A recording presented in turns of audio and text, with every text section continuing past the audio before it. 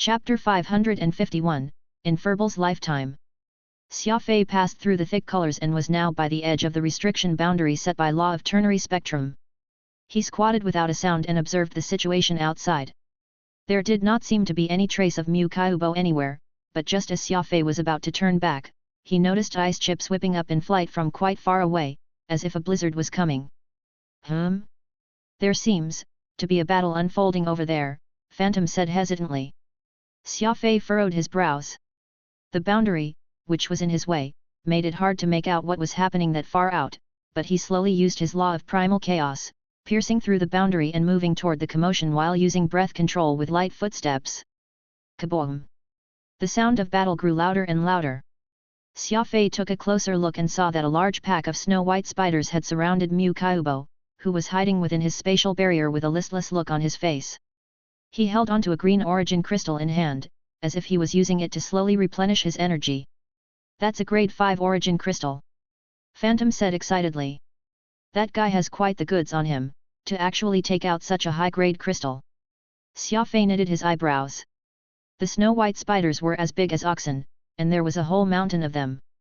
There were at least several thousands of them, with many spider carcasses on both sides, most likely killed by Mu Kaiubo. However, due to the fact that there were truly too many spiders, to the point that there was no end to them, Mu Kaiubo had given up on resisting and chosen to hide behind his barrier with an angry look on his face. Xia Fei quietly made his way back after checking up on Mu Kaiubo's status. Aside from enemies, there were still legions of strange spiders around. The eternal ice plains sure did not seem to be a peaceful place. All of a sudden, the ice beneath his feet fissured. A snow-white spider even bigger than an ox suddenly burst forth from beneath the ice and ambushed Xia Fei. Its 8 huge and long legs were like 8 sharp spears, its green eyes gleaming with vicious intent, and its mandibles were like a grinder made of countless curved knives. Bang! Xia Fei suddenly leaped into the air, and with a flick of his wrist, sent Dragon Scale Hecto Slasher out and immediately chopped off that spider's 2 forelegs. His wrist was in pain. The claws from the snow-white spider were very sturdy, and the shock from the blow hurt Xia Fei's wrist. Crafty approach. Keeping his body close to the ground, Xia Fei pulled Dragon Scale Hecto Slasher behind him. Dragged blade style. The sharp edge of the sword carved out a circle on the ground, and the remaining 6 legs of the snow-white spider were all chopped off. The huge body of the spider collapsed onto the ground and it struggled vigorously. Phew! Furble spat an energy ball right at that spider's body, and about a fifth of it immediately turned into white smoke. Xia Fei was shocked. Furble's attack had the miraculous effect of turning matter into energy, and a single strike actually failed to kill the spider outright.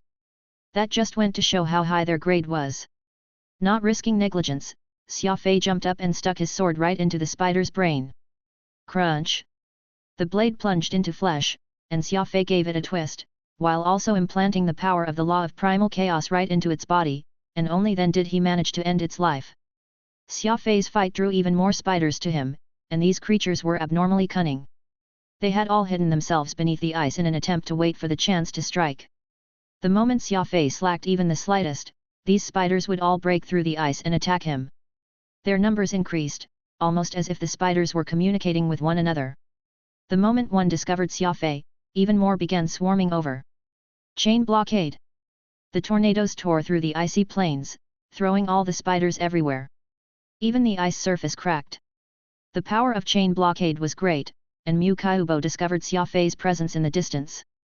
He dismissed his spatial barrier and struck the nearest snow-white spider with 2 punches before he began slaying his way out, leaving a trail of blood after him. This is all your fault. Causing yours truly to be trapped here in this bitter cold. I'm gonna kill you. Mu Kaiubo yelled madly as Xia Fei stooped low. With weird footwork, he escaped from the mass of spiders and retreated through the boundary with his law of primal chaos. Mu Kaiubo did not have the ability to get past the law of ternary spectrum, so he had no choice but to defend from the spiders mobbing him outside, even as he kept bellowing at Xia Fei. With a smile, Xia Fei stuck a middle finger to Mu Kaiubo before turning to leave, nearly infuriating the latter to death. Returning to the base of the pyramid, Xia Fei wiped his sweat. Those spiders were no issue if fought alone, but there were simply too many of them, and that made it difficult for Xia Fei to handle. Have you seen those ice spiders yet? Old Sable asked while chuckling. Xia Fei nodded. Most exotic beasts will be scared to the point of cowering when they see Furball, yet for some reason, these spiders barely reacted to his presence. Old Sable glanced over at Furball and said, "Your holy beast is pretty good, with great potential to boot. Unfortunately, these ice spiders aren't any exotic beasts, but demonic beasts of the demon race, so of course they won't be afraid of Shatterstar." Demonic beasts. Xia Fei pursed his lips. Hearing this name caused him to think of the demon chrysalis, and obviously these spiders were nowhere as powerful, but they definitely held a superior advantage in terms of numbers. Demonic beasts were born from exotic beasts, and after our demon race reared them for millions of years, they can now be considered separate species, completely breaking away from the shadows of exotic beasts. These eternal ice plains are the habitats of ice spiders, and their numbers are uncountable. Originally, ice spiders live very deep underground, but the appearance of you two have disturbed their sleep, so they've burrowed up to the surface through tens of thousands meters of ice. That guy outside is about to get really unlucky, for those sleeping ice spiders have started to wake up slowly, and their numbers will only increase with each passing day. Xia Fei nodded. What do you know about the Shatterstar beast? Xia Fei had previously looked up information pertaining to Furball, but what he found was very general, merely stating how powerful it would become upon reaching adulthood, with barely any additional information. Old Sable answered, "Holy beasts are very strange creatures. The greatest ability of your Shatterstar beast isn't in helping you during battle but rather in helping you destroy." Destroy. Xia Fei furrowed his brows as he turned to little Furball beside him. "This pet of mine does indeed love destroying things, often eating some really strange things." Old Sable laughed. "Holy beasts are mischievous in nature, so that can't be helped. If you are hoping that your pet can be helpful during battle, then you'll be sorely mistaken. A Shatterstar's strongest attack requires a very long time to brew, so if you plan to destroy a planet, it will be suited to hand that task to an adult Shatterstar." Xia Fei was confused. "What do you mean by brew?" Old Sable replied, "Did you notice how your Shatterstar beast hasn't been making any progress recently?" Xia Fei nodded meaningfully. Indeed, it has been a long time since Furball achieved his second form, learning two types of combat, with the first being attack and the second being defense. He was originally very powerful in the Alliance, but ever since it got to the Lower Realm, Furball's attack has evidently become much weaker. Old Sable said, "The reason is simple, you've used your Shatterstar beast too much, causing him to no longer have enough accumulated energy. What a waste of a treasure. A dignified holy beast reduced to be your henchman."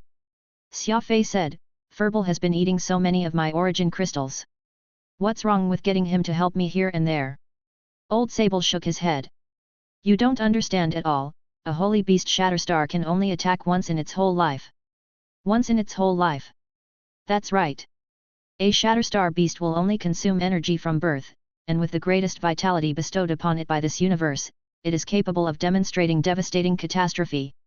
It will be a singular attack that is paid for with life. The entire universe will be shaken by it. No one can compare.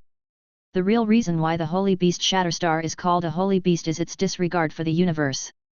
You're very fortunate to have taken in a holy beast, but you're also a fool to have used him like a common combat exotic beast, Old Sable said discourteously. Xia Fei shook all over. He looked in surprise at Furball. So Furball was actually such an impressive holy beast.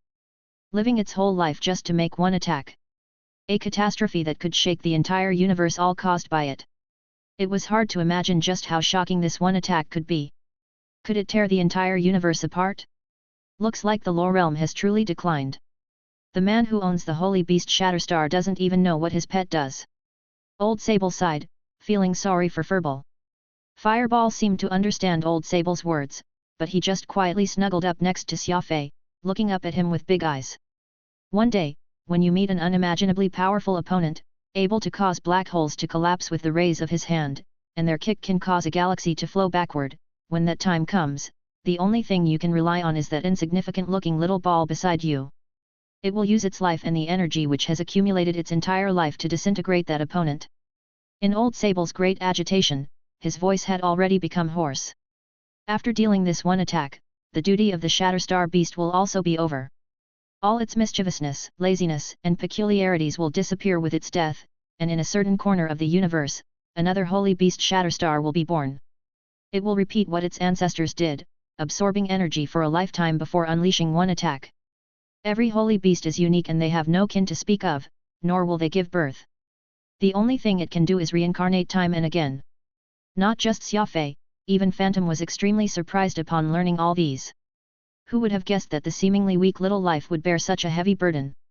Behind its indolent and delinquent ways was actually a fearless soul. Xia Fei's impression of Furball suddenly shot high up.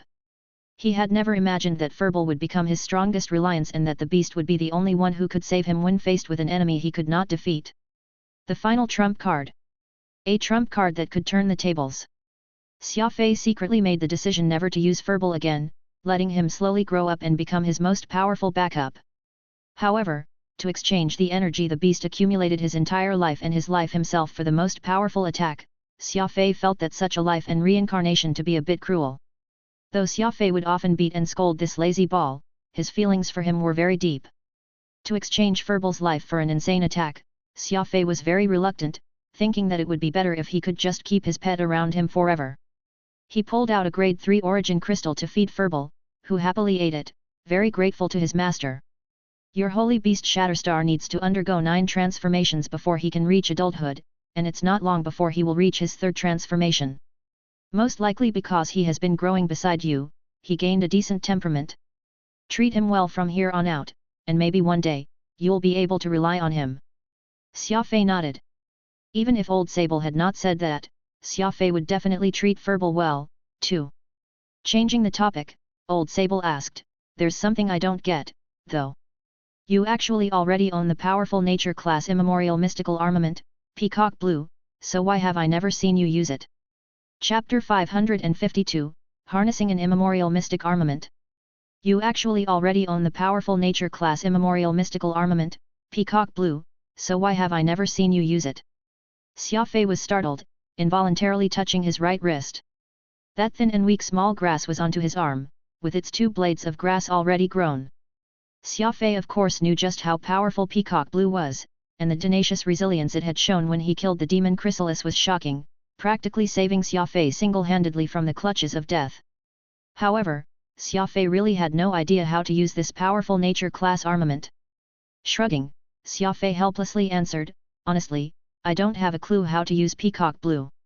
First he was stunned, then old Sable let out a long and raucous laughter, nearly going out of breath from laughing too much. Someone who has an immemorial mystical armament has no idea how to use it. Who is this expert who has done this? To give you Peacock Blue yet not tell you how to use it? Ha ha ha ha ha. Old Sable's words were a bit unkind, for the black and white gods actually quite had their eyes on Xia Fei. It was too bad that they had yet to make contact with Xia Fei, though, seeing as they were already being hunted after coming up with the law of primal chaos. They were barely able to keep the hides on their back, so of course there was no way that they would have the time to speak or explain things to Xia Fei. The powerful law of primal chaos was actually Xia Fei's hidden concern. He had absolutely no idea that the god race had already deemed it as taboo, but it was a good thing Xia Fei had yet to come across anyone from the 2 high races, or else it would have caused quite the stir. Trouble was like that, while it had yet to rear its ugly head, it was actually hiding somewhere, waiting for the chance to strike. Old Sable finally managed to stop himself from laughing as he said in a deep voice, Peacock Blue is an immemorial mystic armament, with a powerful combat strength. Calling it the most resilient weed in the universe is by no means a pointless namesake. I have seen people use such a nature class armament more than once, and the effect achieved is very good. It's said that this Peacock Blue's greatest function is in breaking defenses and capture. Plenty of warriors in the lore realm enjoy learning 2 sets of defense martial arts techniques, like spatial barrier or darkness obstruction, which utilizes law force to defend against attacks. Peacock Blue has its overpowering tenacity, able to penetrate the toughest barriers and forcefully capture the enemy. Xia Fei's ears perked up upon hearing this.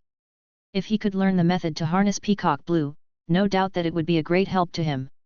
Using Peacock Blue to seize the enemy meant all he had to do was stab them with a knife, and Xia Fei of course enjoyed that a lot. Though Peacock Blue has recognized you as its owner, it has yet to establish any real kind of connection with you. It still needs even more information about you. Xia Fei was stunned. Even more information? Peacock Blue is growing on my right arm, accompanying me day and night. Aren't we already very familiar with each other? Old Sable shook his head. The reason why he attaches to you is you share the same tenacity and personality, with similar experiences, but this is only enough for you to have it, not control it. If you wish to truly harness it, you will have to pay a hefty price. The armaments and exotic beasts that naturally form in the universe are all very strange. Your exclusive beast Furball is a unique holy beast, and Peacock Blue is also the same. Xia Fei knitted his eyebrows. Price? What sort of price? Old Sable said in a serious tone, the price of fresh blood. Cut your right arm a little, and the Peacock Blue will consume your blood until it finally plants itself in your body. Taking your body as nourishment, and your fights as sunlight, it will gradually grow. Xia Fei was slightly shocked. Is this a type of blood sacrifice? Precisely. A blood sacrifice. Only then will Peacock Blue truly become a part of you and listen to your command. It's too bad, if you used the blood sacrifice method right from the start, it wouldn't be hard for Peacock Blue to take root in you. Now that it has grown 2 grass blades, it will take even more blood before it can completely implant itself on you, and that's a fair risk you'll have to undertake. If you're afraid, it's not a bad idea to keep it like an ornament. Others will just take it for your tattoo. Afraid? That word has never been part of my vocabulary. As long as the price to pay isn't disparate from the reward I gain, I won't even care about the price I must pay, Xia Fei said firmly. Old Sable intentionally made it sound like the subjugation of Peacock Blue would be extremely dangerous, but Xia Fei barely spent even 0.1 second to arrive at a conclusion. Such a decisiveness was hardly something most people could display, and the old demon could not help but be moved by it. With a keen small knife in hand, Xia Fei cut a horizontal wound upon his right arm, and fresh blood came spurting out. Whoosh! Peacock Blue really began to move. Its 2 grass blades perked up, and after examining the wound for a short while, they slowly approached and wrapped themselves against it, taking in blood as a thin vein of red gradually became visible in the plant, similar to the blood vessels found inside a human body. About an hour later, Xia Fei's wound gradually started to heal up as if Peacock Blue was taking the initiative to help him. The process was rather alarming.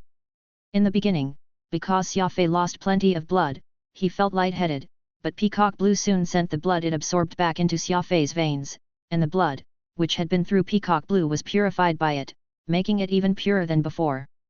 This came as an additional surprise to Xia Fei, albeit a welcomed one. There was apparently no risk to feeding Peacock Blue his blood, instead, it brought greater benefits to his body. You lied to me. Xia Fei frowned. Old Sable burst into laughter. So what if I did? What are you going to do, bite me? Xia Fei was unamused. Old Sable was truly part of the demon race, his actions all strange and perverse. If you look closely, you'll see that there's an additional vein of red running through the stem and leaves of Peacock Blue. That is your blood, and the plant has now become a part of your body. Your blood is now its nourishment, and the stronger you become, the faster Peacock Blue will grow. Xia Fei shut his eyes and tried to sense that weed on his arm, attempting to control it. Contract. Peacock Blue suddenly shrank, returning to that small weed it was, coiled up around his arm. Expand. Contract. Expand. Xia Fei still needed to train and practice in order to achieve the contraction and expansion rate that he desired, and his ability to control Peacock Blue would increase as he became more used to it with frequent use. After such a long time, Xia Fei had finally gotten the immemorial mystic armament, Peacock Blue, to become part of him, and he was beyond elated. Getting up, Xia Fei made his way toward the restriction boundary. Peacock Blue was both a plant and a weapon. The only way to adapt better to the weapon was through battle. Xia Fei quietly avoided Mu Kaiubo and searched for traces of spiders out in the ice plains. There were even more ice spiders out than what he had seen 2 days ago, and they were even more frenzied with their attacks, too.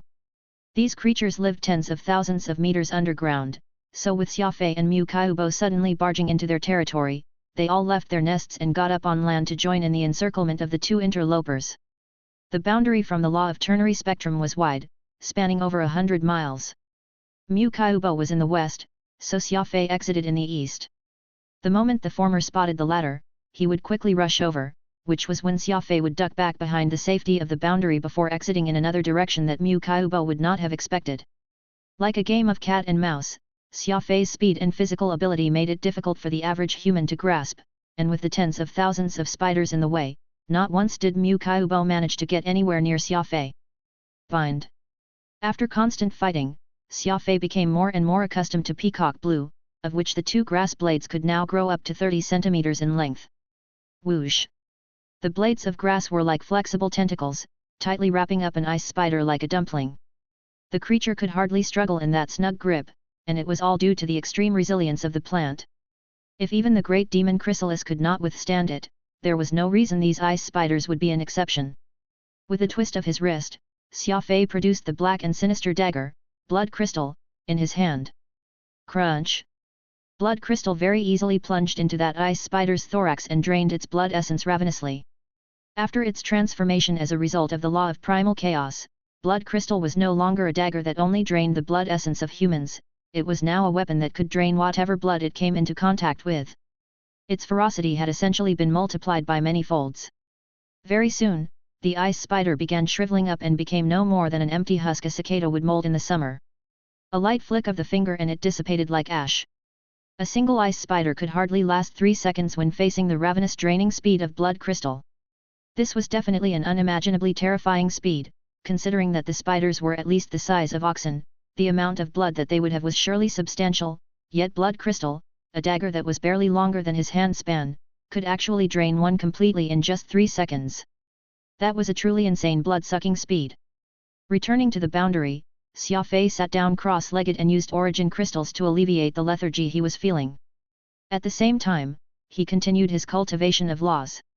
87 ice spiders? Not bad, old Sable softly muttered.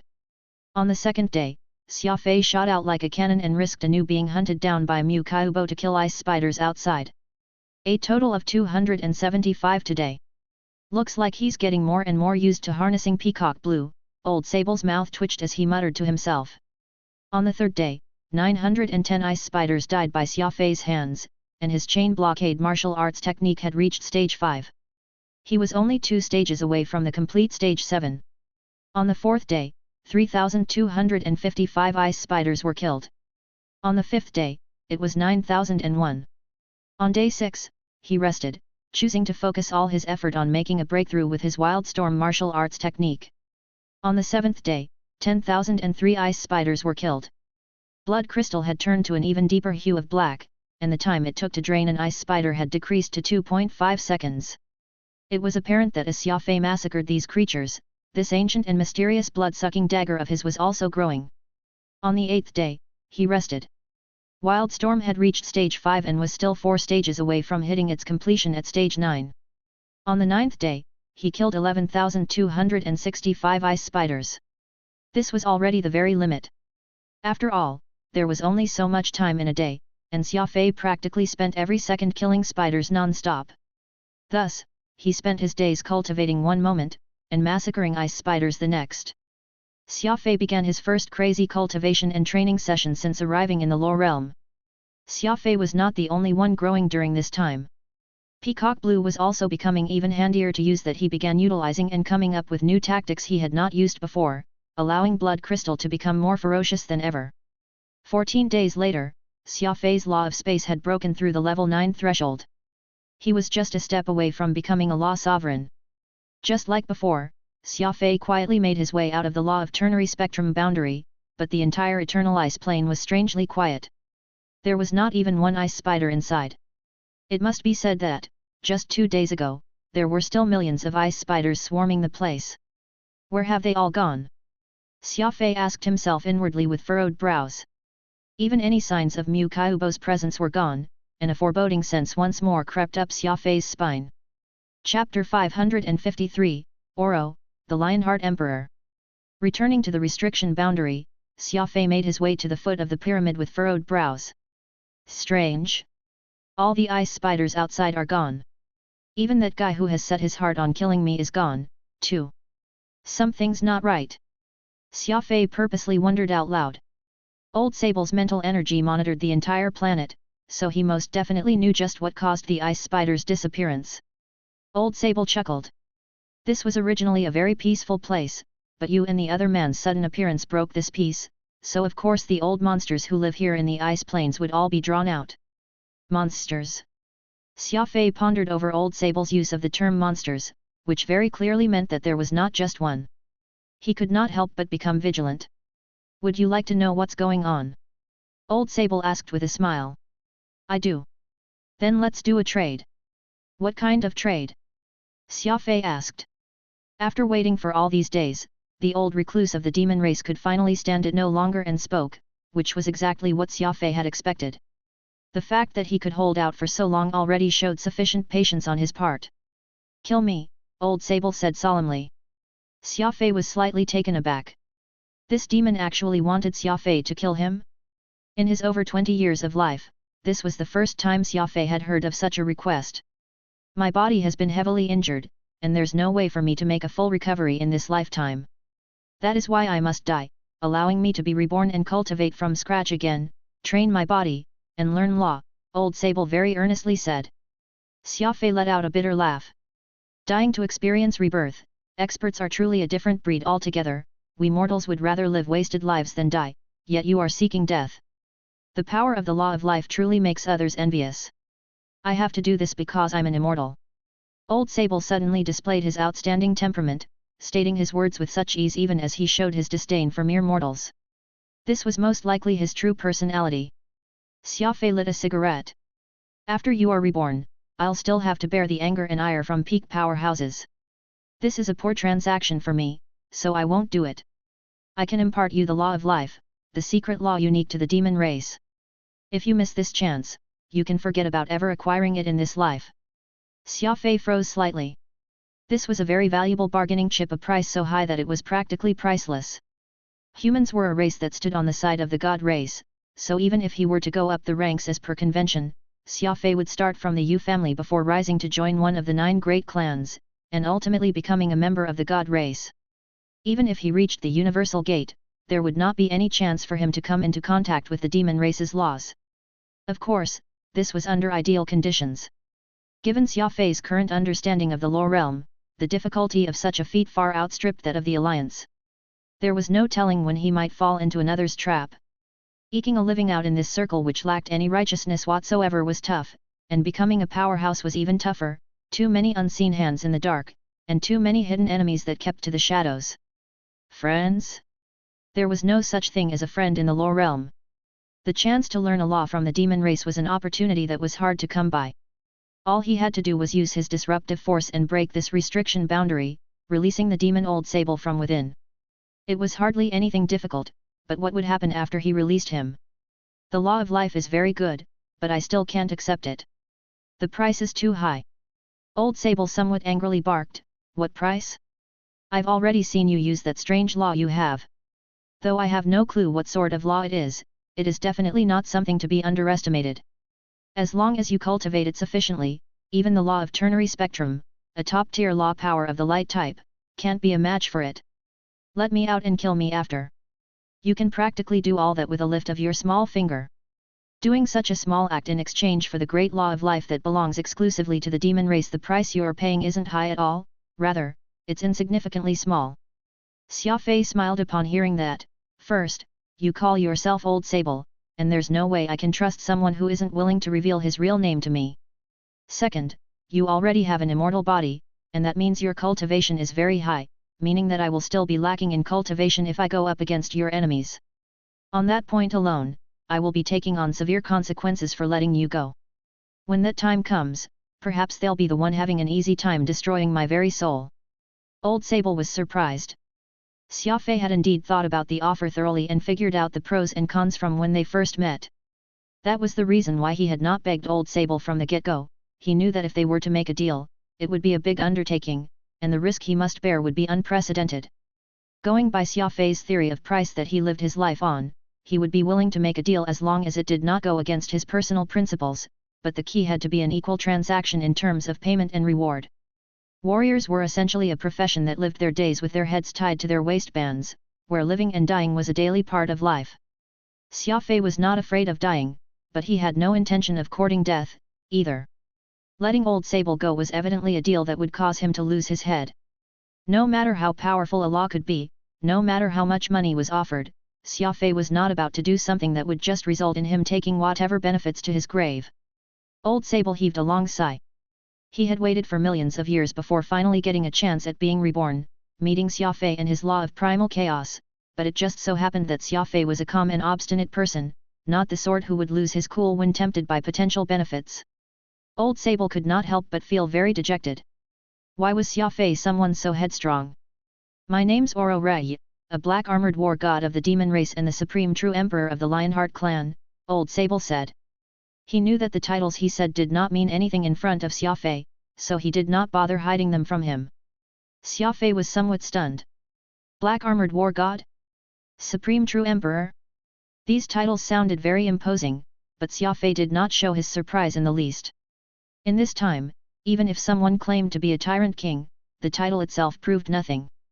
Oro extended a hand to take off his mask, and the ice casket he was encased in was too small for his frame, so he had quite a tough time before he managed to touch his face. Shock! Oro actually had a lion face. With his large nose and a mouth full of sharp fangs, his golden mane was disheveled, looking far more stupefying than a real lion. The Lionheart clan never reveals our true form to outsiders, so the fact that you've seen mine makes you a comrade of mine from here onward. Oro declared in a deep voice. Xia Fei did his best to endure the shock he was feeling. There were plenty of other sapient races out there, but this was the first time Xia Fei had heard or seen someone from a so-called Lionheart clan. It was no wonder Oro wore an entire suit of black armor, covering himself so airtightly. It turned out that his true visage was this frightening. A majestic lion that stood 17 to 18 meters tall. Just how scary would it be if such a huge head walked among the crowd?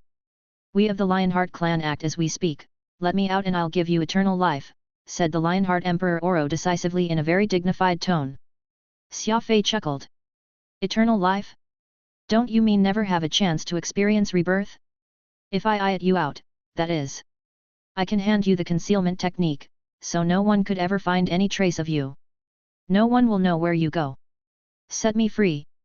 Xia Fei sighed, that's very tempting, but I'll still have to say no. If I kill you and you get reborn immediately, there's no way for me to explain it when your enemies come after me, and who even knows if the concealment technique you'll teach me actually works. The Lionheart Emperor Oro suddenly realized that convincing Xia Fei was truly a difficult task, and that the human would not fail to point out any potential flaw to the plan he proposed. Phantom was curious.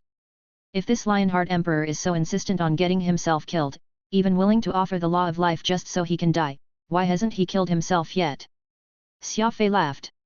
He probably will be more than happy to, but the physical body he inhabits has already been trained to the point where no matter how much effort Oro spends, he will have a tough time succeeding in killing himself.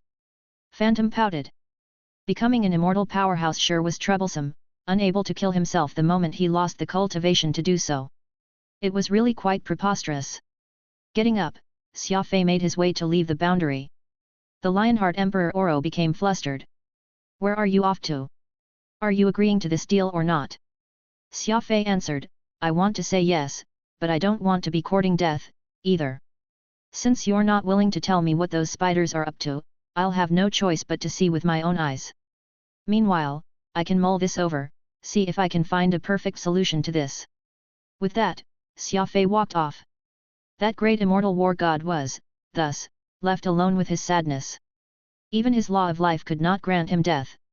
No one would seek to die in this universe, and the tragedy that Oro faced was one where he could not even die even if he begged for it. All those millions of years lying here in this desolate icy plains, Oro had practically lived a life no better than death, and he even began to somewhat regret cultivating to become an immortal. Phantom could not help but ask, Xia Fei, I don't think that the huge lion was lying. You'll hardly be the one losing out here if letting him go will allow you to obtain the law of life. Few would not be moved with the benefits right in front of them. Phantom had already been very much tempted by the conditions that the Lionheart Emperor had set. This was the law of life, after all. It was a supreme law that could practically extend life to last an eternity. Xia Fei said, give it a bit more time. He's already been stuck here for many, many years. He's a lot more anxious than I am. Phantom suddenly realized that Xia Fei had decided to stifle the Lionheart Emperor Oro a bit more, meaning that he already had an idea in mind, or else he would not have spoken with such ease. Does that mean you've already decided? Phantom was surprised. He had no idea how Xia Fei had managed to come to a balance between the dangers and benefits for this deal. There was no doubt that he would be hunted down if he let the Lionheart Emperor go, while failing to do so meant that there was no way he could learn the technique to become immortal.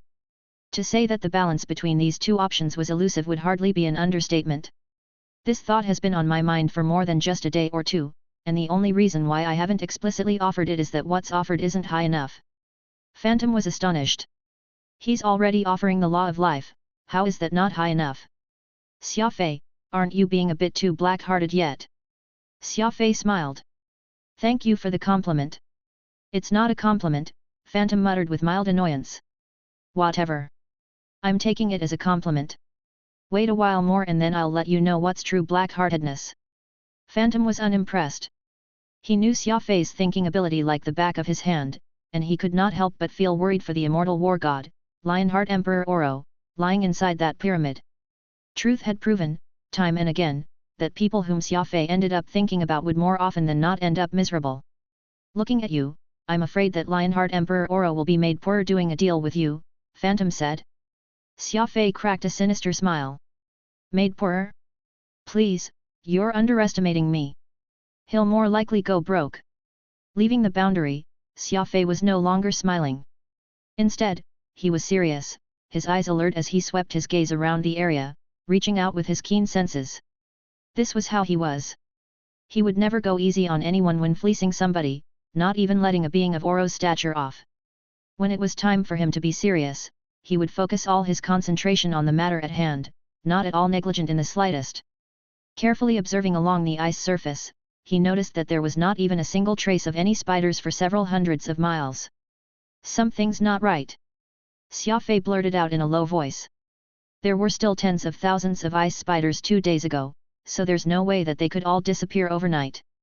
All of a sudden, Xia Fei vigilantly squatted low and placed a hand on the icy surface as his expression turned grim. What happened? Phantom asked in alarm. Xia Fei placed a finger over his lips. Quiet. There are tremors beneath the surface. Chapter 554, Spider Empress. Xia Fei keenly sensed light tremors coming from under the eternal ice plains. At present, he was over 600 miles away from the law of ternary spectrum's boundary. Xia Fei was a speed ability user, and such a distance was no more than a stone's throw away for him, so he had inadvertently ventured too far out. Knitting his eyebrows, Xia Fei climbed up the right side of an icy mountain, staying hidden by the mountainside as he curiously looked down at the plains below. It was as if there's something trying to burrow out from underneath, Xia Fei said solemnly. Could it be a spider? Oro said that the ice spiders stay thousands of meters underground, Phantom curiously asked. Xia Fei shook his head. Unclear. Let's wait and see. The tremors were becoming greater, and several minutes later, even the mountain that Xia Fei was on had started shaking. It was as if an earthquake had erupted from out of nowhere. Rumble. The huge icy mountain split into two. A fissure from below surfaced. Xia Fei lost his balance, but it was a good thing that he had not lost his balance because of the severe tremors. He hurriedly changed his liquid war armor's form and used the 4 hooks that grew from his limbs to grip the icy surface tightly. Furball suddenly lifted his head and glared into the distance, his eyes were filled with fighting intent, seemingly having sensed danger. Xia Fei pressed on Furball's head. You don't have to do anything. From today onward, all you'll ever do is eat and sleep, becoming a proper glutton so that you can grow up quickly. Just focus on accumulating your energy, who knows when I may rely on your help one day. Furball pouted. The holy beast Shatterstar understood humans very well after spending so much time with Xia Fei, so he knew that being called a glutton was no compliment, and Furball was seemingly displeased with that. Boom! The plains abruptly exploded. A sinkhole! It's a sinkhole! Phantom exclaimed. They saw a huge black hole appear across the once icy surface, over 10 kilometers in diameter, and so deep that they could hardly make out its bottom. Roar! A strange cry could be heard coming from within, shocking the ears painfully of anyone within earshot. Spider! A gargantuan white spider came crawling out from the sinkhole, and it was letting out a series of frightening roars as if it were in great pain. Such a huge spider! Could it be the Spider Empress? Phantom's expression was grim. Xia Fei did not say a word. What he was concerned with was not the terrifying size of the spider but rather the figure on top of the spider. Xia Fei had no idea how the Law Emperor, who had been hunting him down, Mu Kaiubo, had actually managed to get himself on the head of the spider, half his body seemingly merged into the spider as if he were using some biofusion technique. If Mu Kaiubo truly had an ability to control these spiders and to control the Empress amid this swarm of spiders, then every ice spider in this place would without a doubt listen to him and become Xia Fei's enemy. Xia Fei was originally able to move about rather freely here in the ice plains because there were these ice spiders that would attack both Xia Fei and Mu Kaiubo indiscriminately. Furthermore, Xia Fei was able to depend on his crafty approach to very nimbly shuttle among the ice spiders like fish in the water while keeping his distance from Mu Kaiubo. The latter would have to first get rid of the spiders harassing him before he could reach Xia Fei, thereby slowing him down tremendously. By the time Mu Kaiubo managed to kill his way to Xia Fei, the latter would already have been long gone. Now that all the ice spiders were under Mu Kaiubo's control, that would come up to tens of thousands of evil creatures he would have to face. Xia Fei was severely at a disadvantage here. That gigantic spider crawled out of the sinkhole, and right behind it was a mass of spotted spiders. They were small in size but moved very quickly, with colorful chitons. In nature, a colorful palette did not just mean pretty, it also meant dangerous. Just like the pretty and poisonous tree frogs, anyone who accidentally touched them would find themselves poisoned. They were very lethal. These colorful spotted spiders were the same, but beyond just being poisonous to the touch, they were also capable of spitting poison. Weird black and white spiders followed right after.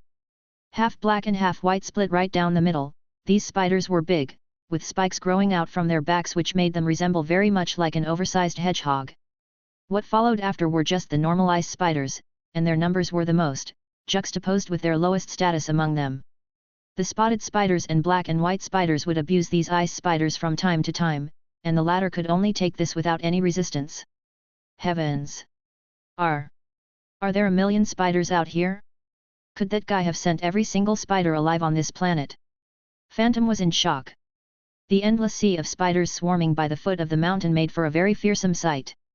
Xia Fei had no idea how Mu Kaiubo did it, but he knew deep down that he would clearly be at an absolutely disadvantageous position from here on out, and there was no way he could effectively fight back. Mu Kaiubo's cultivation was originally much higher than his, and now, after having gained command of this spider army, the power he wielded was horrifying. Time to leave. Xia Fei thought to himself. As long as he could return to the law of ternary spectrum's boundary, no matter how powerful Mu Kaiubo was or how many spiders were in his command, he would not have any way of targeting Xia Fei. As for what he could do afterward, Xia Fei decided to leave that conversation for later. Just as Xia Fei was about to turn back to whence he came from, Furball suddenly let out a low growl. For some reason, Furball had already shown a strong dislike to these large white spiders from the beginning, treating them as his enemies, and inadvertently letting out a growl. Furball was not particularly loud, but due to his penetrative power, even something hundreds of miles away could hear him as clear as day. The spider swarm was deep in the fryer now.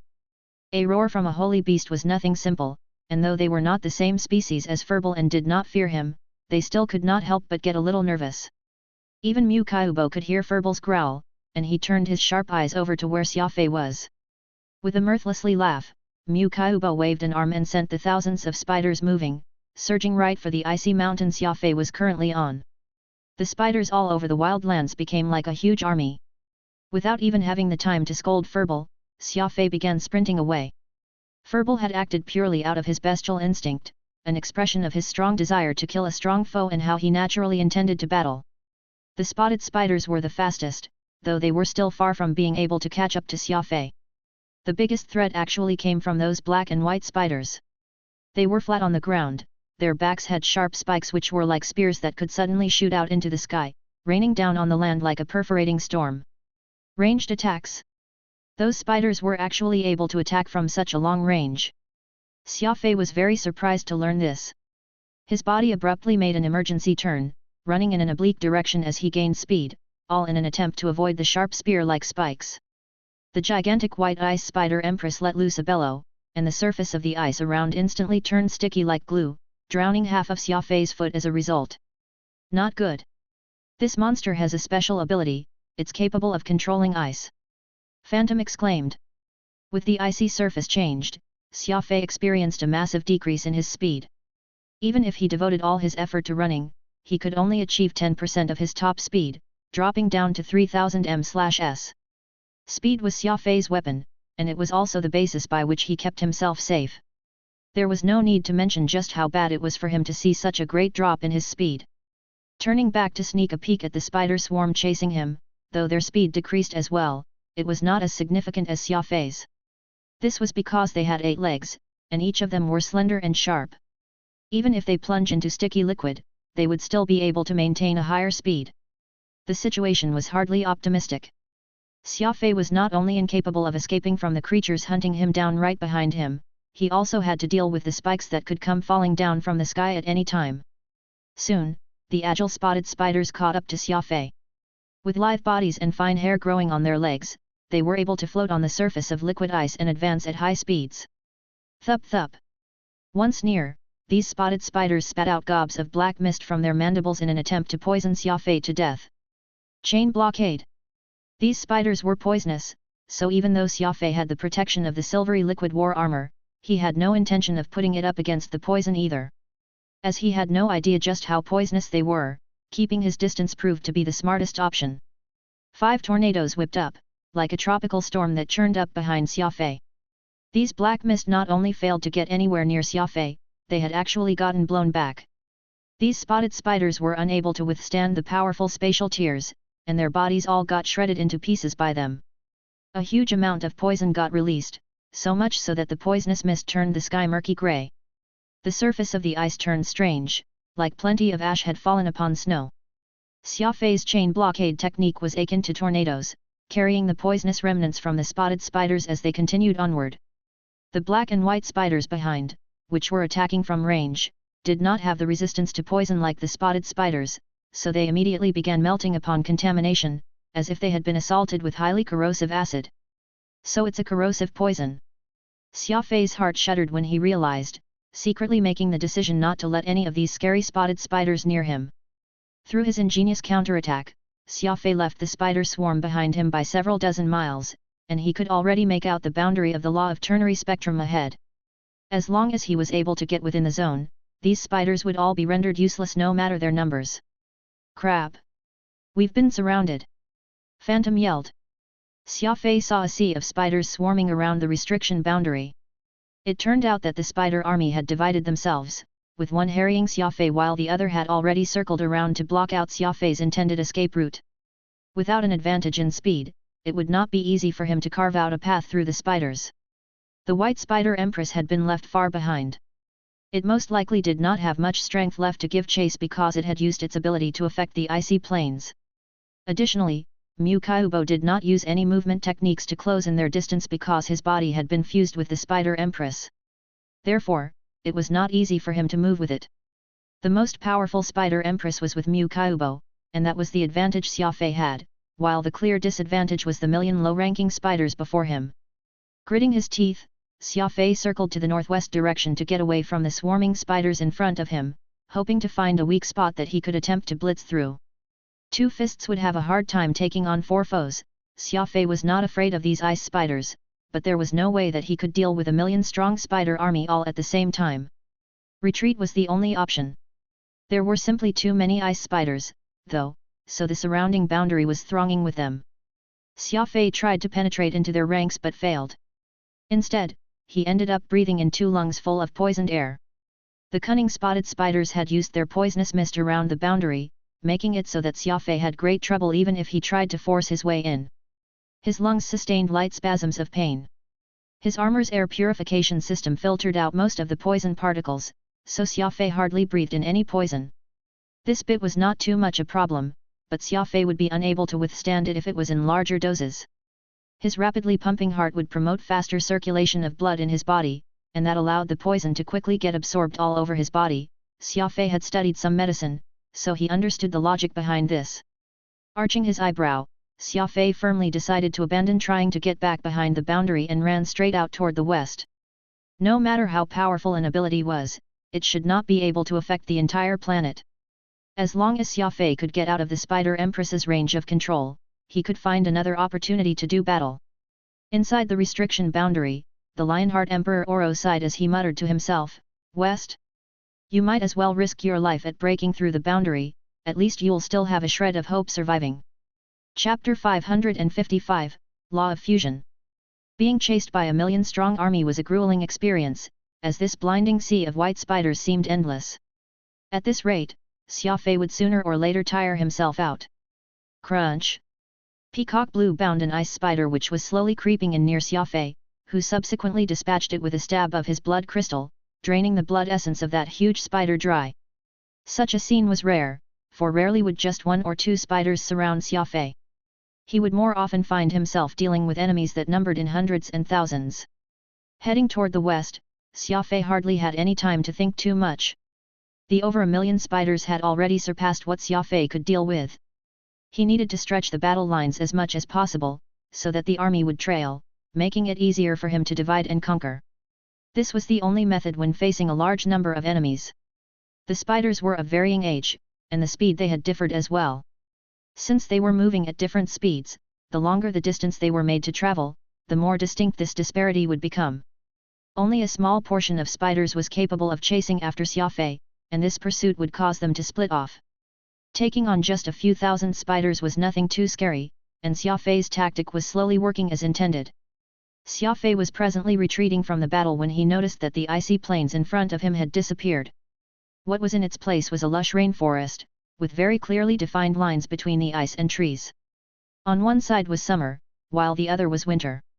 Xia Fei was very intrigued to find a planet that would have such a stark contrast when it came to environments. The dividing line between the two was no more than a meter or two in width, yet the climate in either was so different. Just what could be the reason for this? Just as he stepped past the line, he could feel the temperature rapidly climb.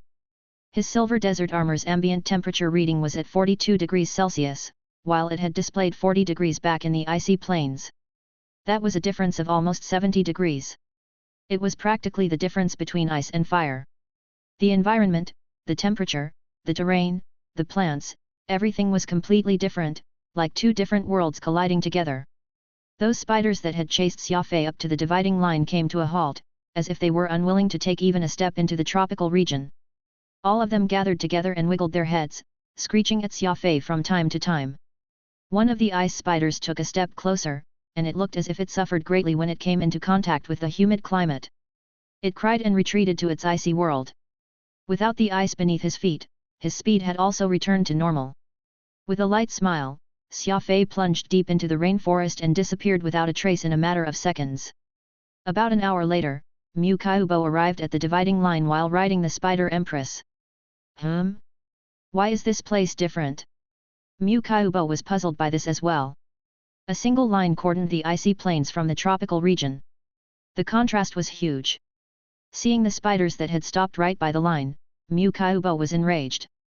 He punched the Spider Empress harshly.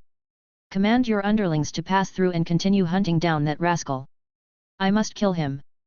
The Spider Empress shook its head, seemingly afraid of going against Mu Kaiubo's orders.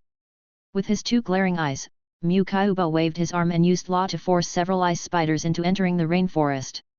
The ice spiders withstood the pain as they forcefully got up from the ground, trembling as they wanted to return to their icy paradise, but none of them dared to do anything when faced with Mu Kaiubo's fierce scowl.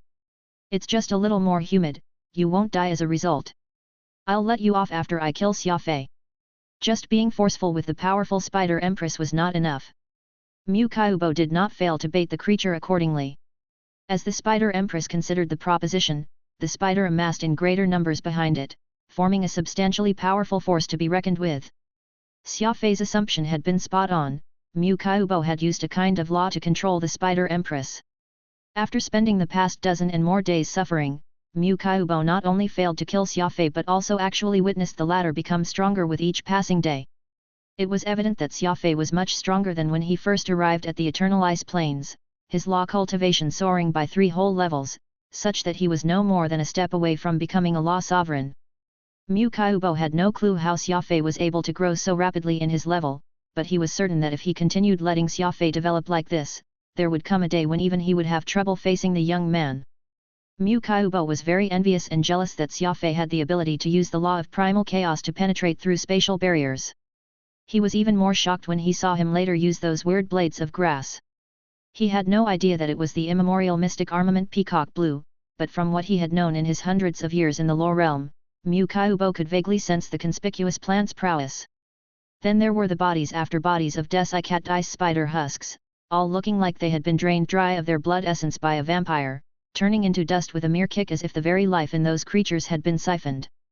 All these strange signs combined caused Mu Kaiubo to deem Xia Fei as a very freakish and mysterious foe, and he had to think long and hard just to come up with a method to kill Xia Fei. The law of ternary spectrum's restriction boundary was wondrous, and there was no trace of energy to it, yet it was able to prevent anything from entering. Even Mu Kaiubo with his level 4 law emperor cultivation could hardly get anywhere near it. Mu Kaiubo was convinced that the reason why Xia Fei could become so powerful over time had a lot to do with what was inside the boundary. He wished he could just get through and find out what was within, but because he did not have Xia Fei's law of primal chaos, this was not something he could achieve. If he managed to capture Xia Fei, perhaps he could learn how he did it, but Xia Fei was crafty, even more slippery than a loach in mud. Forget catching him. As he watched Xia Fei's cultivation grow in the past couple of days, Mu Kaiubo hardly even got any chance of getting anywhere near him. The more he thought about this, the more depressed he felt. It was Xia Fei's fault that they were trapped here in the eternal ice plains.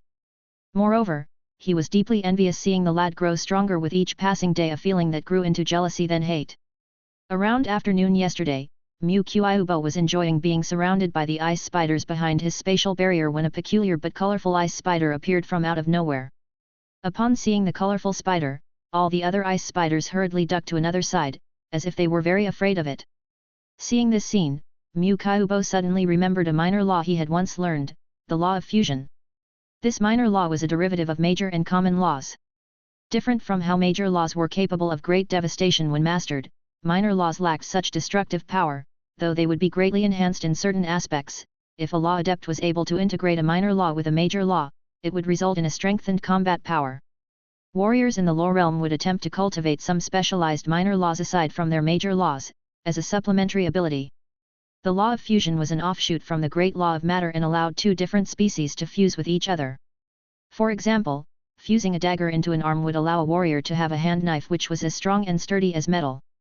It could be used to fuse other biological creatures, and the only drawback to this law was that it could only fuse with either a single substance or living creature. The sudden appearance of the higher-grade colorful spider stunned Mu Kaiubo. He suddenly realized that there was not just one species of ice spider, so if he could somehow capture the most powerful ice spider, perhaps even fuse with their empress, that would mean gaining access to the ability of controlling all the ice spiders out here in the eternal ice plains. It essentially meant that the million of spiders out here would all serve him. The next day, Mu Kaiubo ventured deep into the icy plains, searching for the most powerful spider empress as all the other spiders each retreated underground in an effort to protect their empress. That was the reason why Xia Fei only saw an empty icy plain when he first left the boundary. The situation became a lot simpler after. Once Mu Kaiubo successfully fused with the spider empress, thereby gaining control of the million-strong spider army, he made them all hunt after Xia Fei the entire way until he got to this strange rainforest. Roar! The spider empress let out a screech, causing all the ice spiders to tremble when they heard it. Mu Kaiubo was pleased. His law of fusion had perfect control over the spider empress, making it obey everything he commanded. Let's see how you're gonna survive this time.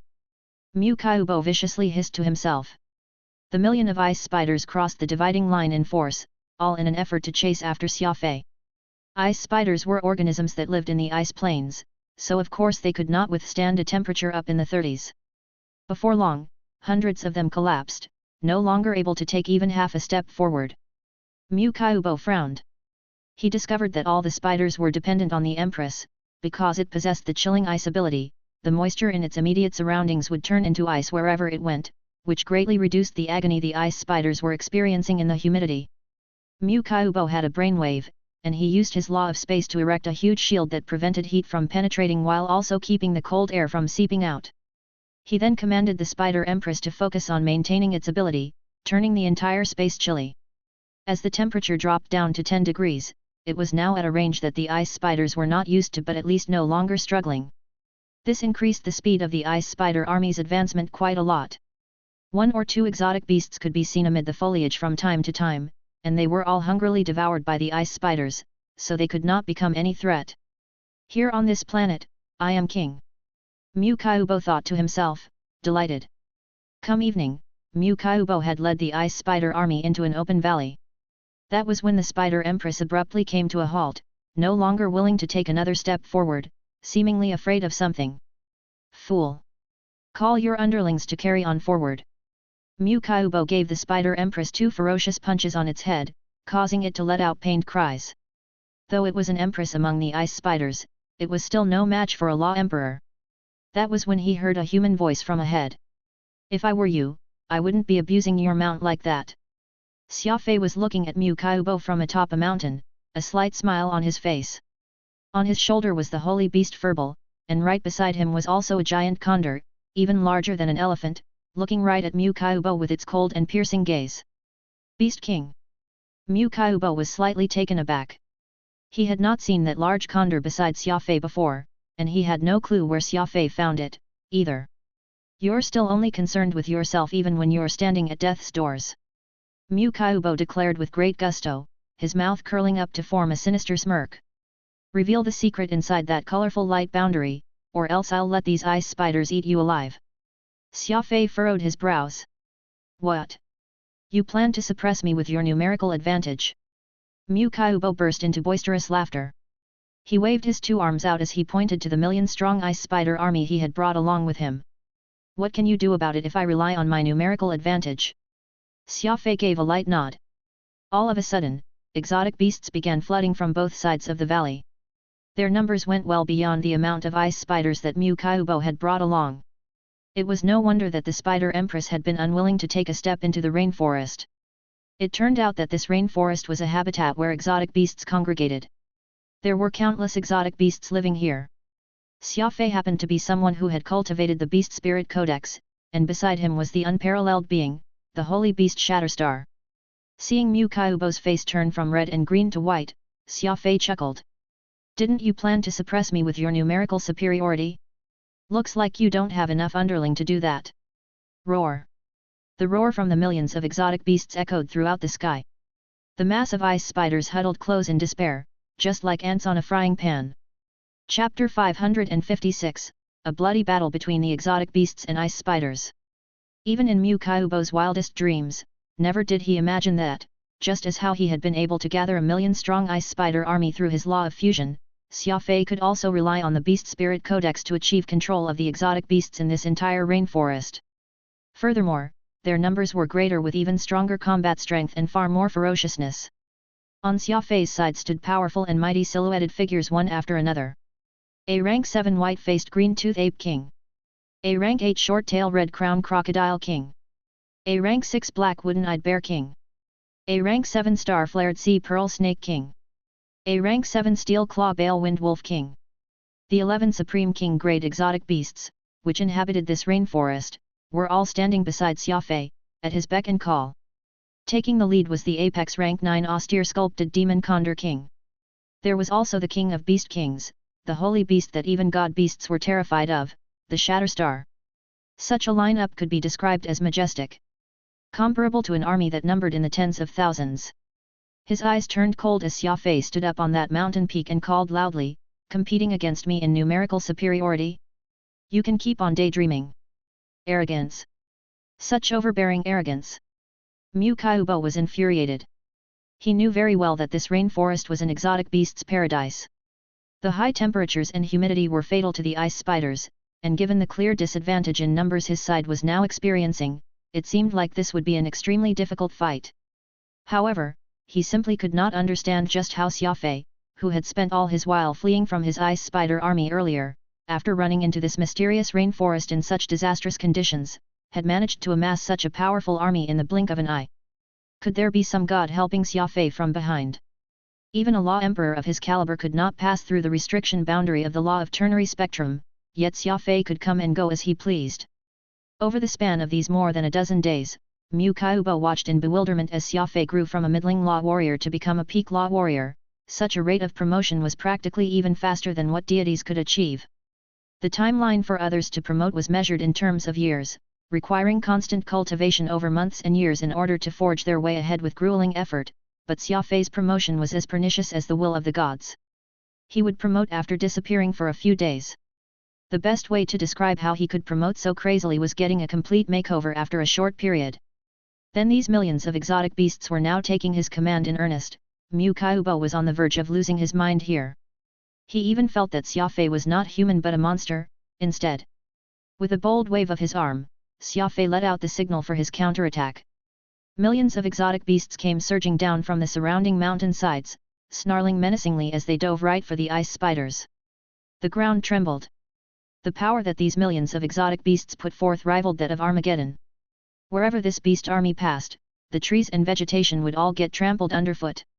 Hills and mountain inclines leveled. Rivers churned up and parted. Charge! Kill that wretch! Xia Fei was enraged.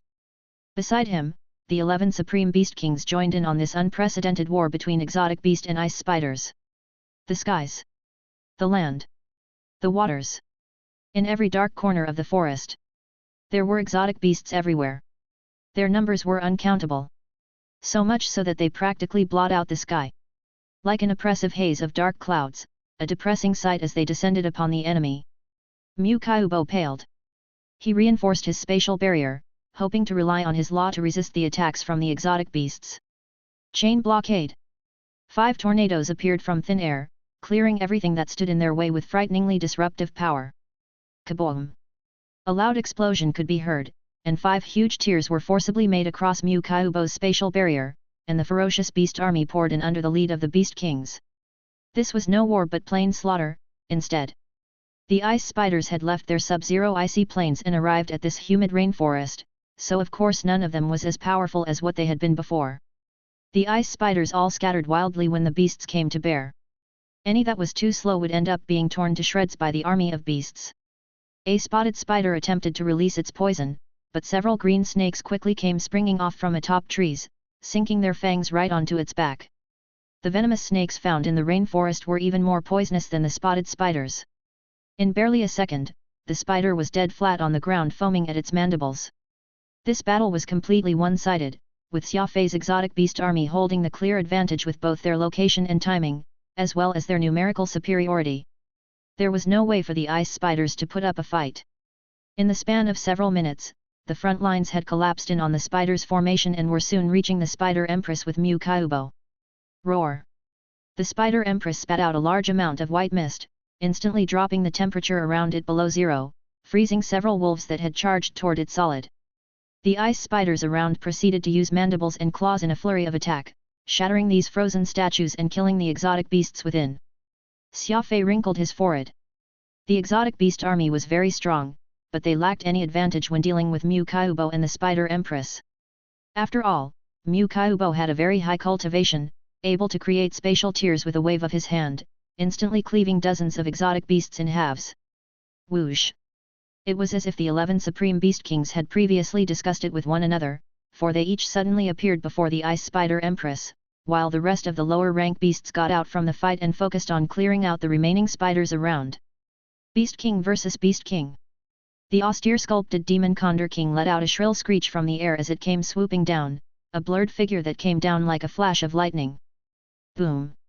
Its body, larger than an elephant, came colliding with the Spider Empress, staggering it, as its pair of steel talons sank deeply into the latter's body. Crunch! The Condor King flapped its wings, forcibly dragging out a large piece of flesh from the Spider Empress. Shriek! The Spider Empress let out an anguished shriek.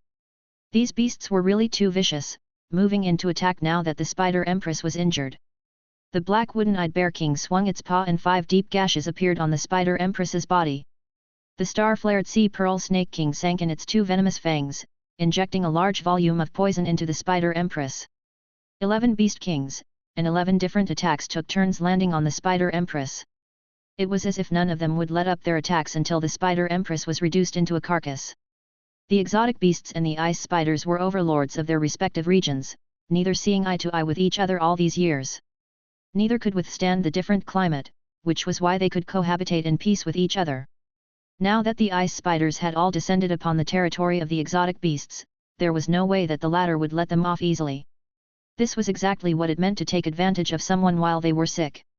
This was not just Xia Fei's living philosophy but also an unchanging rule of the natural world. Not a single one of these 11 supreme exotic beast kings were the benevolent sort, being vicious and cruel was more in line with their nature. Had it not been because Xia Fei and Furball were a bloodthirsty reaper that had grasped the beast spirit codex and a mighty holy beast respectively, there was no way any of these beast kings would have taken orders from anyone aside from themselves.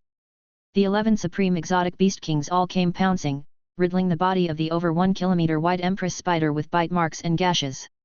It was a miracle that the Empress Spider did not just lose consciousness there and then. Screech! The white mist was released once more as the Spider Empress focused all its effort on unleashing her freezing mist.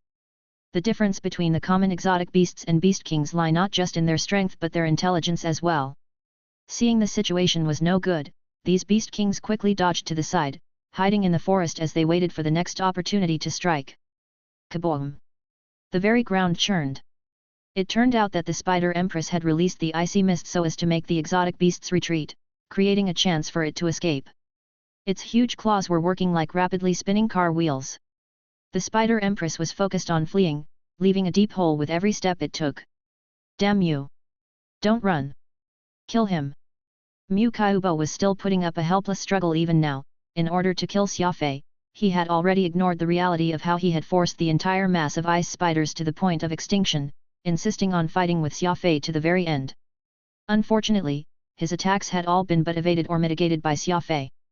Even a Law Emperor would be left helpless in the face of his super speed, his physical agility through crafty approach, and his disruptive law of primal chaos all working in tandem. Mu Kaiubo could not harm Xia Fei, and it was hard for Xia Fei's attacks to kill Mu Kaiubo, either. After all, the defense a Law Emperor wielded was substantial, able to conjure up walls after walls of spatial barriers non-stop. The Spider Empress completely ignored Mu Kaiubo's orders, recklessly fleeing away. Mu Kaiubo had not perfectly mastered the law of fusion, so he was unable to have perfect control over it. With their boss gone, the underling ice spiders were of course the one that ended up running out of luck. Millions of exotic beasts encircled the ice spiders as they engaged in a wild massacre. None of the ice spiders had the courage to mount any sort of resistance now that their empress was gone, and the million-strong ice spider army was completely vanquished in a span of just 1 hour. Xia Fei and the still-alive 11 Supreme Beast Kings chased along the Spider Empress's route of escape, even throwing out attacks from time to time when they had the opportunity. The rainforest was the home of these exotic beasts, and they were obviously very well versed in the terrain.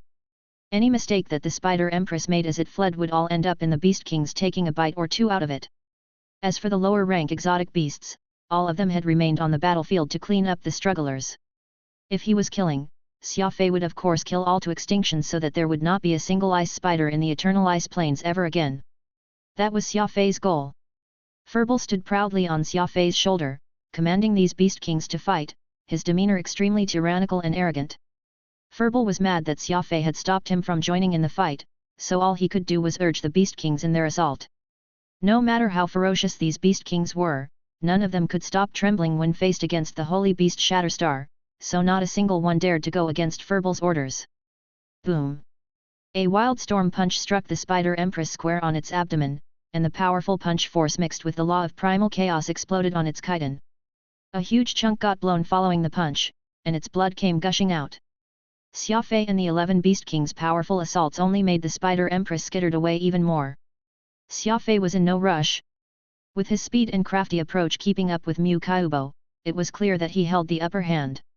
Since he had gained the assistance of these Beast Kings, it was only a matter of time before he killed off Mu Kaiubo and the Spider Empress. He was not at all in a hurry to attack and take any unnecessary injuries from this.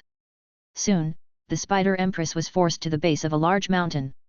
Behind it was a 10,000-meter cliff, and there was nowhere else for it to retreat. The 11 Beast Kings spread themselves out, fanning out so that the Spider Empress and Mu Kaiubo were in the center, baring their fangs, threatening the two.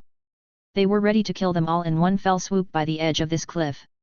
Xia Fei slowly approached, pulling out the blood crystal as he gripped it in his hand.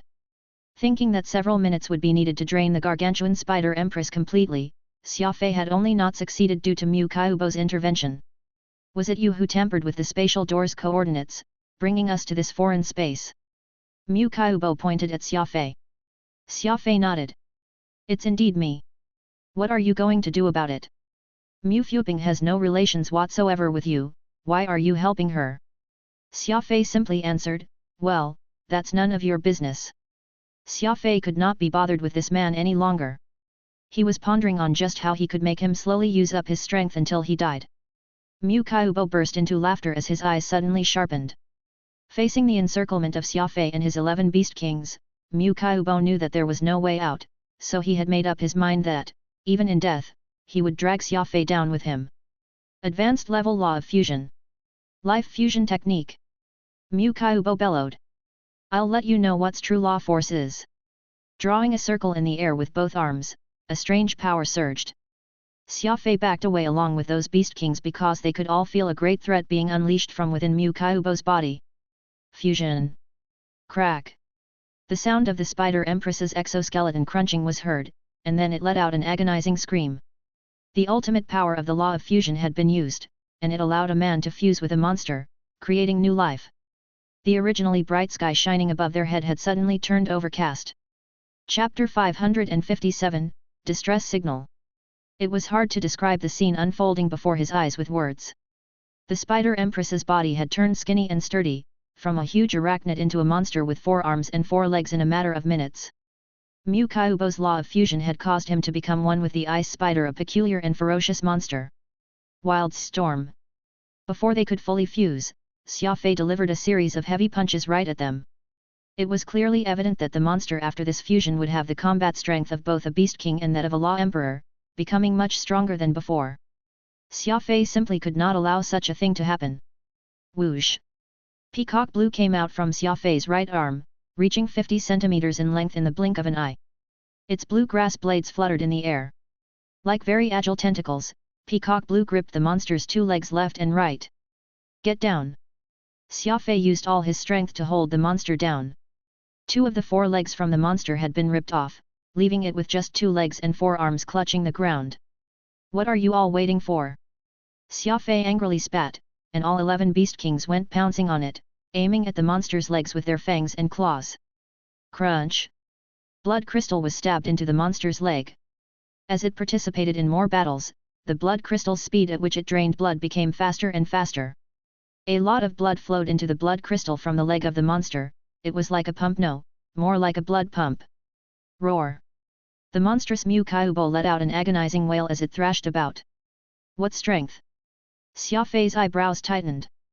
The monster fusion of Mu Kaiubo and the Spider Empress was immensely strong, and it could already reach that of a peak law emperor. Bang!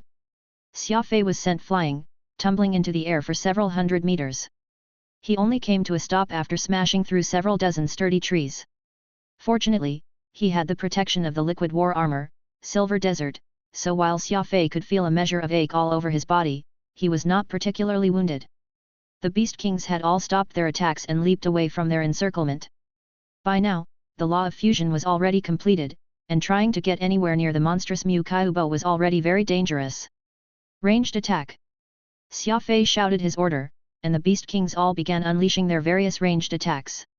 Exotic beasts would more or less gain their abilities after reaching the Beast King grade, though their capabilities would vary and demonstrate different degrees of combat strength. Xia Fei used his chain blockade martial arts technique once more. Mu Kaiubo raised a spatial barrier before him. Aside from Xia Fei's law of primal chaos, nothing else could penetrate that, which was why Xia Fei must first break the barrier before the Beast King's attacks could score a hit on the enemy. Bang bang bang! Different special abilities were unleashed at the same time, and the pretty lights and effects created were akin to a super-size fireworks display, which exploded in front of the monstrous Mu Kaiubo. The glaring light show covered the sky, with the monster Mu Kaiubo right in the middle of everything. It was clear that this wave of ranged attacks was very powerful. Without the protection of the spatial barrier, Xia Fei felt that Mu Kaiubo ought to be heavily injured if not killed outright after this wave of attack. Roar! That was when something unexpected occurred. Before the lights could fade, a black figure suddenly leaped. This one leap cleared over 500 meters. Smack!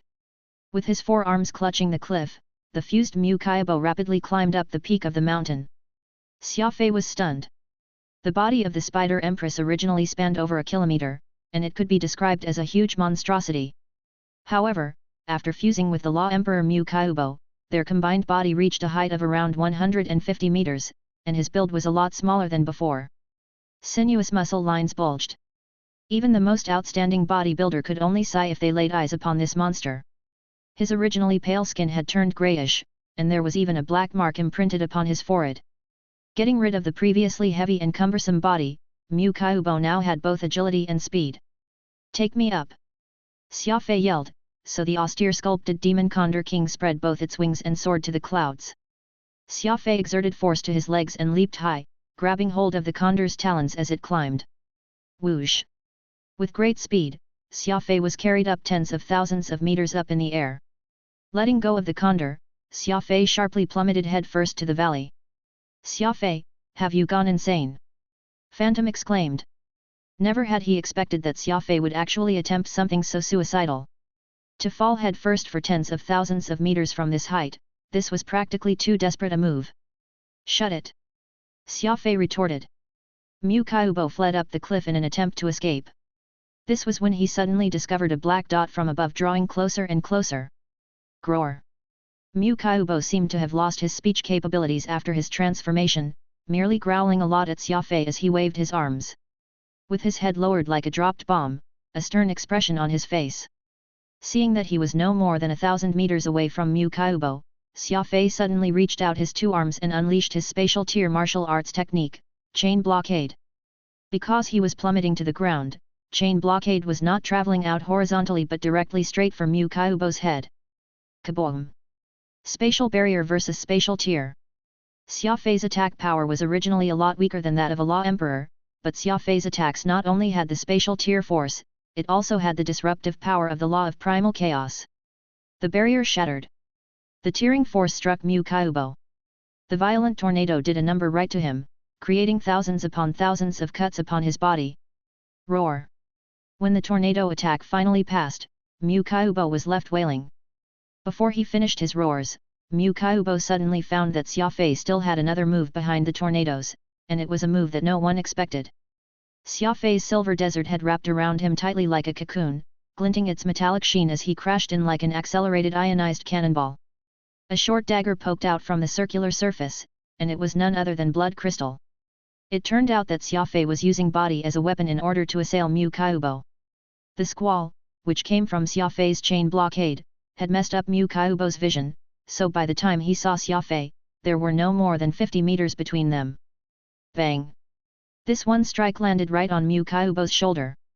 Blood crystal immediately began working, draining copious amounts of blood from the Law Emperor, far more agonizing than the spatial tears from before. Though it was just a small dagger, the power it had was unimaginable. The edge of the blade slashed downward, as a large cut appeared across Mu Kaiubo's greyish skin. In his panic, Mu Kaiubo's body cringed, and began falling down from the cliff. He had originally escaped halfway up the mountainside, but this series of attacks from Xia Fei caused him to fall down to the base once more. Kaboom! The Beast Kings which had already been waiting for this moment unleashed another series of explosions.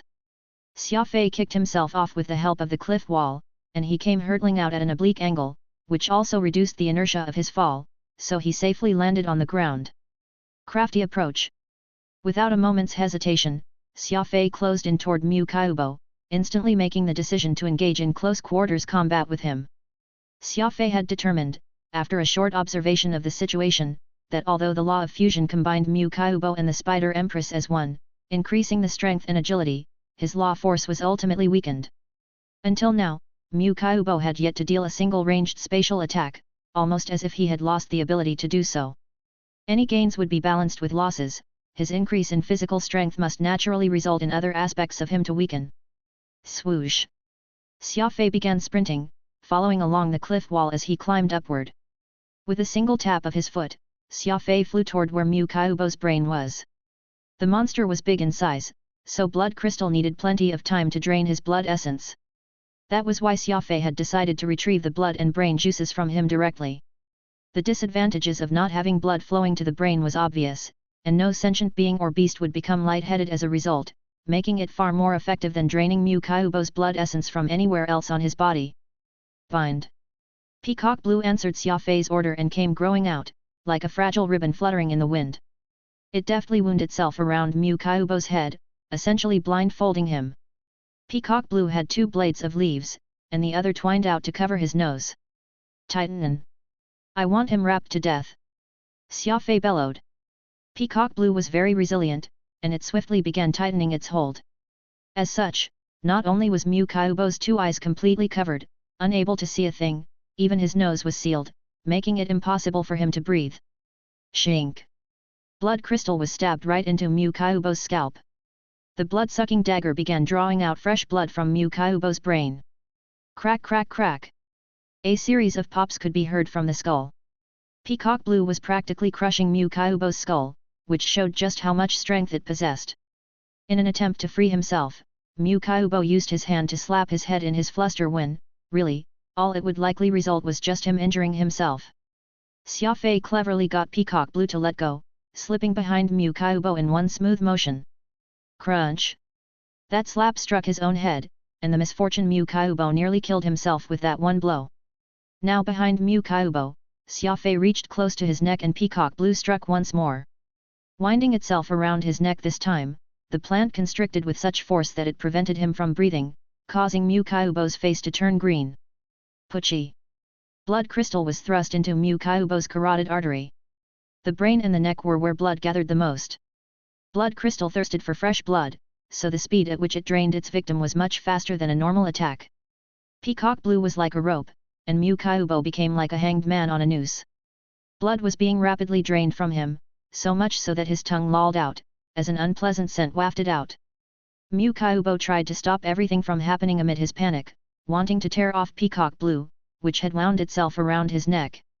However, this was an immemorial mystic armament. The toughest and most stubborn weed throughout the whole universe. Even if Mu Kaiubo had the cultivation of a law emperor, he was helpless against it. Peacock blue wound itself tightly around his neck, and unless this weed died, it would never loosen its grip. He was slowly losing consciousness, for blood crystal had heavily stemmed what blood was being pumped to the brain due to how fast and how much it was sucking away. Even if he turned into a monster now, Mu Kaiubo would be unable to stop what was happening. The law of fusion was originally quite powerful, but it was just too bad that the oversized form that the fused bodies had made it difficult for Mu Kaiubo to deal with the physical agility of a crafty approach master like Xia Fei. Like using a cannon to hit ants, no amount of power mattered if he ultimately failed to land a blow on Xia Fei.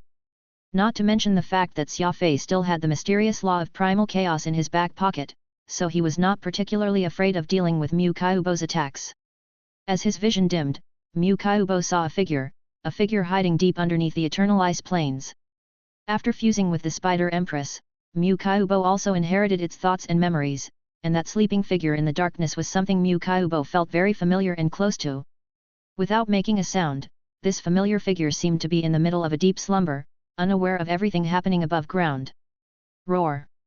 Mu Kaiubo let out a mournful wail, and this sound penetrated the ground, until it reached this figure sleeping in darkness. No.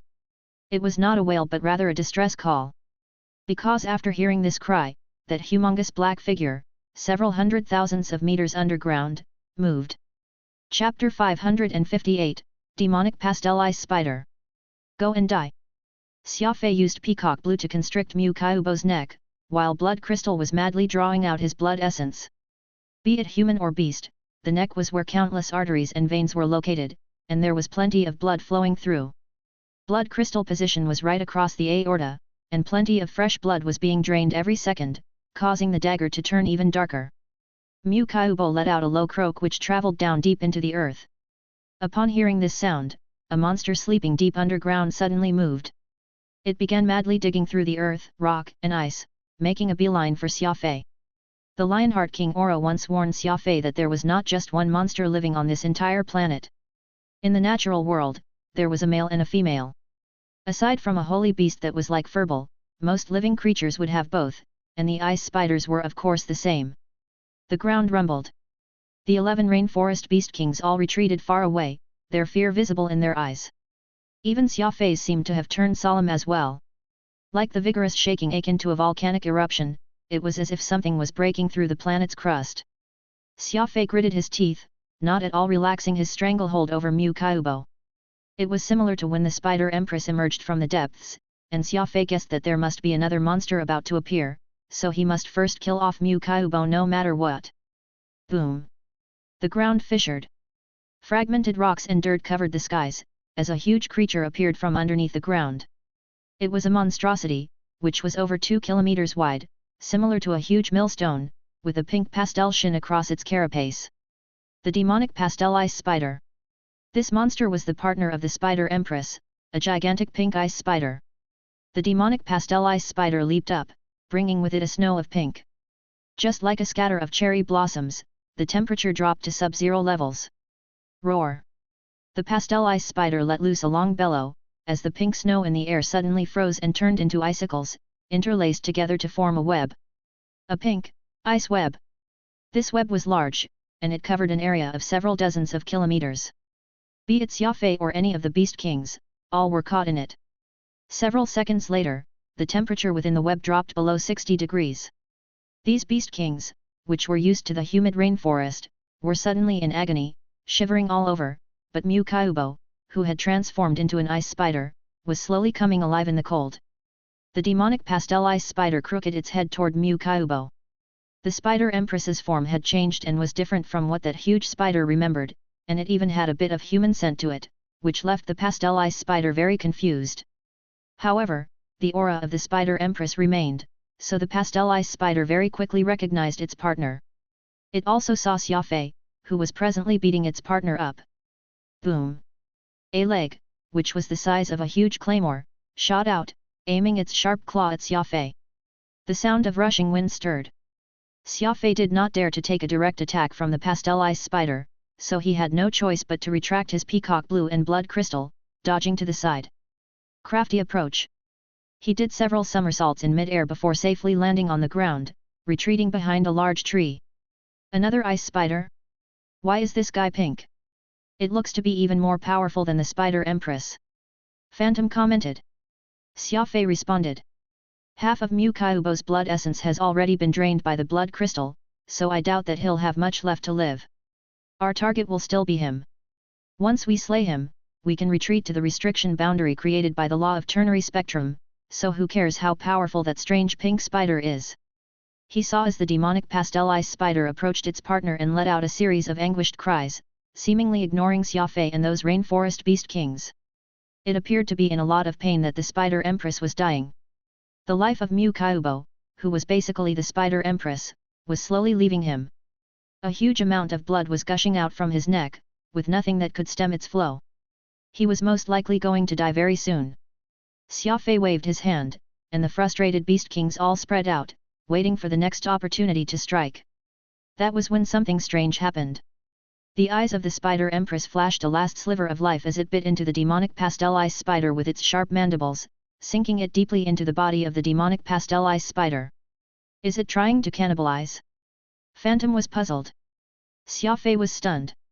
He discovered that the two huge ice spiders were starting to fuse together. Damn it! It's the law of fusion. Mu Kaiubo can't hold onto his life after fusing with the spider empress, so he's now recklessly attempting to merge with the pink spider, instead. That damn law is truly hard to deal with. Xia Fei hissed. Sure enough, the body of the two huge ice spiders were gradually becoming one, and it was shrinking smaller in size. When Mu Kaiubo stood upright again, his shape changed once more. His back bulged like two humps, with 2 legs, 6 arms. Walking alone, he stood well over 500 meters, and he looked more humanoid than before. Mu Kaiubo had already lost his sense of self after fusing with 2 ice spiders, completely becoming a monster. His irises had turned blood red, looking especially vicious and savage. The law of fusion was very powerful, able to merge 2 completely different lives as one, but it was also very dangerous, only able to be used just once. This was because the original self would lose control after fusing 2 lives, which was the case for Mu Kaiubo at present.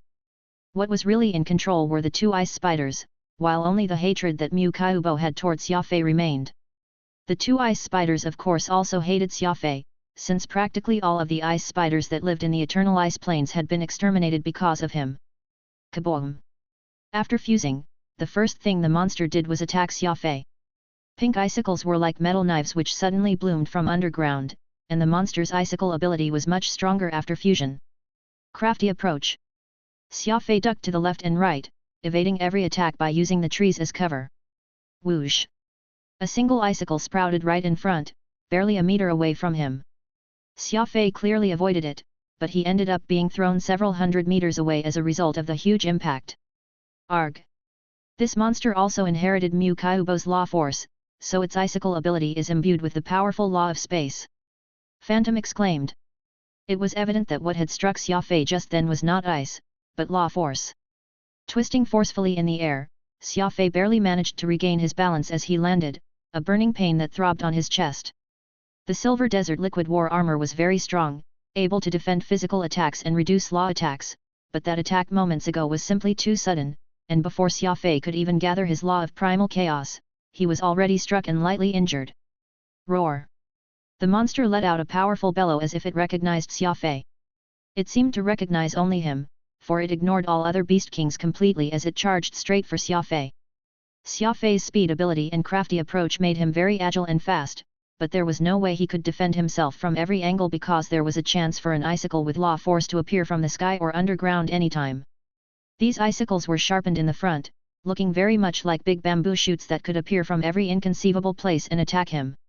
It can't go on like this. The power of those icicles is too much. I need to engage in close combat. Xia Fei thought to himself. Pushing himself off the ground, Xia Fei darted right to the monster. As long as he stuck close, those icicles would lose their effect.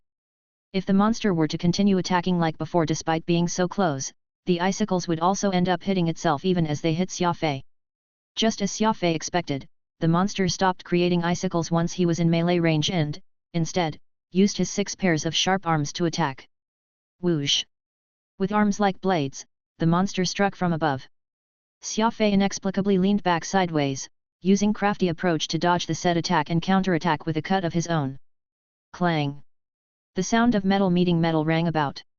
Blood crystal had actually failed to penetrate this monster's defenses. No matter how powerful this blood crystal was, Xia Fei had to first plunge it into the enemy's body before it could work, and given that it was not that sharp in the first place, it completely depended on Xia Fei's brute strength in order to penetrate the defenses and dig into the enemy's body.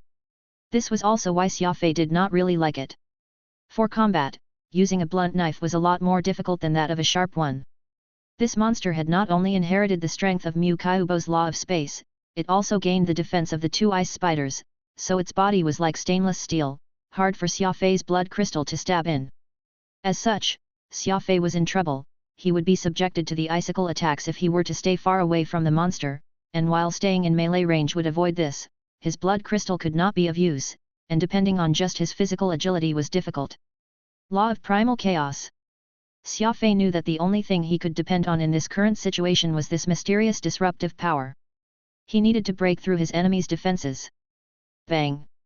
His fist was like a hammer as it struck the monster's body hard. The surrounding outer layer of the spatial barrier got shattered, allowing Xia Fei to deliver his blood crystal to the monster's fore. I still can't get through. Xia Fei was shocked. Though he had managed to break past the spatial barrier, it was like the body of the monster had an ice armor around it, for a sturdy ice carapace blocked the blood crystal from making contact, unable to reach in sufficiently. The defense of the ice spider before it had been strengthened was hardly this abnormal. Xia Fei just had to use the law of primal chaos's power to break the first layer of defense when it was just Mu Kyubo and the Spider Empress, and then his blood-sucking dagger could easily puncture the body. The fused monster now had 2 layers, with the first being the spatial barrier and the second that sturdy ice carapace. If Xia Fei wanted to hurt it, he would have to break both layers of defense at the same time. The law of primal chaos possessed miraculous strength, and the strength Xia Fei had was already much stronger than before, yet it still could not be deemed perfect. When attacking, he needed to impart a small amount of the disruptive force in order to attain decent effect from his attack, and Xia Fei had never tried combining both the power of the law of space and the law of primal chaos. Combining laws was extremely difficult, and few could succeed in doing so. Adding a law was not equivalent to combining.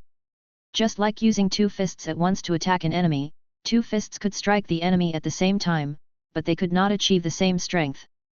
Both arms grew from his body, and the division of labor was different. Some people were used to using their right, while others were used to their left.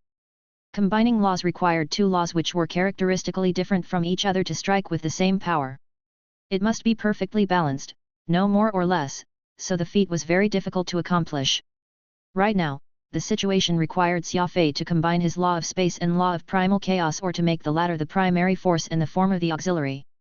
Only such a disruptive force was enough to shatter the spatial barrier and then break the second layer of defense, making a path for the fatal blood crystal to be sent in. This was easier said than done. There was no one to instruct Xia Fei, and he could only rely on what little he had comprehended of the law of primal chaos to make sense of things. His desire to make the law of primal chaos his primary attack method was very difficult, and wanting to combine the law of space and the law of primal chaos was even harder. Presently, it was still Mu Kyubo's law of fusion that held the upper hand, merging the benefits of a law emperor and two huge ice spiders together into one body. Though he ended up losing his sense of self, he also ended up creating a whole new monstrosity which had insanely tough defenses.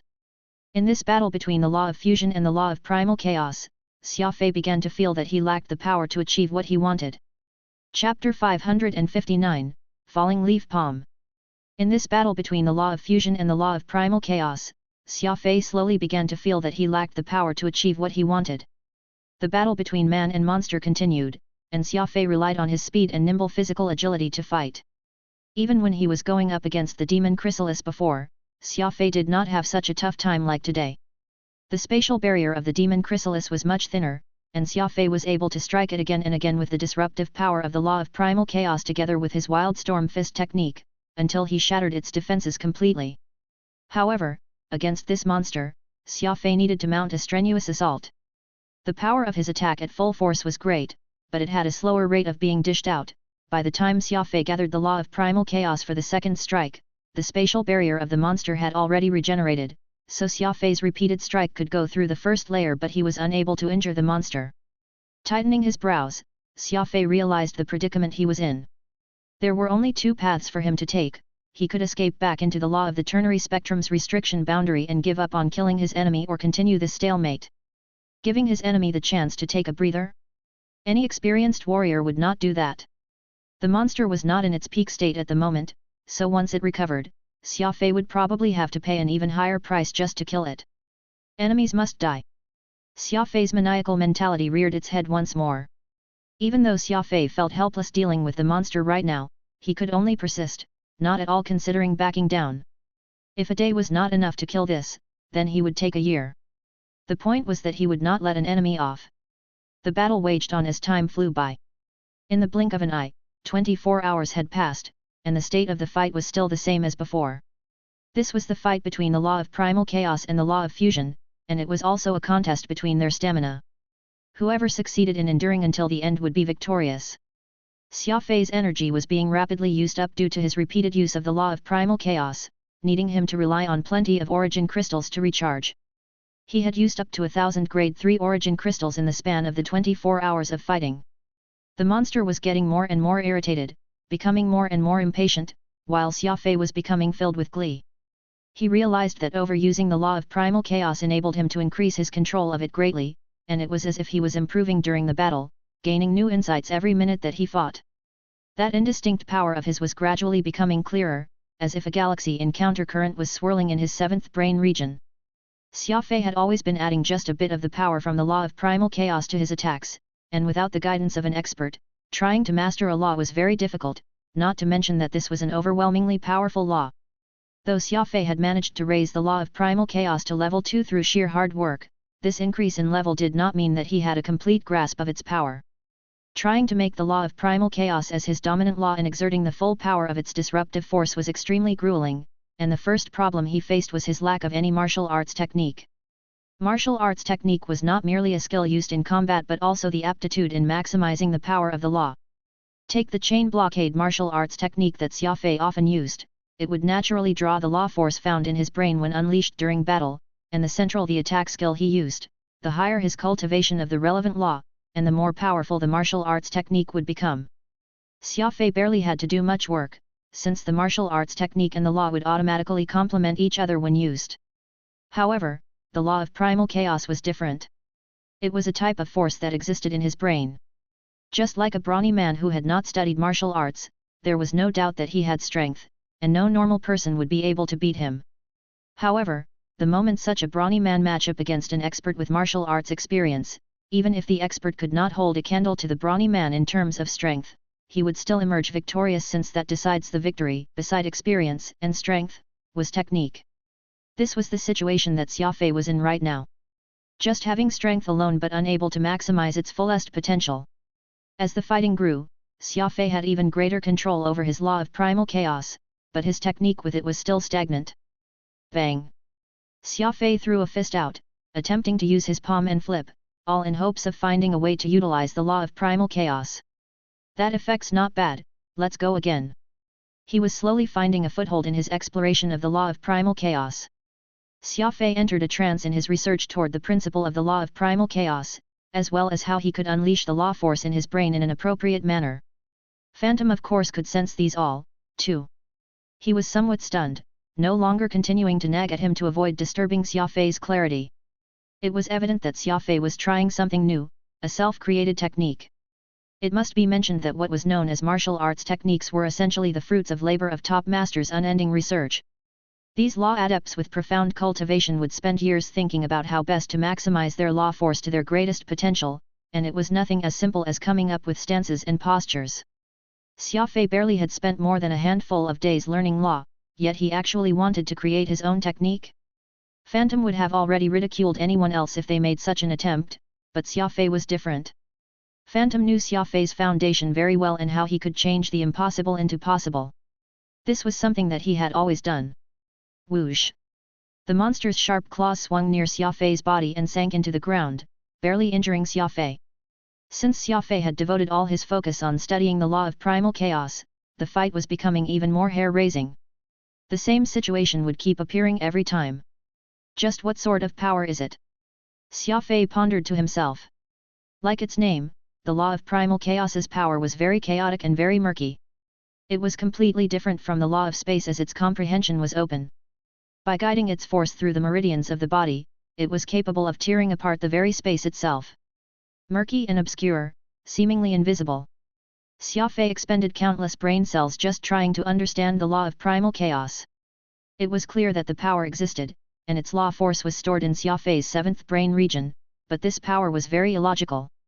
Xia Fei attempted to draw it out via his moves, but no matter how hard Xia Fei tried, the power just remained in his seventh brain region, not at all willing to come out. Like a chaotic fog, Xia Fei could only control a minute amount of chaotic law force from when he first learned it until now. This was when Xia Fei's inhuman patience began to show itself. His intransigence toward giving up allowed Xia Fei to try again and again. As long as it was a possibility that he could come up with, Xia Fei would try it. First he tried guiding it, but this disruptive law force ignored him. Next he tried dominating it, but this disruptive force refused to bend to his will. Instead, it put up a fierce resistance, nearly causing his brain region to suffer a second heavy injury. Law force was born, nurtured, and resided in the seventh brain region.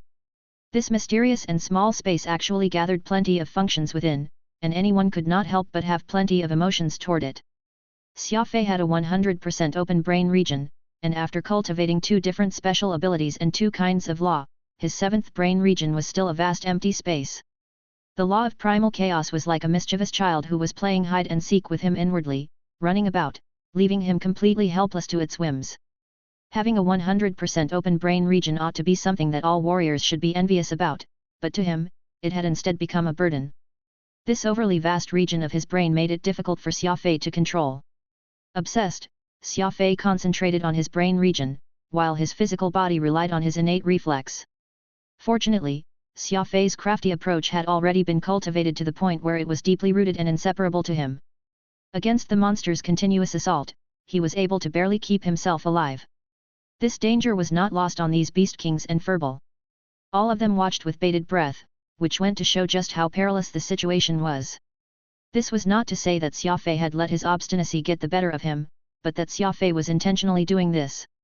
During a battle, fighting by the skin of his teeth and dancing on a razor's edge helped fire up a warrior's potential. Xia Fei had intentionally put himself in harm's way, all for the sake of that final sublime breakout. If one did not die when faced with danger, then they could have explosive and spectacular achievements. Xia Fei was just that sort of maniac. Recalling every time he used the law of primal chaos, searching for the crux within, Xia Fei's physical self danced with the devil as his mind began to analyze and contemplate carefully. This can't go on was what Xia Fei told himself. The law of primal chaos was clearly a power that was so great it defied logic and the heavens. There must definitely be a way to use it. Even if he could not unleash its full power, he must find the crux of it. Xia Fei could not emerge victorious from merely using that bit of its disruptive force. The universe was vast, with plenty of enemies abound. There was no telling when he would come across an unimaginably powerful foe, and being unable to defeat this monster today was Xia Fei's first warning. It was a warning of how merciless the nature of the universe was. Since the law of primal chaos is a disruptive power, why don't I subvert my inherent form of thinking? Xia Fei thought to himself. That was when Xia Fei felt an idea come to him. Attack was a way to force his strength toward the enemy and unleash his power to strike down the enemy. Since the law of primal chaos was a power that subverted and disrupted, its use must also be a break from the conventional. His palm lightly shot forth a soft move that had no strength behind it. Bang! A miracle happened. That seemingly soft and strengthless blow actually created an inexplicable effect. The spatial barrier of that monster shattered instantly. Kaboom! The monster staggered. Xia Fei's soft palm strike actually pushed it several dozen meters back. It should be made known that this was a gigantic monster which weighed in the tens of thousands of tons. A soft palm could actually make it stagger several dozen meters back? Just what sort of power was needed to achieve that? Xia Fei, you succeeded. That's the true law of primal chaos. Phantom exclaimed. Xia Fei was very astonished with himself as well. He had just discovered the profound subtlety to the law of primal chaos. It turned out that the more he wanted to use the disruptive force, the more it would resist. Thus, when he attempted to use a weak strike, that chaotic force instead heeded his call. Furball and the 11 Beast Kings of the rainforest were all shocked. Xia Fei had actually gotten into a very precarious state in his fight with the monstrosity, and it looked like he was about to be defeated. It was at that moment when he was in the utmost danger that Xia Fei actually unleashed a completely brand new power, and every blow heavily struck the monsters. Forget that the seemingly light attack of his seemed like even a fly could not be struck dead. Anyone who underestimated it by any account would most definitely receive the heaviest of blows. Smack smack smack! His palm made contact with the monster's body like falling leaves. That savage monster, which was a fusion of a law emperor and 2 humongous ice spiders, became no more than putty in Xia Fei's hand, letting him slap it around. This was a complete 180 turn to the scene moments ago. Standing about 100 meters apart, the monster panted heavily. It looked at Xia Fei with rage-filled eyes, its vision completely filled with panic and unease. A torrential rain suddenly whipped up which covered the entire rainforest. In this heavy downpour, Xia Fei arched his brow, giving off the look of an expert. With the haze from before gone, the time for him to turn the tables was now. Great palm technique. Give it a name. After all, you're the one who came up with it. Phantom cheered in his elation. I'll call it Falling Leaf, then, Xia Fei answered softly. Chapter 560, Unimaginable Power. In the blink of an eye, the circumstances turned on its head. With just how powerful the law of primal chaos was, Xia Fei only used a soft palm technique to draw out a small portion of chaotic law force, and that was enough to force this triple fusion monster to a desperate situation. I'll call it Falling Leaf, then, Xia Fei answered softly. Falling Leaf Palm? Drifting and floating like falling leaves. That's a wonderful name. Phantom was excited. Xia Fei smiled. This isn't some palm technique but a real killing move, instead. Falling Leaf of Autumn's Demise. Whoosh. Just saying that, Xia Fei's figure suddenly disappeared in place. At that moment, he appeared in front of a monster. His single sweeping palm thrust was nothing like an autumn leaf. Bang! The palm technique was soft and placid, but in its calmness lay the autumn's solemn demise. A palm was delivered to the back of the monster, then a bloody wound appeared on that body, which was sturdier than steel, with a loud bang. It was as if someone had used both hands to forcefully rip open his flesh, the wound strange and hideous. That was not all. The disruptive force that the law of primal chaos contained started from that light palm strike before rapidly spreading throughout the monster's body. Like a huge scalpel, it stirred up his internal organs to such a degree that the blood within his body spurted, and the organs shifted. What a wonderful Falling Leaves of Autumn's Demise technique! It looks elegant and mellow, yet it actually is a law that contains the harshness of autumn. When everything withers near the end of the season, any and all life will wane. Phantom's eyes glistened. Witnessing Xia Fei's Falling Leaf of Autumn's Demise had left him utterly shocked. This was Xia Fei's self-created palm technique for the law of primal chaos. It was exceptionally powerful. Phantom, someone who had followed Xia Fei all these years, could also feel the propensity of this development. Roar! The monster let out a mournful roar. Its 2 eyes turned from red to purple at the moment, and it was a sign of rage, unquestionable rage. On its back was a huge hump, towering weirdly over itself. Xia Fei's palm had also shocked this hump as it split the exterior carapace of the monster. It was as if this was a vital point to the monster. The previous few palm strikes he did barely created such an effect, but the moment he connected with the hump, the monster immediately let out a ferocious roar, putting up a strong resistance. Xia Fei furrowed his brows.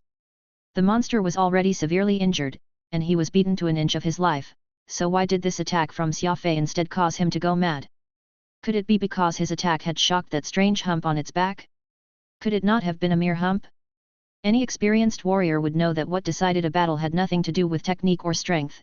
It was more important to have the spirit to fight the enemy as well as the god of death on their side, the indomitable spirit not to give up until death. Many times, even if the physical self faltered, warriors would be able to dig deep and explode in a fit of extraordinary combat strength, and that all depended on this spirit. If the monster got angered from being beaten by Xia Fei, that was not ideal. Any life would have their potential, and spirit was what tapped into this potential. Who knew just what sort of underlying potential did this monster have in him? Roar! A sudden change. The monster shuddered violently as every inch of muscle and cells vibrated at high speeds. Boom! A fog in a mix of pink and white suddenly bloomed, seemingly caught in the middle of a huge mist, instantly enveloping the entire rainforest. Boom boom boom! A series of explosions could be heard in the air, as the thick fog condensed itself everywhere, from the trees to the very ground. Even the very air froze up. The beast kings of the rainforest were used to warmth, so of course none of them could endure this sudden drop in temperature down to the -100. All of them retreated, escaping from this extreme sub-zero fog. Silver desert wrapped Xia Fei's entire body. This liquid metal armor was far smarter than the average war armor by several times. Not only could it change its shape whenever, it could also resist extreme environments, and it even had the function of weakening enemies' incoming law attacks. In the mist, Xia Fei tried to move nimbly.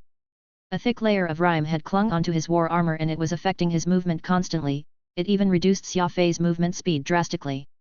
Kaboom! The ground shook as a loud explosion sounded. The monster began recklessly fleeing underground. After him. Xia Fei did not hesitate for even a moment as he dove right after the monster's escape route, going deep into the planet's core. The monster was huge in size, so it created a large passageway behind him as he escaped. Xia Fei followed it all the way and arrived somewhere about 1,000,000 meters below the surface. The temperature here was exceedingly low, and every breath he took left frost in the air. They were under the wide vaulted ceiling, just like what would be seen in a huge palace, sparkling slightly in soft glow. This ought to be the lair of the monster. Ignoring the fact that it had been chased, the first thing the monster did was sit down on the ground upon reaching its lair, the strange hump on his back beginning to peel off layer by layer as fresh blood dripped. Xia Fei was not in any hurry to attack. The monster was acting too strangely as if it was in a rush to put something down, such that it would be willing to ignore even a deadly enemy like Xia Fei. Hiding in a corner and carefully observing the scene, the hump on the back of the monster soon fully opened, and a white egg fell off his back. The monster anxiously grabbed hold of it with 2 hands and gently placed it in the already prepared nest. Soft snow covered the nest like a cot lovingly prepared for a baby. The egg itself was oval-shaped and not too big, only slightly bigger than an ostrich's egg. No wonder that Spider Empress fought with us from the start. Turns out that the male was hiding deep underground waiting to hatch its offspring. A male in charge of nurturing the young? The ice spiders sure have strange practices. Phantom mused. Ice spiders are demonic beasts reared by the demon race, with both the pastel ice spider and the spider empress at the beast king grade. Does that not mean that the egg contains an offspring of a beast king? This ought to be worth quite a bit of money, right? Xia Fei had this thought in mind as he watched. Having set down its offspring, the monster no longer had any misgivings. Adopting a desperate stance ready to go all out, it guarded the egg as it let loose a fearsome bellow, seemingly calling Xia Fei to have a death match with it. Slowly strolling out from where he was hiding, Xia Fei stared coldly at the monster with folded arms. The monster roared at Xia Fei even as it came pouncing over with the desperate air of reckless abandon as it launched this one attack. The wind that whipped from the impetus of this attack sent the surrounding fragmented rocks flying, but Xia Fei just calmly stood still. Since you no longer have any qualms, then I shall send you on a one-way ticket to hell. Falling leaves of autumn's demise. After the experience from his several previous uses of the move, Xia Fei was becoming more and more adept at using this brand new technique he had created. He knew deep down that in order to maximize the strength of his law of primal chaos, he needed to abandon everything he had previously learned and turn himself into a complete noob who had not learned any martial arts technique whatsoever. The law of primal chaos was a truly subversive and disruptive power, subverting not just the enemy but also Xia Fei himself. Falling leaves of autumn's demise palm was a little awkward to pull off, but the destructive force it withheld was immense. Kaboom! The monster did not resign itself to defeat and, in its state of mania, shot out a massive icicle from out his mandibles. Gritting his teeth, Xia Fei did not dodge the attack but continued his charge forward in the direction of this attack, instead. Bang! The icicle met with Xia Fei's falling leaves of autumn's demise palm, and ice shards scattered out in every direction. Xia Fei not only overwhelmed that attack, he had even gained the ice-type attack and struck the monster dead on. He had expended his full force in this one attack. Xia Fei could very evidently feel the power in this one attack was many times that of attacks he did in the past. After the real combat experience he had accumulated, Xia Fei was already able to muster more and more primal chaotic power. Kaboom! The entire nest shook as the monster's body shattered. The body was in 3 parts as they were sent flying in 3 different directions. The situation was stupendously bizarre. The Spider Empress, Pastel Ice Spider, and Mu Kaiubo had actually reappeared in their original form after taking Xia Fei's attack. The 3 had been merged into one being through the law of fusion, yet Xia Fei's attack had directly disrupted and subverted the law. Did his attack get offset by the law power or did it subvert other laws? Could this be the real power of the law of primal chaos? Xia Fei, Phantom, and Furball were all stunned. Even Xia Fei found it hard to believe that a single palm could have such prowess that it could instantly subvert another's law. In this battle between Xia Fei's law of primal chaos and the law of fusion, he had achieved a complete victory. Unbelievably shocked, Xia Fei slowly approached Mu Kaiubo. The man was left with just an inch of his breath, even as he kept gasping. This is impossible. Absolutely impossible. Though his consciousness had been under the control of the 2 spiders before, he had still been able to observe everything that was transpiring. Forget Mu Kaiubo's disbelief, even Xia Fei himself found it incredulous. Was the power to directly overturn another's law not far too overpowered? Spurt! With a plunge of his dagger, Xia Fei gave Mu Kaiubo a swift end. Phantom pursed his lips as he softly said, Xia Fei, the power of the law of primal chaos is simply too overpowered. Try not to use it in front of others if you can in the future. Xia Fei nodded. I agree. An innocent man will have nothing to hide, and anything hidden is implicit of guilt. If a powerful expert covets this powerful law power, there'll be great trouble in store for us. I have no idea how the black and white gods came up with such a thing like the law of primal chaos, but they ought to be very powerful existences among the god race, right?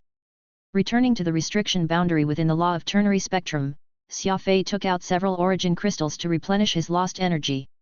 That move he had just done was too strong, and the energy expenditure to execute it was astronomical as well. As if he had been drained of all his energy in an instant, Xia Fei could feel that his body was on the verge of collapsing.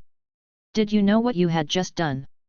The Lionheart Emperor Oro asked in a hoarse voice. Xia Fei did not say a word. He was still reviewing the fight in his mind, mulling over the technique he used to utilize the law of primal chaos, as well as how he could have created such an explosion of force. You subverted someone else's law. Heavens, I, the Lionheart Emperor Oro Wenjie, swear to the gods above that that's the most inconceivable thing I've ever witnessed in my entire life. Just who exactly are you, and where did you come from? Who's your master? Xia Fei from Earth. Right now, attached to the Yu family in the Lore realm. I've already said all that before. That's impossible, the Lionheart Emperor Oro yelled. That's absolutely absurd. I refuse to believe it. If you had such a mundane upbringing, how could you possess such a powerful law power? Tell the truth, just what law is it that you used earlier? The 3 great laws of the god race, space. The Lionheart Emperor Oro chuckled bitterly. Are you taking advantage of me for being a part of the demon race and never having witnessed what god laws are? Let me tell you, the number of people I've killed from the god race are perhaps even more than the number you've seen. That one strike you did while containing the tearing power of the law of space, that isn't its full story. There's also a power hidden in it that I have yet to decipher, and it's what truly cancelled your opponent's law of fusion. It's a mysterious yet powerful law. Xia Fei frowned. How is it as abstruse as what you claimed? It's just a bit of my personal interpretation I got during my study of the law of space. No matter what the Lionheart Emperor Oro said, Xia Fei simply stuck to his story. Oro also found the entire affair strange, and from Xia Fei's performance, he could tell that he was truly just a fresh law warrior, lacking in plenty of the fundamentals known in the circle. If such a great person like Xia Fei had come from the lower realm, there was no way he would have such a shallow knowledge. Could this really be a completely new interpretation of the law of space? Oro muttered to himself.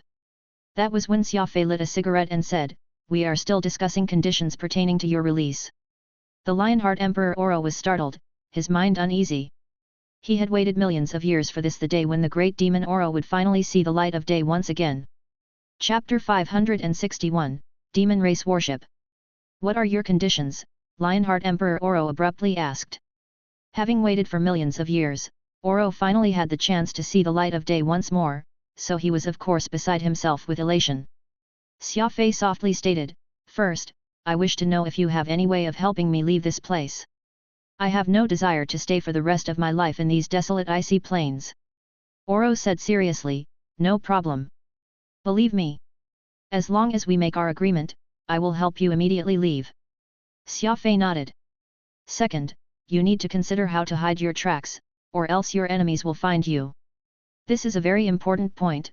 I won't bother doing this if you'll only end up being hunted down by another after I save you." Oro let out a hearty laugh. "That's no problem, either. Quick, what other conditions do you have?" The Lionheart Emperor Oro was eager to get this over with.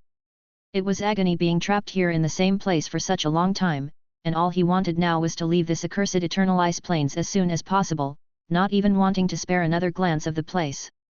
Xia Fei paused before continuing. "The third condition is very important as well. We can forget about the agreement if you don't agree to this." Oro was anxious. "Spit it out. As long as it's within my means, I'll surely agree to it."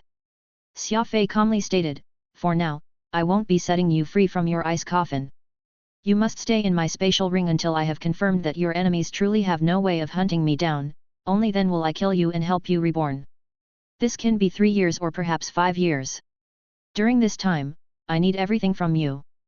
Be it your law or your experience, you need to hand anything and everything over to me without reservation. Of course, you can also choose to stay. In that case, I'll randomly find a place to leave you, so you will suffer a fate worse than death with no release. If you lie to me and I die, then you'd better pray that there's someone else out there who can break the restriction from this law of ternary spectrum and release you." Oro was stunned. Xia Fei's final condition was to make himself follow him? Oro had not expected this. Not only that, he even wanted to obtain all the martial arts techniques and laws Oro had. That was as good as asking for his very life. Laws and techniques were all the bases of survival that warriors relied on. With that said, Xia Fei left with verbal so Oro could mull over his proposition alone. This is indeed a good plan. If the Lionheart Emperor Oro has to leave with you, then there's no way he will dare to leave any trace of his tracks, mitigating the likelihood of his enemies hunting you down. After all, Oro's enemies will locate him the moment they find you, so he'll end up being returned to this desolate icy plains to continue living out his days in a fate worse than death, Phantom said. Xia Fei nodded. This is the only way I will be willing to risk using the law of primal chaos to set him free. An enemy that managed to trap him here is too frightening a foe. I simply have no wish of incurring this person's wrath. As long as he had Oro with him, the likelihood of danger would be greatly decreased. Unless Oro truly had no means of escaping his enemy's tracking down, thereby dragging Xia Fei down to his grave with him. However, as long as there was even a sliver a chance, he would give it his all. After all, this was an opportunity that was hard to come by. This was actually a huge gamble. Considering that the Lionheart Emperor Oro was an important individual among the demon race, he ought to have means to escape being tracked down. This was what Xia Fei was gambling on. The risk and reward must be proportionate. Xia Fei dared to partake in any bets, and losing this one would mean an unavoidable death, but if he survived, Xia Fei could obtain the help of a top expert from the demon race. With his experience and his techniques, there was no doubt that Xia Fei would be able to walk even further down this path of law. It will be great if Oro agrees to your conditions. That old wraith has an indestructible body, and his law of life alone is enough to tempt plenty of people. I'm sure that he must have quite a few other laws and martial arts techniques, too, Phantom said excitedly. Then let's see what his decision will be. Will he accompany you or will he continue staying here, living a life worse than death? Xia Fei sat on the ground nonchalantly. He retrieved the egg of the ice spiders from his spatial ring and observed it. This egg should be hatched after those 2 ice spiders had fused together. It was a powerful demonic beast, except its parents were one white and one pink. He had no idea just how this offspring of theirs would end up looking. Think this thing here can be exchanged for a spatial compass? Xia Fei asked aloud. Phantom crooked his head. What? Do you miss Avril? Xia Fei nodded his head silently. While Phantom and Xia Fei were chatting idly at one side, Lionheart Emperor Oro finally called Xia Fei to come over. Dusting himself, Xia Fei made his way over to the base of the pyramid and waited for the huge lion to come to his decision. I accept your conditions, Oro said. Xia Fei privately expressed his glee. As long as he took in this old monster, Xia Fei would be guaranteed a strong backer from here on out, which was far better than an army. I do have a condition of my own. Oro changed the topic. I can't stay by your side without a set time limit. The sooner I am reborn, the sooner I can find my enemies and take my revenge. You need to set an allotted time, and once that is over, you must hold up to your end of the agreement and kill me. Xia Fei nodded. That's fair. As long as you stay by my side for 30 years, and none of your enemies find me during that time, I'll kill you. Oro shook his head lightly. That's too long. Xia Fei grinned his teeth. 15 years, then. If your enemies find me during the 16th year, I will be taking on a huge loss in this. Helping you be reborn is risking a huge risk on my part. 1 year, and I'll throw in all the laws I've grasped. I'll impart every single one of them to you. Oro said solemnly. Xia Fei was slightly surprised. A year was not much time, but to have all the laws that the Lionheart Emperor Oro knew was a huge temptation. After all, he was someone from the demon race, and what he knew were the laws of the demon race. Given Xia Fei's present situation, these were things that he could not learn even if he wanted to. After considering this for some time, Xia Fei gave a serious answer. A year is too short. 10 years. 5. 3. If you refuse, I'll leave right now. Xia Fei's tone was decisive, sounding like he was no longer interested in negotiating the terms. Lionheart Emperor Oro was actually really afraid that Xia Fei would continue dragging out the negotiations with him. After the millions of years waiting, every second that passed was extremely precious to him. Done. Having concluded their agreement, Lionheart Emperor Oro used everything he knew and the 3 years free of teaching Xia Fei as the price for his freedom. It was as Xia Fei said, this agreement emptied every bit of value out of Oro, and it was the very valuable law to boot. 3 days later, Xia Fei finally completed their concealment as per Oro's request. Are you certain that this will prevent your enemies from tracking you down? Xia Fei asked. Don't worry. I'm even more afraid of getting captured by him than you are, and though this spatial cleansing array you've set up is of a lower grade, it is already enough for that guy. Xia Fei nodded. With how things were he could only trust Oro. There were always risks when gambling, and Xia Fei was of course no stranger to this fact. So how are we going to leave?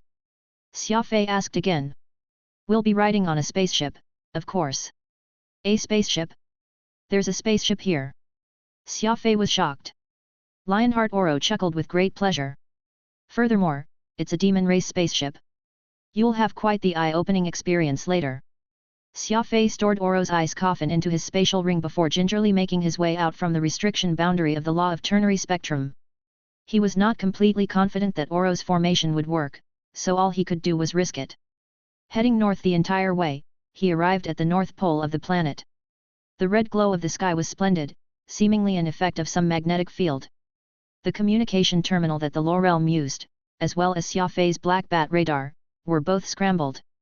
The reason this planet isn't able to contact anything else beyond is those overly powerful magnetic fields which will interfere with anything electronic, Oro explained.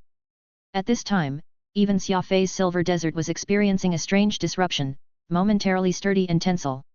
It even extended out the breathing tube at times, sticking right into his mouth whether he needed air or otherwise. Helpless, Xia Fei had no choice but to turn off all the functions of his armor which were all electronics and continue without them. At the extreme end of the North Pole, there was a fairly small frozen lake which was covered in a thick layer of ice. Years back when I had nothing to do after being trapped in my ice coffin, I saw a spaceship that suddenly lost control and had to make an emergency landing. This was where it crashed. Due to the strong magnetic fields present, my enemy did not realize it, either. No one else but I knew of this incident. So aside from that gate of space-time that you ruined upon your arrival to this planet, there's this spaceship, which will be our ticket out of here. In the millions of years past, this ship will finally be of use. Do you know? I went over my plan of escape in my mind every single day that I was trapped here. Oro said excitedly. This person had already long made preparations, and unfortunately he had never met a law of primal chaos practitioner like Xia Fei, which allowed him to have everything set up for Xia Fei to escape. Xia Fei knitted his eyebrows together. I suddenly thought of something. Does the demon race use gate of space-times, too? But of course. The two races are of the same origin, ultimately split into their two factions due to differing opinions. If you have the chance to visit my demon race or those small clans under it, you'll realize that we have plenty of similarities. I came out of a gate of space-time, and from what I know, every gate of space-time has records that can be examined. Would your nemesis be able to locate me by checking its records? Xia Fei realized this very serious problem, so he asked. Oro let out a raucous laugh. Don't worry. Checking records is something that the Law Enforcement Committee does. That man couldn't possibly run to the God Races Committee to ask about your whereabouts, could he? Though the two peak races use gate of space-times, neither is reverent to each other. The fact that you managed to make your way here is purely accidental, so there's no way that your people could have located you, and the same could be said for that man. Xia Fei pursed his lips. It seemed like his accidental messing with the gate of space-time was nothing more than a fluke, and that this was something he should not do again, given just how overly dangerous the stunt was. His two fists worked as he strenuously struck the icy surface. In no time, he had smashed a deep hole. Splash! Xia Fei jumped into the lake. Without Silver Desert on him, Xia Fei would have to depend on holding his breath to dive down. Unexpectedly, the lake water was warm, most likely because there was a warm undercurrent like a hot spring within, which was how this underground lake had possibly formed.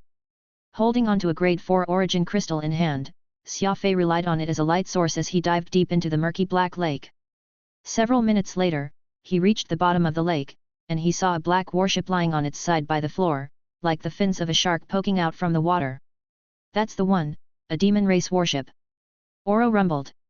Chapter 562, Escape and Pandemonium. The F-class Cosmic Express warship of the demon race. Though it's small in size, it possesses an extremely fast speed, capable of clearing 10,000 light-years every minute. Lionheart Emperor Oro introduced with great trepidation.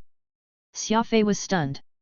In the Alliance, the latest warship with the greatest speed was the Ares or Stiletto-class interceptors, capped at 80,000 light-years every minute. That was already quite a surprise to him, so a ship that traveled 10,000 light-years in a minute? That meant that this nimble spaceship could travel over 600,000 light-years in an hour, nearly 7 times that of the fastest ship in the Alliance. This was truly the lore realm, even the warships were much more advanced than the Alliance. He had no idea what sort of technology the ship utilized. If he could bring back such a speedy flying technology to the Alliance, he was certain that it would massively improve the rapid response capabilities of troops, and the lives of the masses would be made for the better along with it. Following Oro's instruction, Xia Fei opened the boarding hatch and entered the ship. Due to the electromagnetic interference, the automated systems of the warship were all disabled. The ship was filled with icy cold lake water, so Xia Fei turned on the manual pressure regulating valve and released plenty of air to drain the ship of water. The ship was truly very small. Xia Fei thought that the fin poking out from the base of the lake was but a small part of the ship, but only at this moment did he realize that it was the full size of the ship once he boarded it. There was not even space for a resting cabin, and with only 2 seats in the cockpit, the entire ship was at most 1,000 cubic meters, something that he could easily fit into his spatial ring. While all the water in the ship drained out, the entire place remained damp. Xia Fei did a quick check of the flight systems and got it ready for manual operation. Strange. Why isn't there even anyone on board the ship? Xia Fei curiously wondered. There ought to be a pilot in a crashed ship, right? This ship was empty, however. Lionheart Emperor Oro was stored in Xia Fei's spatial ring, as the ship was so small it could not even contain his ice coffin. If Xia Fei wanted to converse with the lion, he would have to send his consciousness into his spatial ring. Who says there's no one? Look closely to your right. Xia Fei turned to his right, only to find a palm-sized mechanical unit lying on the ground, looking very much like a miniature robot which was covered in metal. Approaching it, Xia Fei realized that it was a spacesuit, and inside was a small skeleton, about the size of a mouse. They are known as Bruzos, a type of sapient life form in the universe that is part of our demon race, Oro said. The Bruzos are short and squat, and they're the ones who accidentally crashed onto this planet. Warships of the demon race can be manually operated, so in the event of an electrical equipment failure, pilots can revert to manual control in order to avoid disaster.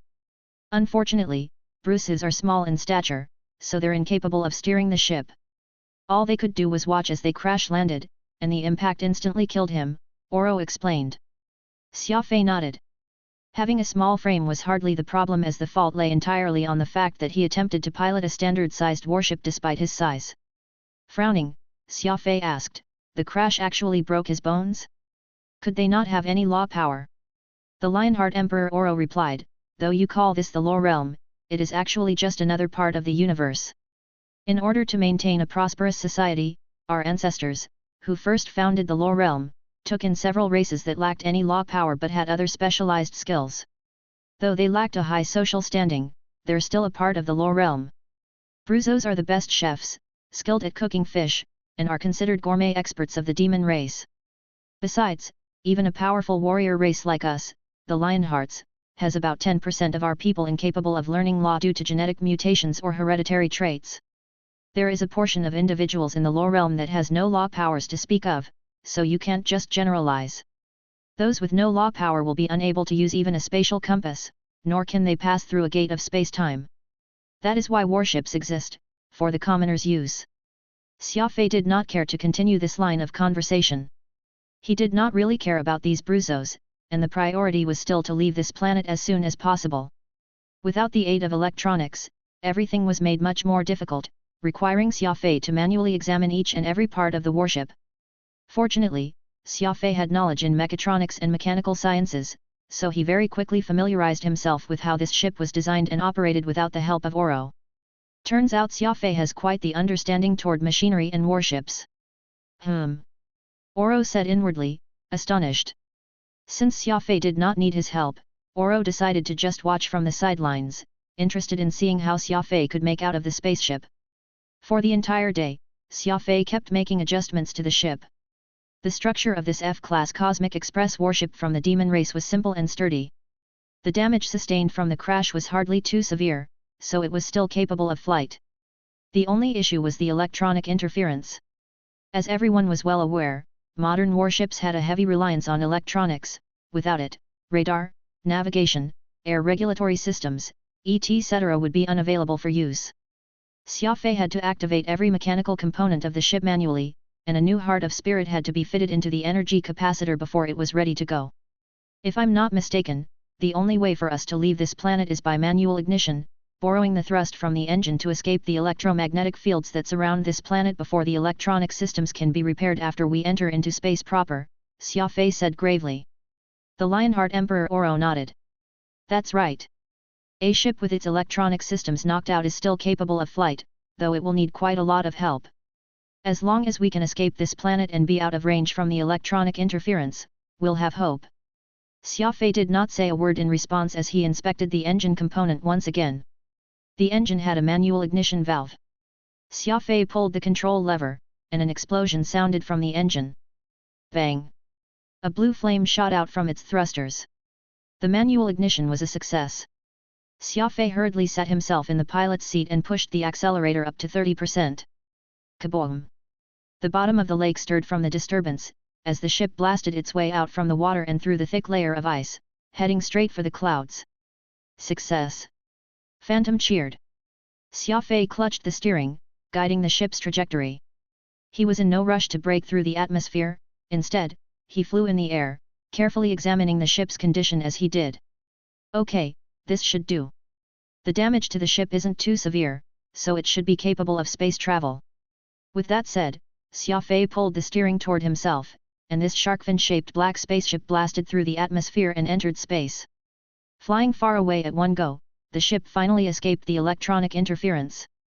The electronic equipment on board was, thus, partially restored to functionality, but the all-important radar and navigation system was still silent. Xia Fei took out several repair drones from his spatial ring and set them to work. These things were capable of automated repair, able to restore function to machinery as long as there were no severe defects that could not be repaired. Ah, intelligent repair drones from the god race. You've got quite a few good things in your hands.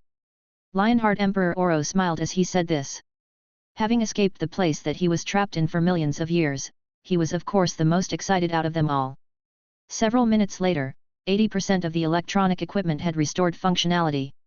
Xia Fei did not bother fixing the parts of the ship that would not be used much for flight.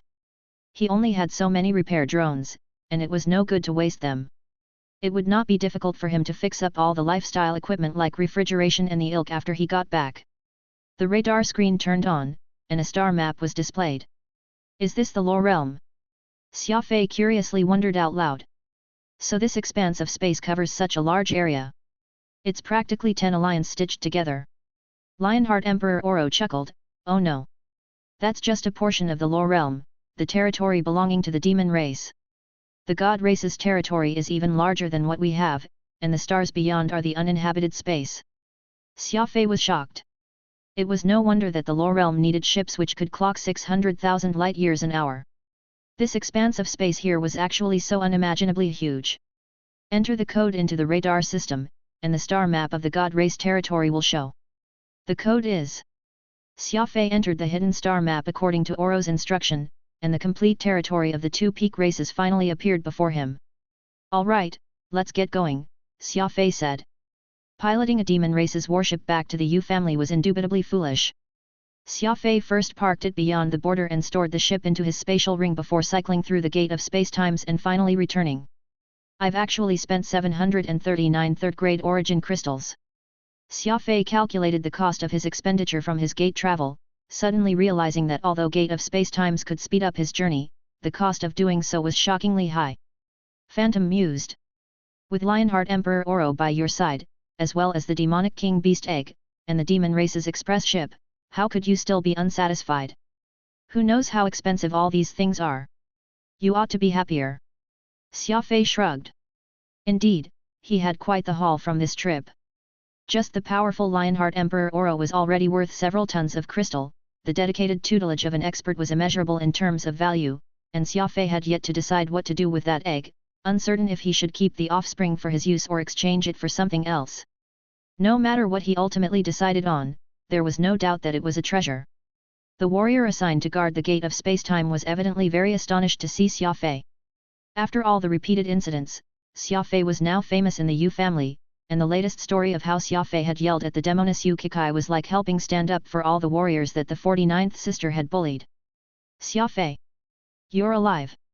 The man on duty by the gate of spacetime was middle-aged with a short beard, and he exclaimed his shock when he saw Xia Fei. Xia Fei pouted. The man sounded as if he ought to have died. Quick, report to the Patriarch. Tell him that Xia Fei's back. The person ordered his men. In no time, Yu Hua appeared through the gate of space-time, smiling as he patted Xia Fei on his shoulder. It's good that you're back. I was afraid that there would be a huge mess you tarried any longer. What sort of mess? Yu Hua smiled slightly. Do you still remember Miss Mu Fuping, the one you kicked as if she's a ball from the gate of space-time? Xia Fei frowned. I didn't kick her. I tossed her. Yu Hua laughed uproariously as he led the way to Xia Fei. All right, whether you kicked or tossed her, that lady held a real grudge on you, but after watching the video playback, she discovered that what you had done saved her, so she became a mess of gratitude, instead. At the moment, she's over at Patriarch Yujiang's, refusing to leave, threatening our Mu family to find you, but because you were sent to the wrong coordinates, and no could find out where you had been transported to, even the powerful Mu family was helpless. So yet, Miss Mu is presently spending her time here with her parents. Xia Fei heard all this before commenting, well, I'm back now, aren't I? Just tell them that and let them leave. Matter solved. Yu Hua smirked as he shrugged. It's not that simple. Come follow me quickly. In any case, this situation is a mess, and the Yu family is on the brink of having a pandemonium. Chapter 563, The Dragon Ascension Conclave. Xia Fei originally wanted to return home and find Pod, but he ended up being forced by Yu Hua to make a trip to Patriarch Yujiang's mansion, instead. After all, you did save Mu Fuping, and accepting their gratitude in person isn't a bad thing. The distinguished Mu family is one of the 9 great clans. It will be even better if they give you a little something for your efforts, too, Phantom said from the sidelines. Xia Fei noted the logic behind his words. Though he did not think too much of the incident, Mu Fuping was indeed a lady of status. He was not going to die receiving thanks from her, and the chance of establishing rapport with the 9 great clans was good, too. The grand and spacious mansion of Patriarch Yuzhong was right in the center of the capital. It was a property which spanned approximately 100 acres. From taking his first step in, Xia Fei felt this sense of unpleasantness. The servants who came to receive him were all gloating, while the guards that the Mu family had brought were all glaring fiercely at him. Xia Fei felt aggrieved. He had saved Mu Fuping. Why did her family's guards show such distaste toward him? An uneasiness gnawed at his heart as he continued. Entering the guest hall, Xia Fei saw Patriarch Yuzhong sitting beside a middle-aged man at the head of the room. Next to them in successive order were Mu Fuping, Mu Qingping, and some people whom Xia Fei did not recognize, most likely the 2 families' elders and stewards.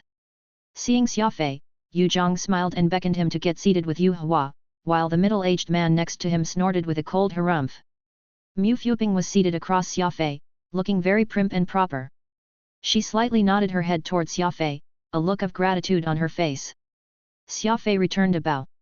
The two were not too familiar with each other, and Xia Fei felt that the lady was very troublesome, so he maintained a fairly cold demeanor toward her. Beside her, Mu Qingping sat with a look of schadenfreude which drew Xia Fei's vigilance. There was something off about this girl no matter how he looked at it, as if she had some sort of trick up her sleeves. That was when Mu Fuping got up and said, "Big brother Xia Fei, I thank you for your aid in allowing Fuping to escape. It's fortunate to learn that you managed to return safe and sound." She spoke with decency, and Xia Fei felt somewhat better inside. He returned a few words of courtesy before turning the conversation toward Mu Kaiubo.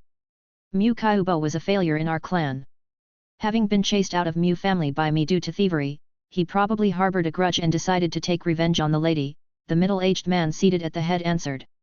Thievery? A law emperor needing to resort to thievery? Xia Fei did not believe a word of this, but because this was ultimately an internal matter of the Yu family, Xia Fei did not bother delving further on the matter. Mu Fuping said, "This is my father, Mu Nanshan." Mu Nanshan impatiently wagged his hand, a gesture to imply there was no need for pleasantries.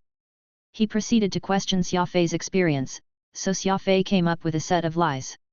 Since no one knew where Xia Fei had gone to, he could weave a story however he liked. Mu Fuping and Mu Qingping very clearly had no life experience, actually believing Xia Fei's story for fact, covering their hearts whenever any danger was mentioned, nervous as they got engrossed in the details. There was no way that Xia Fei could lie to old experts like Mu Nanshan, Yu Zhang, and Yu Hua, so he made up his mind that no matter how they questioned him, he would not tell them a bit of the truth, so no one could try and trip him up. When the story's done, Mu Fuping and Mu Qingping both stayed and asked for greater details. It was rare for the ladies, who grew up in sheltered backgrounds, to hear such stories, so of course they were somewhat captivated by Xia Fei's tale. Mu Nanshan refused to believe a word he said, so he immediately asked, "You're called Xia Fei?" "Yes." "A newly promoted law warrior?" "Yes." "From the Alliance?" "That's right." "Where did you live?" "Earth." "Where are your parents?" "I don't know my father or mother." Xia Fei was depressed. He had originally thought that the other party would be very grateful for what he had done, so he had not expected to be interrogated so thoroughly that it seemed like they would not relent without exhuming every single ancestor in his bloodline. Instead, Xia Fei answered straightforwardly, and Mu Nanshan's expression became sterner the more he heard. He finally sighed and glanced over to Mu Fuping. Mu Fuping looked somewhat awkwardly at Xia Fei as if she had done something wrong. She was not someone who knew how to hide her feelings, and Xia Fei could see through her easily. After the thorough question, Mu Nanshan let out a sigh and appeared to be dissatisfied with Xia Fei's background, shaking his head in dismay. "What does any of my history have anything to do with you?" Xia Fei cursed him in his mind. Yu Zhang very courteously offered some tea, as Mu Nanshan took it and sipped. "A young man who knows how to sacrifice himself for the greater good is fine, and saving our young lady's life at such a critical juncture, the Mu family as a whole is very grateful, but it is important to show some self-knowledge in all things." Xia Fei arched his eyebrow. To suddenly state that he needed to have self-knowledge, just what was going on here? To the side, Yu Hua tugged at Xia Fei and threw him a look as if afraid that Xia Fei would say something disrespectful at this moment. They were addressing the Mu family, one of the 9 great clans, at the end of the day.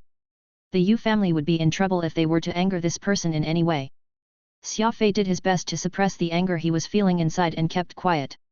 Today was completely nonsensical. Having heard a group of random people speak some baffling words, how utterly unreasonable. Mu Fuping rolled her eyes crossly at her father. Dad, what are you saying? Mu Nanshan lightly patted his head, seemingly powerless. Xia Fei suddenly discovered that Mu Nanshan appeared to be very afraid of his daughter. Mu Fuping merely opened her mouth and he no longer said anything else. Ahem.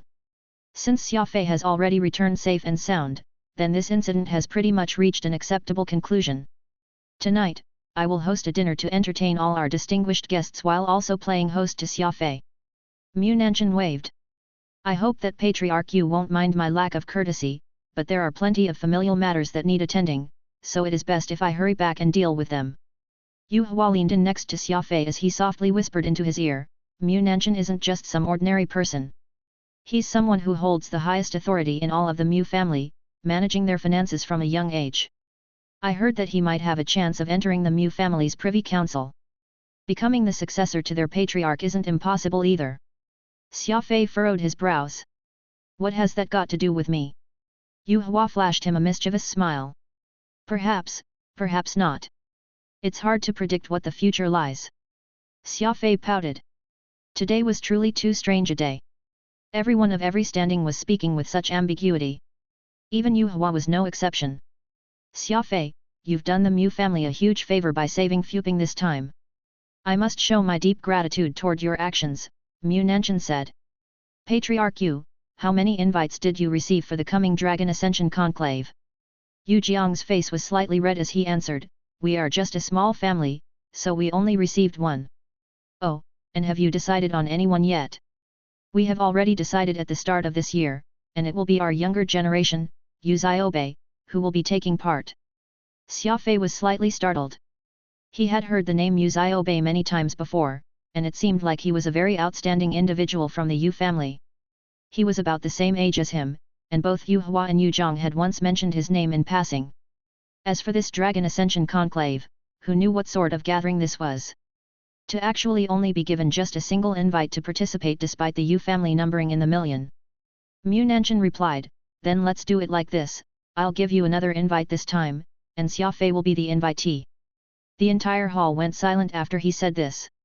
Even the wise old patriarch Yu Zhang was stunned, as if being given this invitation was an impressive show of gratitude.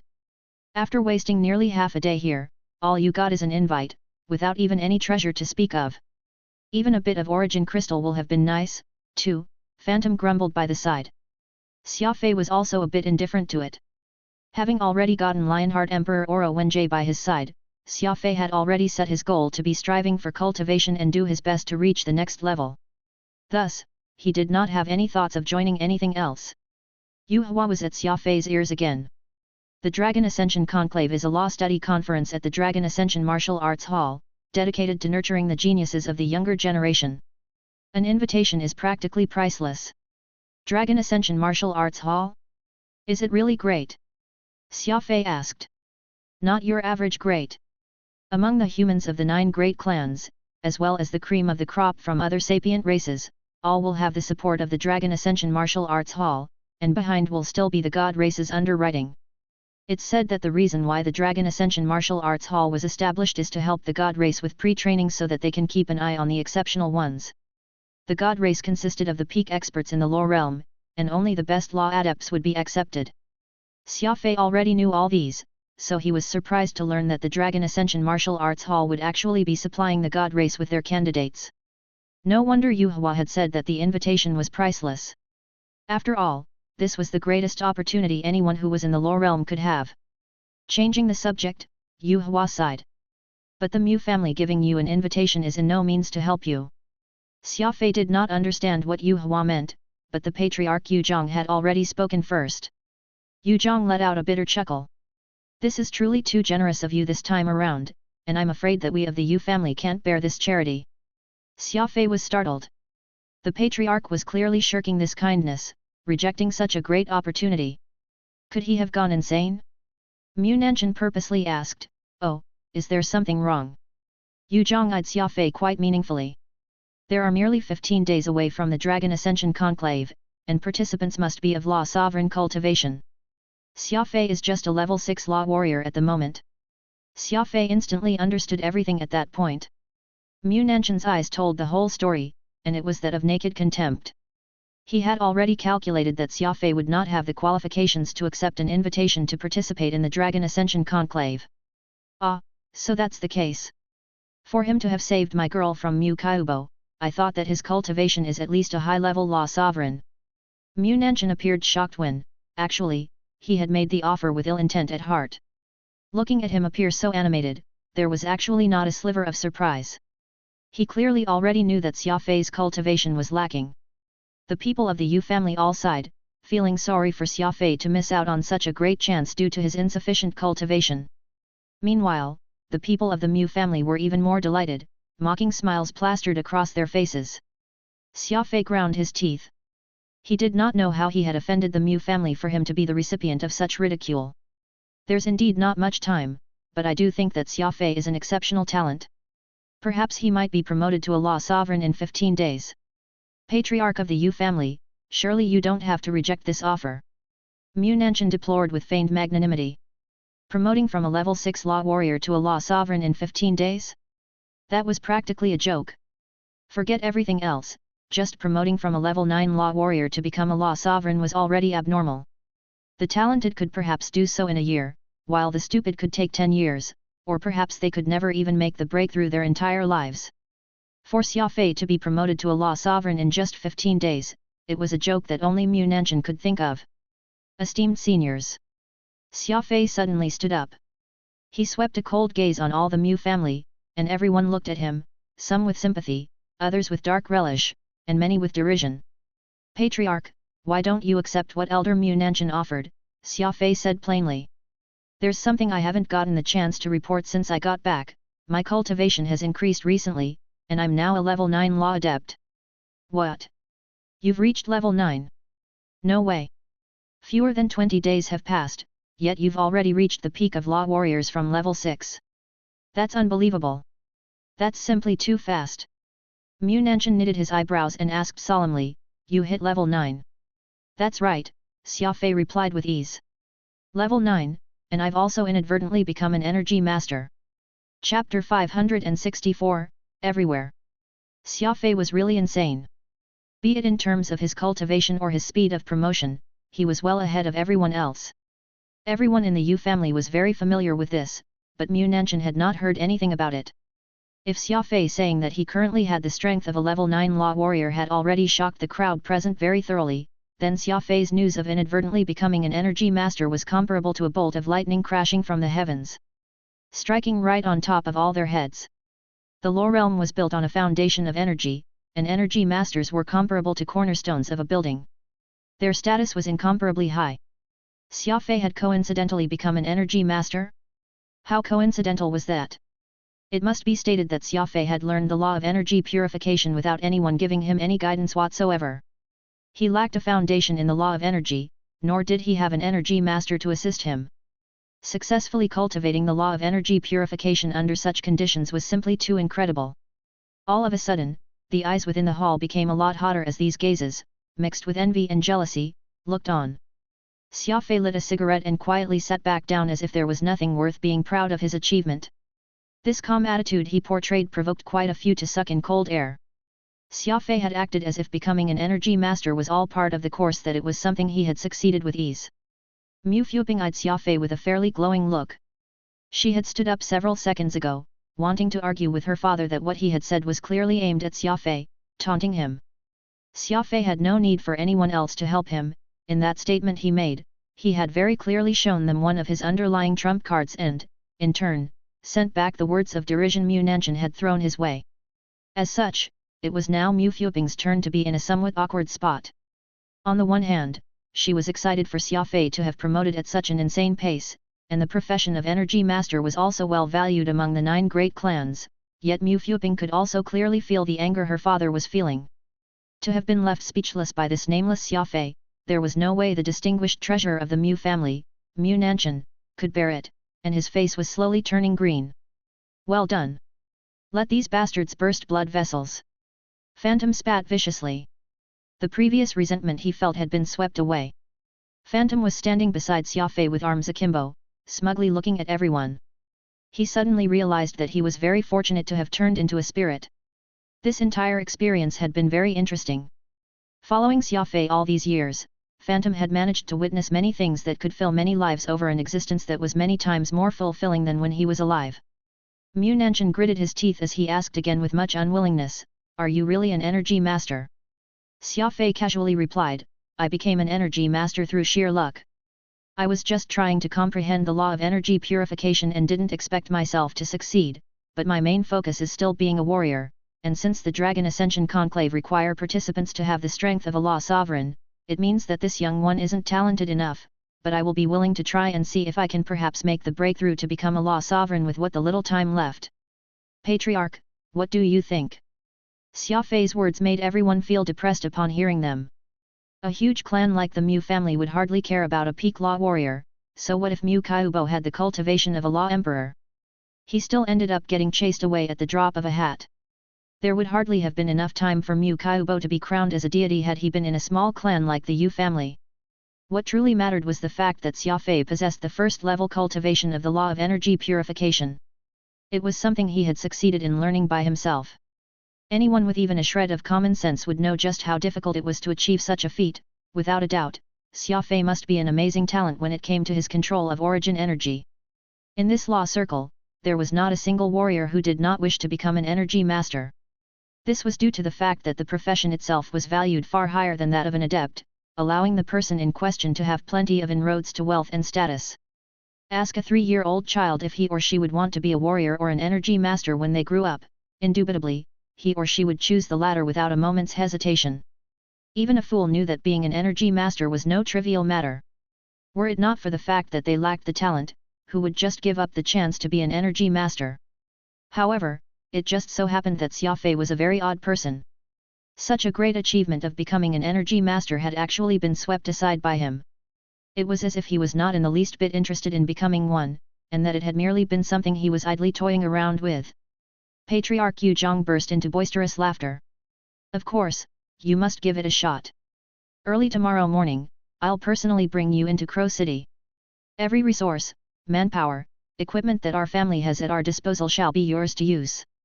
It isn't easy for a small clan like our Yu family to have a man of such talent, so as long as you need something, even if it is asking this old man to accompany you with your cultivation, I will readily agree without a second thought." It was only at this moment that Yu Zhang felt that he had truly appeared with a straightened back in front of the Mu family, and his voice was a lot more crisp and clearer than before. Xia Fei simply smiled. "I wouldn't dare request the esteemed patriarch to accompany me. However, I do need an assistant, and his name is Gu Tong. He was once an instructor and is presently assigned to guard duty over at Snake Isle." His eyes unintentionally glanced to his left, and it just so happened to land right at the seat where Energy Master Duba was seated. Transferring Gu Tong to Snake Isle had been the latter's idea. Duba momentarily froze up. Xia Fei clearly stating that he wanted Gu Tong's assistance was actually a slap to Master Duba's face. Everyone knew that Gu Tong had been sent to do guard duty because he had provoked Duba, so if Xia Fei could call him back just like that, it was akin to giving Duba a tight slap right in his face. Duba turned to face Patriarch Yu Zhang with a pale face, even as Xia Fei did the same and looked at the Patriarch with a smile, awaiting his decision. Yu Zhang of course knew about the twists and turns between the two. While the conversation was calm and harmless, the words themselves were barbed with hidden knives. If Duba represented the Yu family's present, then Xia Fei would be their future. If possible, Yu Zhang wished he did not need to offend, either. However, it was plain to see that Xia Fei had set his foot down to go against Duba in this situation, and there was no means of reconciliation between the two. "All right, have it your way. Tomorrow, you'll surely see Gu Tong waiting for you outside Crow City," Yu Zhang stated decisively. Ever since Mu Nanshan arrived at the Yu family, Duba had been finding any possible excuse to stay around them, and the reason for doing so was precisely to establish good favor with the Mu family and climb up the rung. Yu Zhang used this opportunity with Xia Fei to teach Duba a lesson, reminding him that this was the Yu family and that it would be him, Yu Zhang, who would be making the decision around here. People who knew of the past history Duba and Xia Fei shared could not help but chuckle softly. Duba's expression vacillated between red and white, and it was Xia Fei who came out on top in this unseen clash between the two.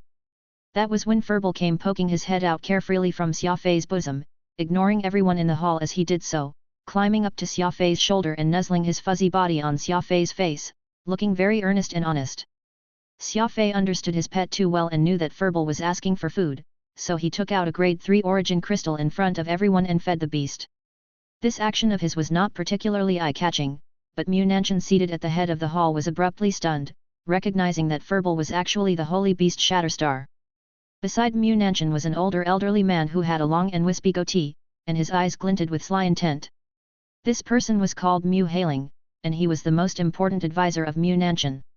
To be able to help support the family's treasure at his age, Mu Hailing helped craft quite a few strategies and plans for Mu Nanshan and was considered his most trusted confidant. Mu Hailing blinked before leaning into Mu Nanshan's ear and whispering, "That's the holy beast Shatterstar. I know that. Looks like the beast has already been tamed by Xia Fei. I know that as well. What are you getting at?" Mu Hailing did not directly answer but merely laughed. He was promoted to level 9 from 6 in just half a month, his law of energy purification is self-taught, and he has a holy beast as a pet. Are you saying that we should bury the hatchet? Mu Hailing was still being evasive with his answer, softly saying, "We don't have anyone like that in the Mu family, do we?" Mu Hailing was truly a very good advisor. He never once put forth an idea to Mu Nanshan outright, but, instead, laid out the conditions for the latter to make his own decision. The man furrowed his brows, and his eyes carelessly swept over to his daughter Mu Fuping. The lady's eyes were staring eagerly at Xia Fei feeding Furball, smiling very happily. Mu Nanshan let out a light sigh. He had made it to the post of the clan's treasurer not through emotional decision. Even though he was unhappy, it was never a factor in decision-making. "Xia Fei, do you have any plans after you cultivate your law of energy purification to level 1? Have you ever once thought of one day becoming an energy master?" Mu Nanshan coughed and asked. Yu Jiang's finger twitched. Mu Nanshan's words could not be any more blatant, he was clearly trying to recruit Xia Fei. If the people from the Mu family truly had such a desire, the Yu family would of course be incapable to compete given the advantage in capital that the former possess. Xia Fei replied, "Energy is the basis of all cultivation. If there's an opportunity, I will of course work hard and cultivate it, diligently advancing down the path of the law of energy purification." Mu Nanshan nodded. "We of the Mu family have a specialized course for energy masters, something that is originally reserved only for the family's direct descendants to attend, but since you saved Fuping's life, then you've also shown a turn of kindness toward the Mu family. If you are willing, I can personally seek out the Mu family's patriarch and explain to him so that you can join the course. At present, the one teaching is the Mu family's level 6 energy master, Mu Ran. His professional knowledge in this is impeccable, with an amiable personality. He enjoys taking in disciples the most and is also my cousin. I'm sure he won't mind adding you to his protégés."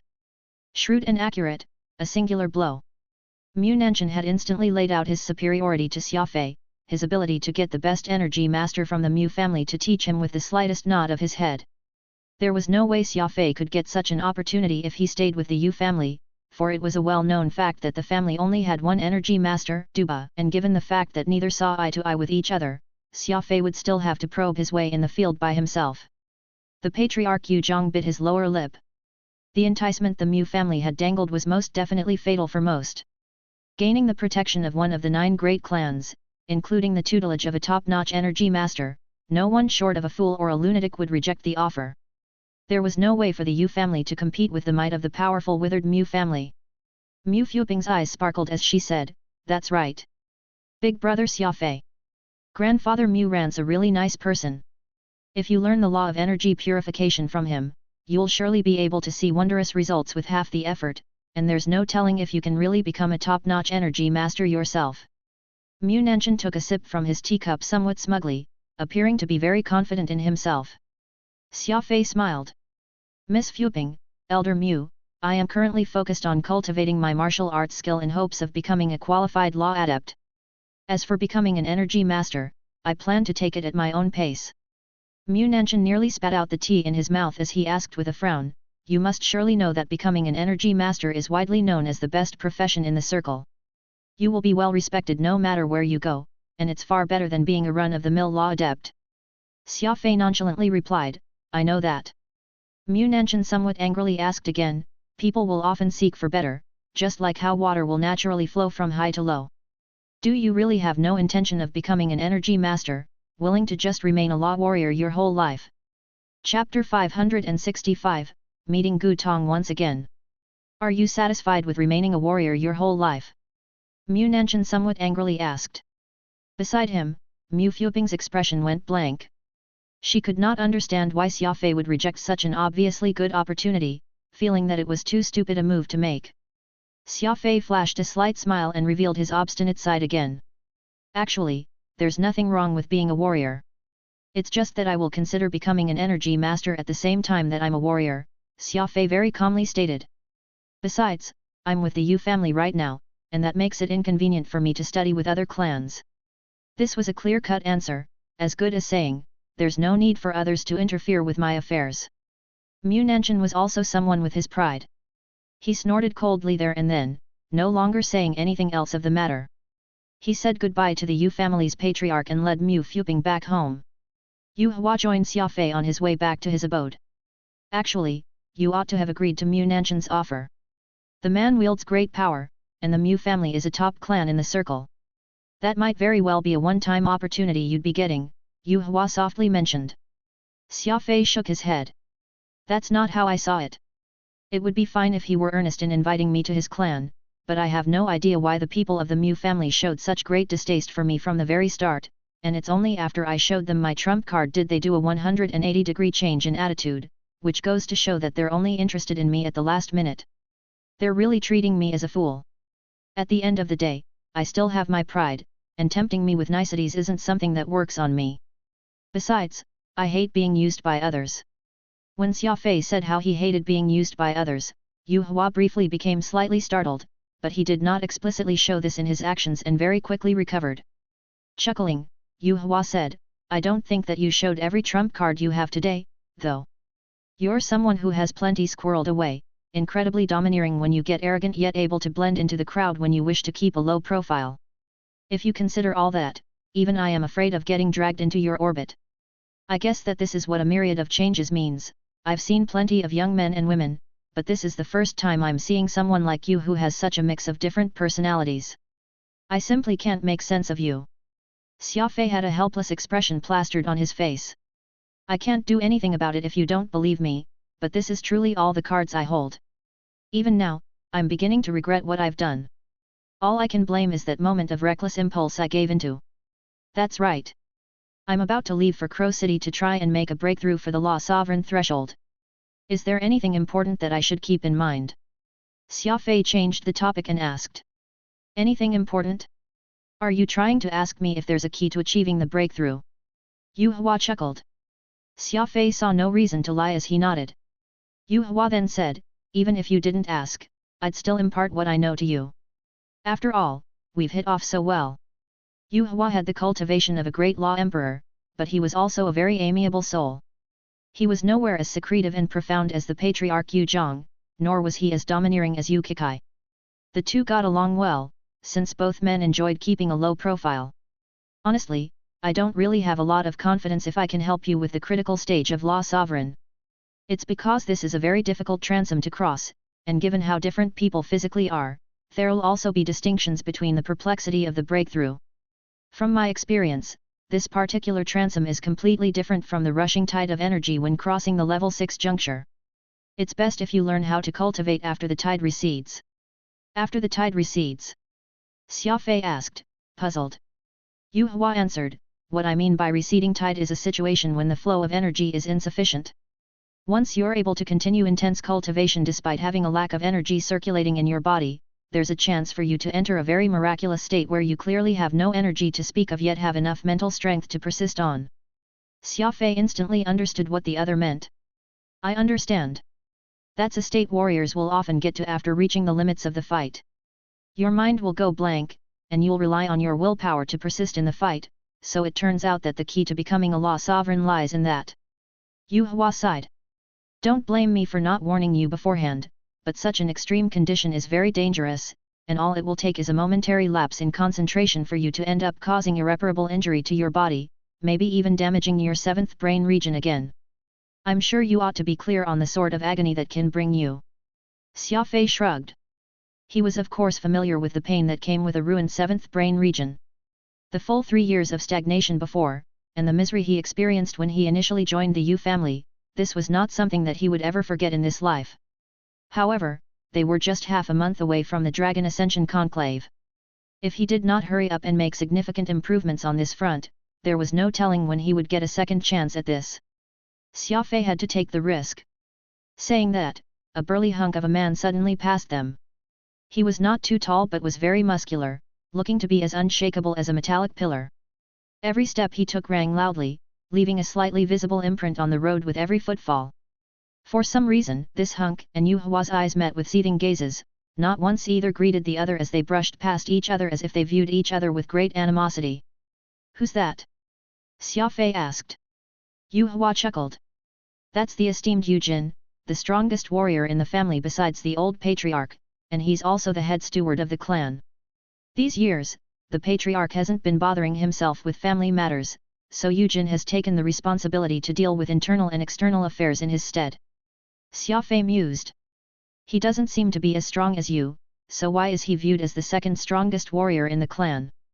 Yu Hua pointed to himself and said, while he might not have as high a cultivation as me, just a peak law sovereign, don't forget that I'm not considered a member of the clan anymore, so while I help the patriarch with certain matters, it's only done in private, and I'm not involved in any other affairs.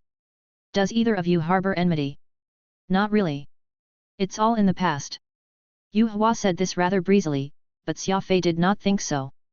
The look either man threw at each other seemed like they were keen to see the other dead, and the wish to fight was palpable. Xia Fei had seen this all with his 2 eyes. I'm afraid that Yu Hua's decision to pick up business and abandon the ways of a warrior has something to do with Yu Jin, and you can tell from a glance that the latter isn't a good guy. Those sharp eyes that exude killing intent and a scowling face that shows no smile. It's as if the entire world owes him money. Phantom was rattling off beside Xia Fei's ears. Xia Fei did not share the same sentiment. First impressions were hardly ever accurate and would very easily result in being taken advantage of. Xia Fei knew intimately what it meant by not judging a book by its cover. Okay, you're home now. I still have other matters to attend to, so we might not meet again before you head off for the Dragon Ascension Conclave, Yu Hua said. Xia Fei laughed. You seem to be quite certain that I can advance to become a law sovereign within 15 days. Yu Hua replied, I don't know about others, but I do know that you might succeed. I haven't known you for too long, but you've always surprised me. With that said, Yu Hua disappeared as he took a side step to his left. Xia Fei had no idea if he used a spatial compass or an instantaneous movement skill. The latter had a high cultivation and was capable of freely traversing through space at his leisure, which Xia Fei could only feel a bout of envy toward. Pod was already sick with anxiety waiting back at home. The moment he saw Xia Fei, the cute little robot pouted. From today onward, no matter where the master goes, I'll be following, too, even if I have to stay in your spatial ring. Xia Fei was left speechless but had no choice but to agree. Today had been quite a lucky day. Not only did he manage to get an invite to the Dragon Ascension Conclave, he even managed to make a video call with Avril successfully. Xia Fei could see that Avril was hard at work on the screen, wearing her pajamas and a pen stuck in her hair as a hairpin. Her 2 bright eyes were a little faint as if she was very tired. What have you been up to? Xia Fei asked with a measure of concern and heartache. I'm presently drawing up a new development plan for Starlink Corporation. Father has me presiding over the logistics department and research center, so I have to put in the effort, Avril said with a smile. Most likely feeling that she was looking a bit too unsightly like that, Avril let her hair down and furtively rubbed some nourishment cleanser on herself as she spoke. Work's work. Is there a need for you to push yourself so much? You need to remember that no matter what happens, I'll take care of you for the rest of my life. Xia Fei said that with great sincerity, and Avril's 2 cheeks burned. Any lady would feel very blessed hearing a man say that, and Avril was no exception. I wouldn't spend all my time missing you if I were busy with work. Avril's voice was tiny, and Xia Fei was somewhat stunned by her words, a wave of warmth spreading in his heart. The time they spent away from each other was by no means great, and that was the same for both Xia Fei and Avril. It turned out that the reason Avril had intentionally busied herself with work was also she would not have any time to be lovesick. After a moment of silence, Xia Fei earnestly said, earlier, I talked to Charlie, and I have a subordinate who's done plenty of research in genetics. He'll soon have a gene optimization fluid prepared for you, and I hope that you'll take it." Avril nodded, agreeing to his request. "Aren't you going to ask why I hope that you can open your seventh brain region?" Xia Fei asked. "There's no need. I believe that you must have your reasons," Avril said with a giggle. Xia Fei felt even more tongue-tied upon hearing that. This sort of unconditional trust and support would move anyone. Whether a relationship was deep or otherwise, the sweet words shared would often come off as deceptive, and it was a lot easier to reflect the bond shared through the little things. Switching off the communication with Avril, Xia Fei contacted Charlie once more. "Let me reiterate, you must make sure to do human experiments with the gene optimization fluid first. Ensure that it is 100% safe. I don't care even if 1,000,000 people die, but you must guarantee that Avril will be 200% safe administering it," Xia Fei said somberly. Human experimentation was of course forbidden in the Alliance, for that was what caused Harris to be hunted down back in the day. Charlie was slightly taken aback. "I remember you saying before that, as long as your people live, even if the entire world dies, you won't care." "I haven't forgotten that. Don't worry, I'll do as per you instructed." Lionheart Emperor Oro, who was staying in his spatial ring, had heard what Xia Fei said and muttered to himself, "As long as his own people live, he doesn't care even if the world dies? This Xia Fei sure is quite the ruthless man." After repeatedly reiterating his instructions to Charlie, he then had a simple conversation with the sentinel goddess Sophia. The robot army's construction of the Titan had continued undeterred, progressing smoothly. Due to the overly gargantuan size of such a super warship, the production time was long. Early the next morning, Xia Fei arrived by that pier which the family patriarch Yu Zhang fished by and saw Gu Tong. "Xia Fei. Instructor Gu." The two exchanged warm pleasantries. Gu Tong appeared to be skinnier and walked with a slight limp on his left leg, seemingly having been injured. "Your leg? It's fine. Just a minor injury," Gu Tong hurriedly brushed over his injury. Without a doubt, no matter where Snake Isle was, it was definitely not anywhere peaceful, or else Gu Tong would not have been in such a state in just these 2 short months that passed. Frowning, Xia Fei's hatred toward Duba deepened. Sending Gu Tong to Snake Isle despite not having too high a cultivation in the first place? Had he not managed to send him back in time, perhaps the next chance he got meeting Gu Tong would have been with his corpse. How merciless and cruel of the Energy Master! Gu Tong had been saved from death's clutches thanks to Gu Fei, so of course the former was extremely grateful toward him, expressing his tremendous gratitude. Xia Fei was now a peak law warrior, and his status was different from before. Yu Zhang laughed. "All right. Leave all the talking for later. Let me escort you two to Crow City first." Chapter 566, The Strange Crow City. Yu Zhang opened a passage, looking all mysterious, not telling where it would bring them. "Do we require going through a spatial gate to reach Crow City?" Xia Fei asked, curious. Yu Zhang smiled. "But of course. Crow City isn't here, rather, it's built on a desolate planet. It's a secret location." Xia Fei was stunned as he followed Yu Zhang through the gate, arriving at a dark place. Like a mid-century castle, Crow City was surrounded by a large swamp, with the cries of wild beasts that could be heard echoing from afar. It appeared as if this planet was not as peaceful as he thought. Xia Fei, Yu Zhang, and Gu Tong's arrival had broken silence here, as a large murder of crows took flight from the swamp, their beady blood-red eyes gleaming like jewels.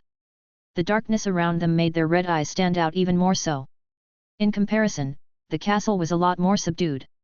Due to the passage of time, the castle was dark and damp, with plenty of nameless plants creeping along the walls.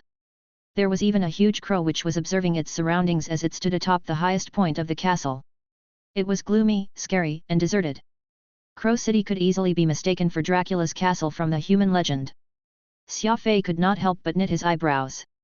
From the moment he took a foot in this place, he could already feel a tingling sensation creeping up on him.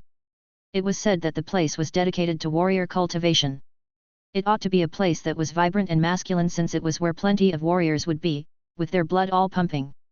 Elites were all within the city walls training hellishly, yet Xia Fei saw no signs of anybody hard at work, and the desertedness of the place made his hair stand on end. Gu Tong struggled to fight a cold war within himself. He had the lowest cultivation out of the 3 here, which was why he was the first to find the atmosphere of Crow City inhospitable, but it might also be because he immediately associated this place with Snake Isle. Yu Jiang's expression turned grim as he pointed to the castle in the distance, stating in a serious tone, "That is Crow City." As one of the foundations when the Yu family established itself in the Lore realm, if our continuous research and study of spatial tier and fissure techniques are our software, then Crow City is the hardware which propels our warriors toward success. All of the most prominent warriors in our clan have once cultivated here. Xia Fei nodded, not saying a word.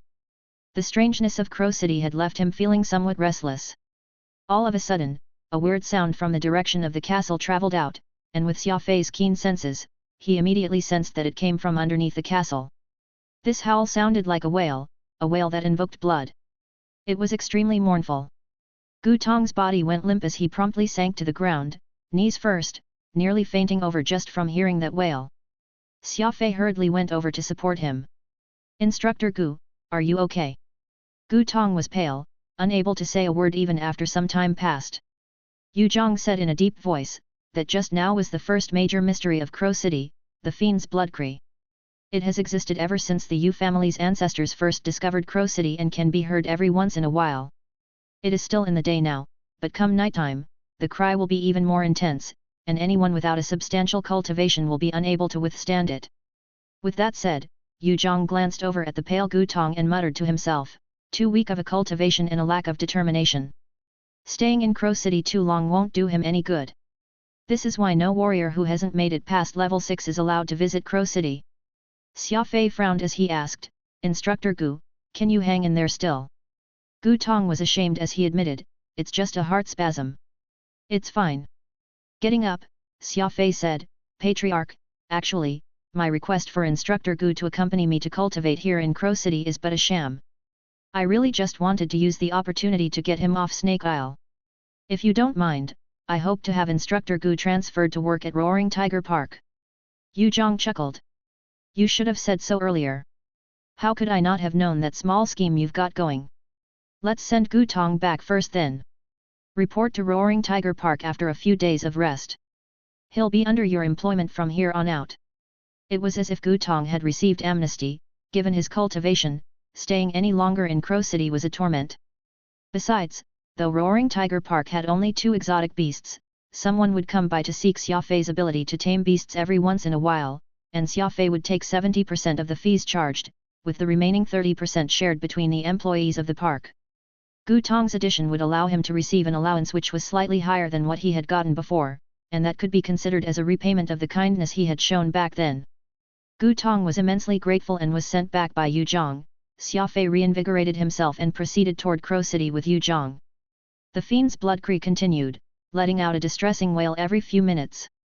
Xia Fei realized that he needed to resist this mournful wail actively, for letting it pass through uninhibited would easily injure him as time went by. Using his mental energy to defend against this cry was a sort of training for the body. Yu Zhang looked over to Xia Fei with immense satisfaction. "You've performed splendidly. Back when I brought Yu Hua over, he spent a full half a month adjusting to this, yet all you've taken is but a handful of minutes."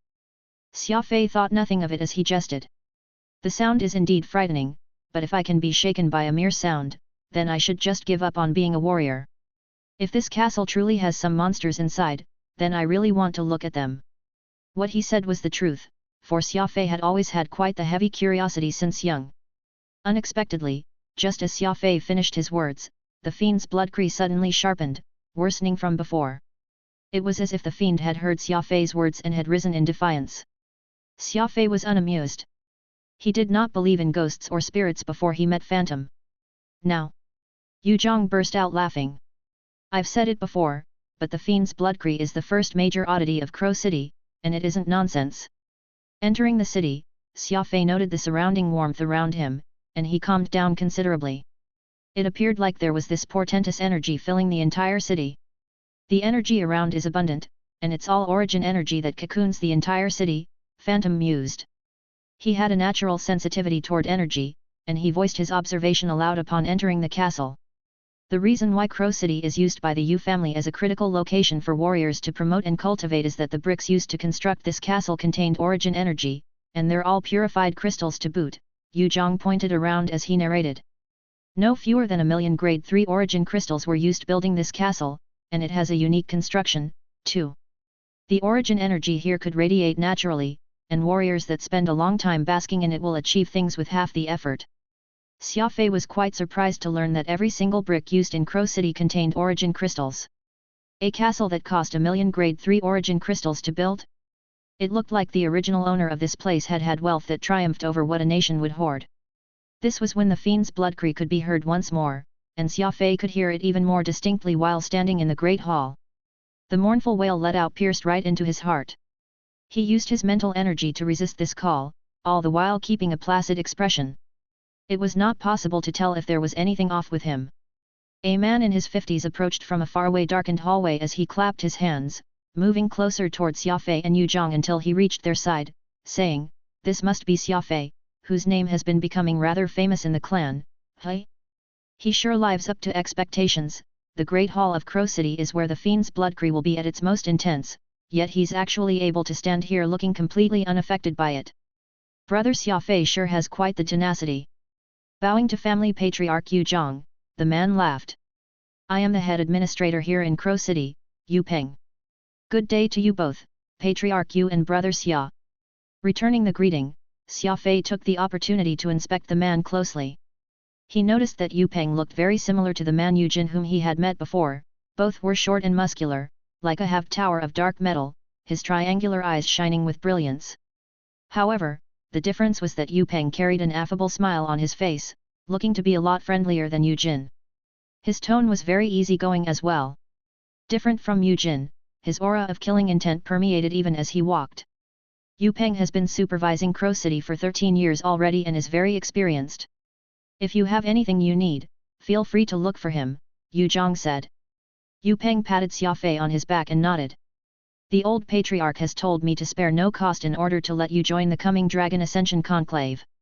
Just in grade 4 origin crystal alone, I've already prepared 100 for you. You may retrieve them for use whenever. Plus, the biggest and best cultivation chamber has been booked so that you can be the sole user of its facilities." Xia Fei thanked him profusely. 100 grade 4 origin crystals. That was indeed a large sum. It seemed that the Dragon Ascension Conclave was very important to the Yu family. Despite how big the Yu family was, with a population that reached 1,000,000, the days in the clan were not exactly filled with abundance. To provide Xia Fei with 100 grade 4 origin crystals at one go just showed the great determination Patriarch Yu Zhang had for this matter. Looking over, Yu Peng suddenly said to Yu Zhang, "Patriarch, since Brother Xia Fei has shown such great tenacity, why don't we bring him to the cells for a visit?" In recent years, only 3 law adepts with level 9 cultivation were able to withstand the pressure from the fiend's cell. The first being yourself, the second Yu Hua, and the third Yu Xiaobei. Perhaps Brother Xia Fei can be the fourth. Yu Zhang smiled as he stroked his long goatee. "That is indeed a possibility. Why don't we give it a shot?" With that said, Yu Zhang turned to Xia Fei and solemnly said, "It's fine if you can withstand it, but don't force yourself if you can't. Though we managed to withstand the pressure, it's only after we managed to accustom ourselves to the call, not the moment we arrived here in the city like you right now." Xia Fei nodded.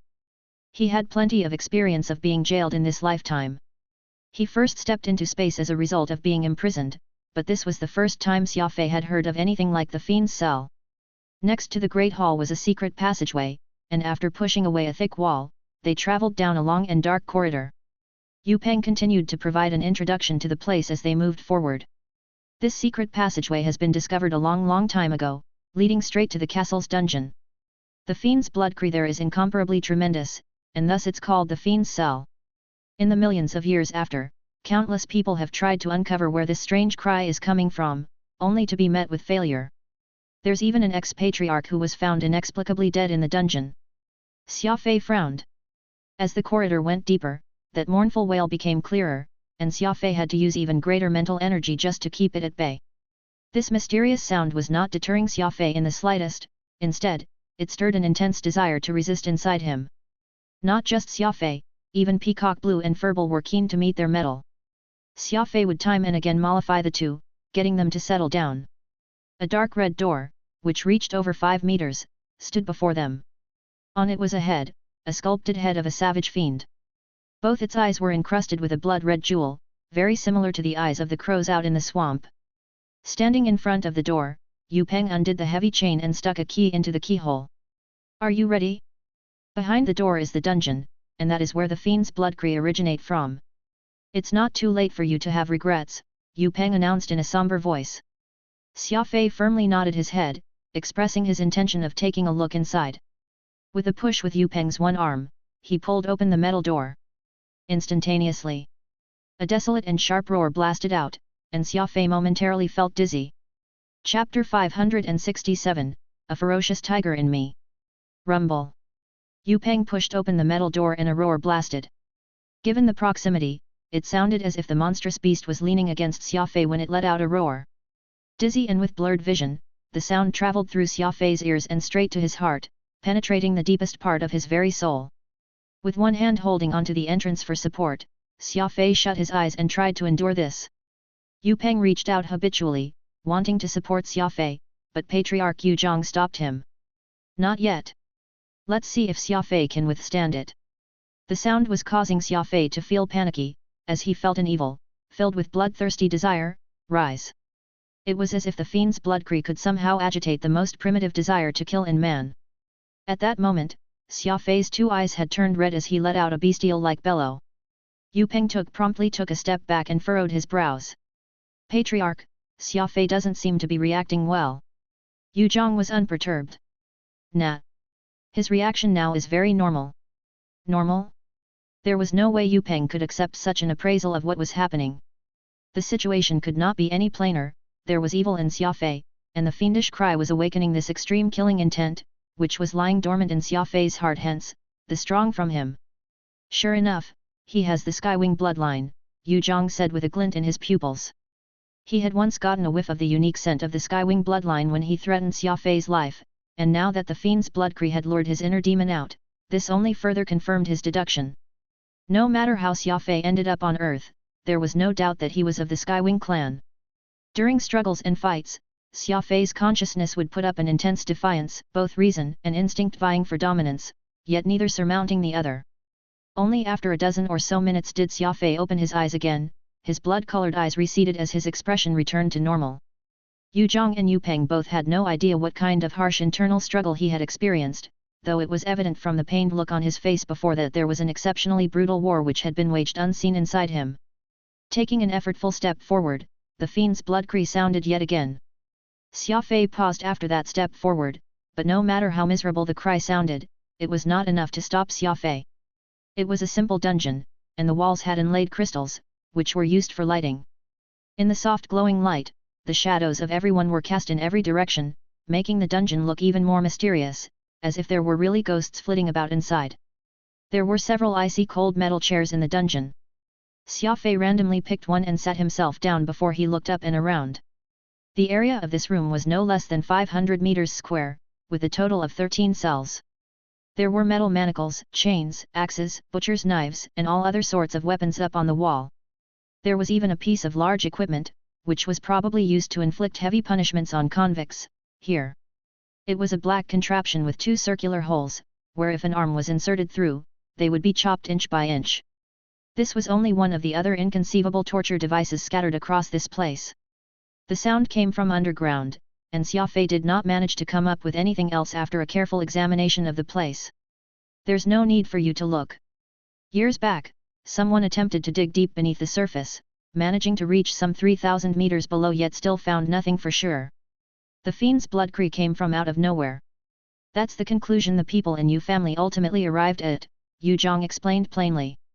Yu Peng appeared to be very excited as he announced in a deep voice, Brother Xia Fei, you're the fourth in 100 years with a level 9 cultivation as a law warrior to have endured the experience of cultivating here in this dungeon. Your tenacity is practically astounding. Xia Fei chuckled bitterly. That was extremely dangerous just now. I nearly went insane but managed to control myself forcibly. Yu Peng said, that's already incredible. Honestly, I often bring newcomers here to experience this place, and your reaction to the fiend's bloodcree is stronger than the other. Being able to handle it is definitely nothing average. Turning around, just as Yu Peng was ready to close the door and lock it up, Xia Fei suddenly stopped him. Patriarch, I wish to have my cultivation chamber be this fiend's cell, is it possible? Xia Fei asked. Yu Zhang and Yu Peng were stunned. Since time immemorial, who knew how many Yu family warriors had been to Crow City to cultivate? Countless had come to this mysterious dungeon to experience the heart-pounding sound, but Xia Fei was the first to mention cultivating in the dungeon. Not wanting a perfectly good top-grade cultivation chamber and choosing to cultivate in this terrifying dungeon, Xia Fei's choice was simply too insane. It must be said that there were plenty of timid warriors, and hearing just the words fiend's cell would scare them. Choosing to cultivate in a dungeon filled with forlorn screams, Xia Fei was not just a maniac but was also the most insane. Brother Xia, perhaps reconsider. The blood cry will be ringing non-stop in this dungeon. To a warrior who needs peace of mind so they can concentrate when cultivating, this place definitely isn't conducive. Yu Peng exclaimed. Yu Zhang knitted his eyebrows with a questioning look, not saying a word. After a pause, Xia Fei answered, the energy is a lot more abundant here in the dungeon. Is that the only reason? Yu Peng asked, skeptical. Not just that. While I'm here in the dungeon, my heart's like a ferocious tiger. I managed to barely hold on earlier, but I haven't actually suppressed it, so I wish to stay in this dungeon until I've completely gotten my inner demon under control, Xia Fei very calmly said. Yu Zhang burst into laughter. What a brave soul! Why didn't I have such courage back then? If Xia Fei wishes to stay in the dungeon to cultivate, we'll let him be. Returning to the Great Hall, they spotted a strapping young man glaring at Xia Fei. Xia Fei recognized this person, it was none other than Han Yuebi's elder brother, Han Yuedong. He had witnessed the scene when Xia Fei killed his younger brother in cold blood during the sparring session last time, and now that he had seen Xia Fei in Crow City, everyone could more or less guess what Han Yuedong wished to do. Han Yuedong was expressionless as he bowed to both Patriarch Yu Zhang and Head Supervisor Yu Peng before training his cold eyes on Xia Fei. You're finally here. I originally planned to wait till I got out of Crow City to look for you. Xia Fei shrugged. You're no match for me. I refuse to believe that, Han Yuedong said somberly, balling up his two fists so tightly that everyone could hear his knuckles crack. You killed my brother, so I must kill you, and I wouldn't stop at you alone. Anyone related to you will perish as compensation for my brother's life. Xia Fei felt that Han Yuedong was still a martial arts idiot, hardly the sharpest tool in the shed. He initially did not have any intention of fighting him, since nobody should be punished for the sins of their family members, but the situation was different now that Han Yuedong had said that he would kill everyone related to him. His fierce killing intent surged, and Xia Fei's figure suddenly blurred. Xia Fei had always believed that any grudge needed to be pulled out, roots and all. Han Yuedong had undoubtedly crossed Xia Fei's bottom line.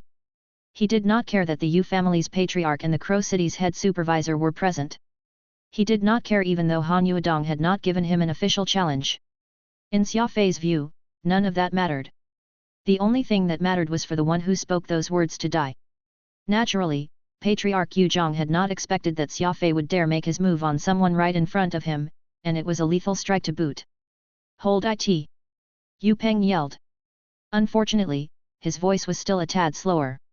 At such proximity, and with how Xia Fei was a speed ability user, it took him less than even a 10,000th of a second to close in. The fact was that Xia Fei's actions had completely been very natural. From the moment his killing intent surged until he made his move, everything occurred without any pause. Xia Fei had just been telling Han Yuedong a moment ago how he was no match for him, and in the next second, he had come around and decided to kill him. It was such a quick change that it went well beyond anyone's expectations. His hardened fist imbued with the law of primal chaos landed squarely on Han Yuedong's forehead, not showing even a lick of sympathy.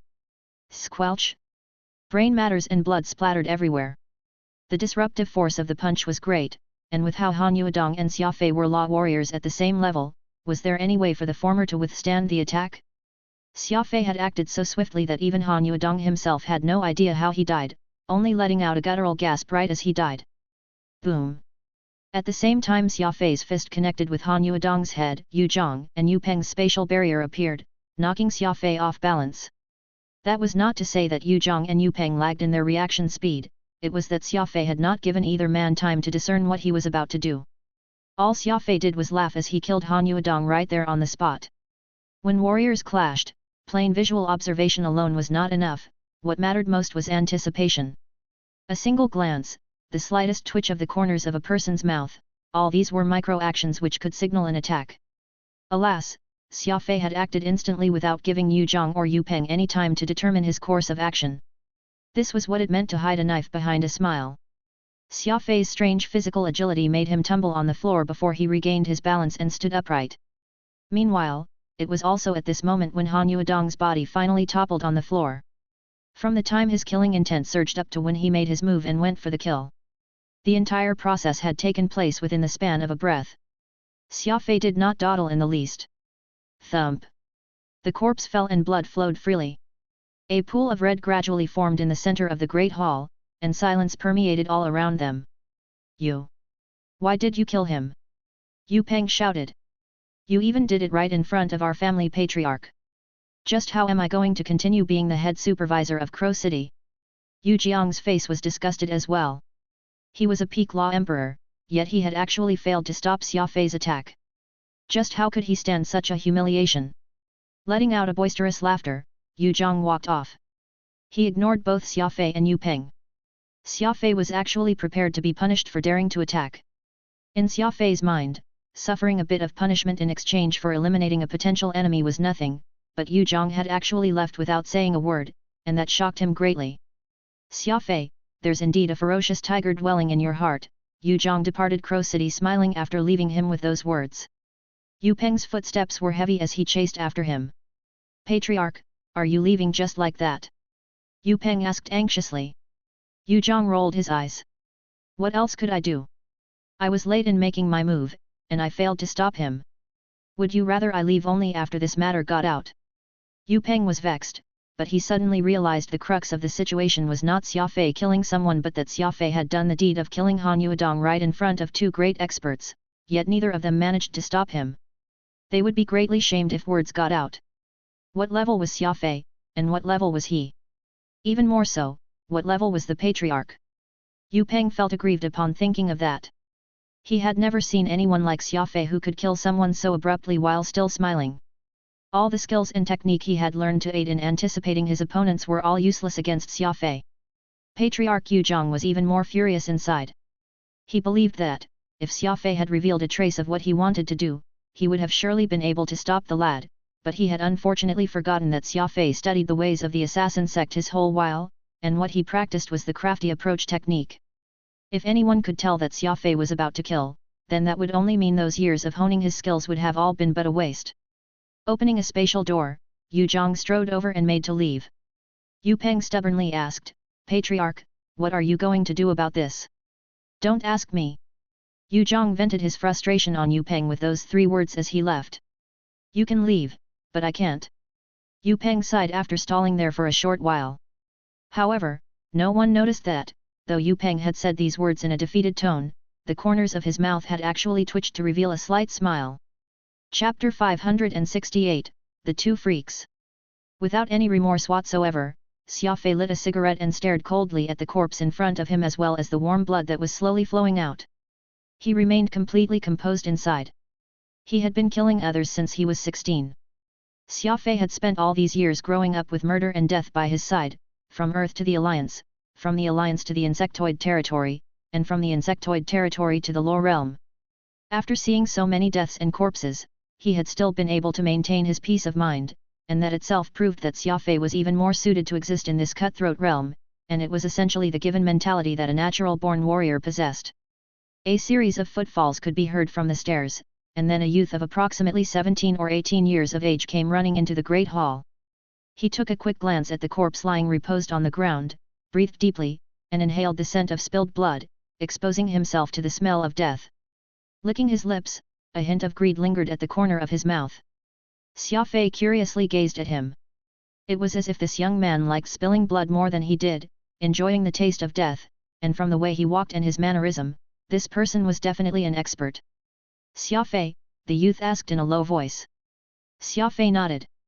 Oh, don't try to hold me back when we head off to the Dragon Ascension Conclave. I won't be dragged down by anyone. Xia Fei smiled. Without a doubt, this young man was Yu Xiaobei, the most outstanding member among the younger generation in the Yu family. Xia Fei had heard his name mentioned so many times his ears were nearly ground into nubs. I'm not going to the Dragon Ascension Conclave just to rely on anyone. Xia Fei puffed out a smoke ring, dragging a chair from the great hall to seat as he stated. I don't care why you're going. In any case, anyone who impedes me will be taught a lesson, you included. Don't assume just because we are both from the Yu family that I will help you, Yu Xiaobei said severely. Xia Fei frowned. I don't like being taught a lesson by others, nor do I enjoy teaching other people a lesson. After a pause, Xia Fei continued. I just kill. Yu Xiaobei was slightly taken aback but soon laughed, muttering to himself under his breath, interesting. Quite interesting. With that said, Yu Xiaobei raised his head and left for the outside, and he happened to run into the flustered Yu Peng. The front gates to Crow City were wide, and it just so happened that the two walked on the same path. Yu Xiaobei came to a halt without seemingly having any intention of letting the other pass, and it was instead Yu Peng who took a sidestep with knitted brows, letting Yu Xiaobei pass. In terms of their age seniority, Yu Peng was Yu Xiaobei's elder, and in terms of the position either held, Yu Peng was the head supervisor of Crow City, so Yu Xiaobei should be the one making way for the other in any sense. However, reality proved that it was the senior who did not put on any airs in front of Yu Xiaobei. What made it worse was that Yu Xiaobei believed that it was only natural for the esteemed head supervisor of Crow City to give way to him, showing not even the slightest hint of guilt.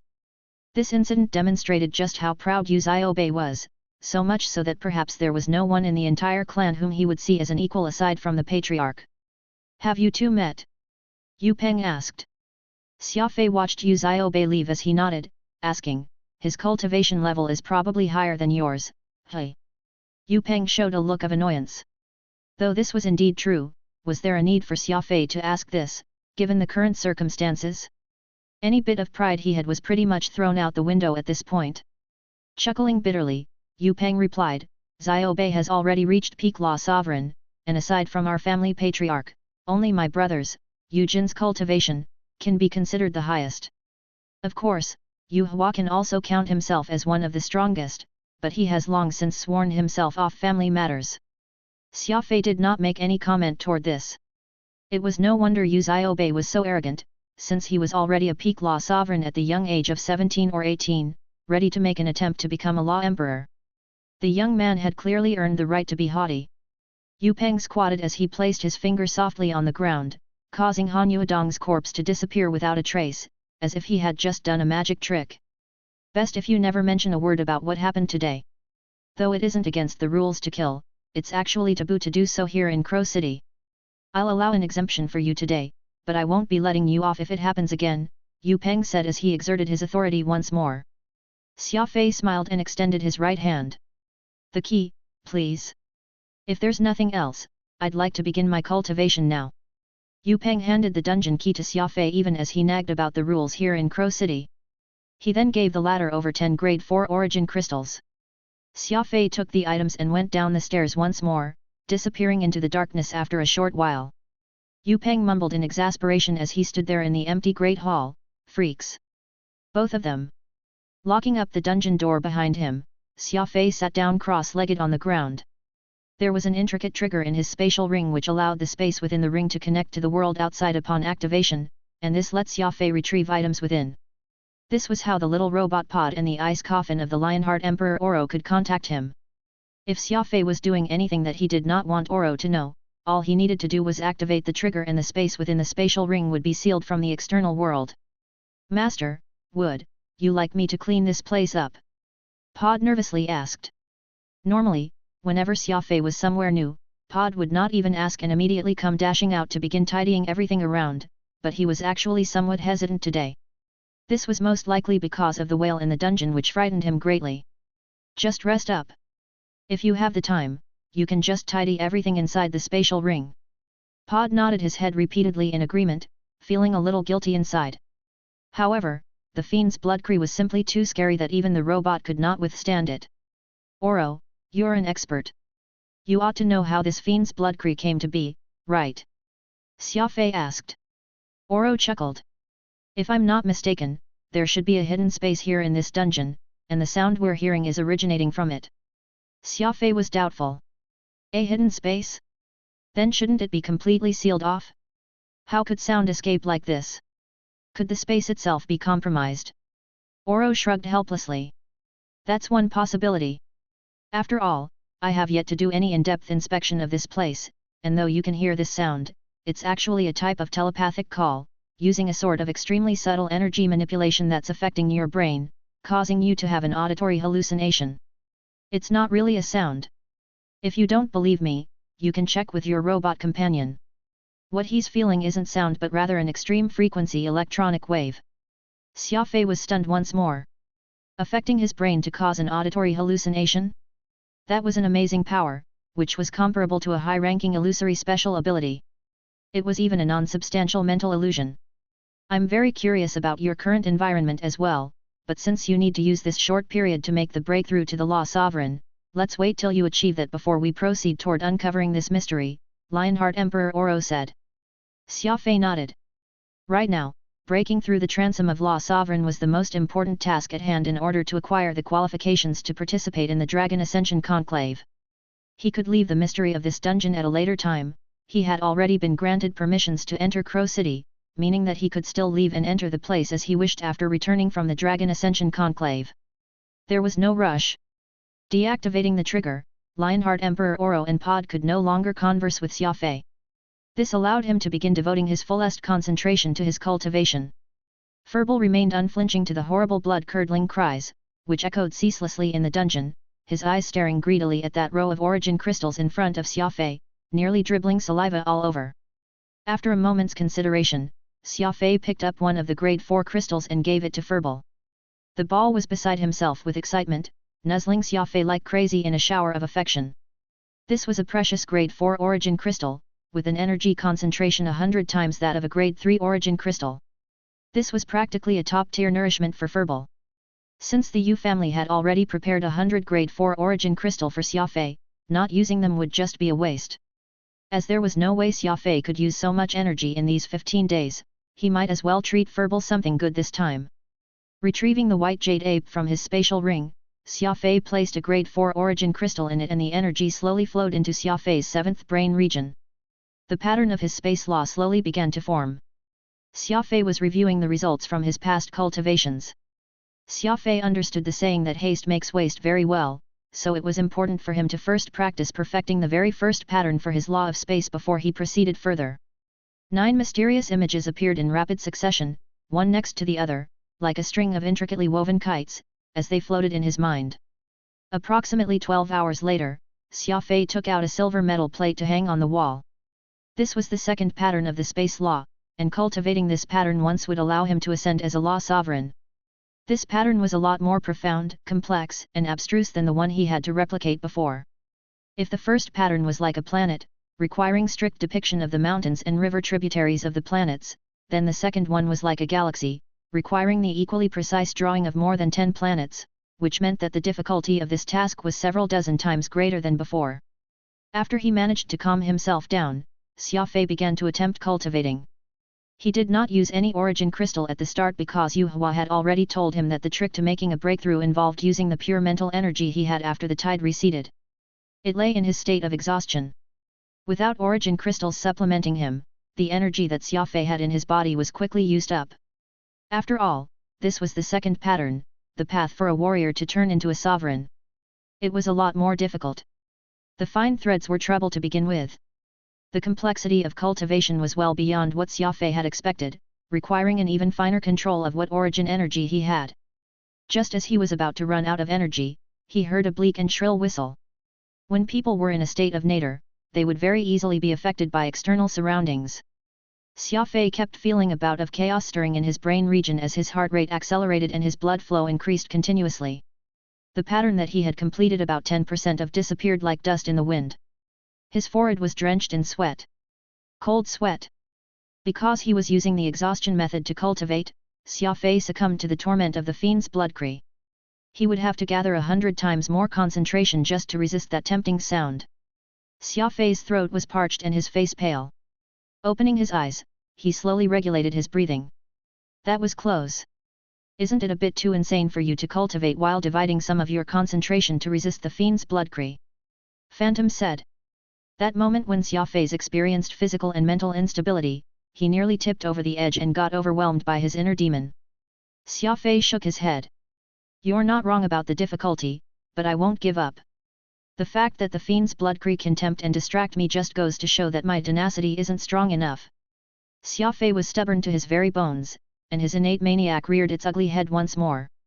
After resting for a handful of minutes, Xia Fei devoted himself to cultivation yet again, fighting against the law of space while also resisting the mournful wails which would cause any human's heart to waver. On the first day, Xia Fei had a tough time cultivating. He needed to stop and take frequent breaks, sweating profusely the entire time.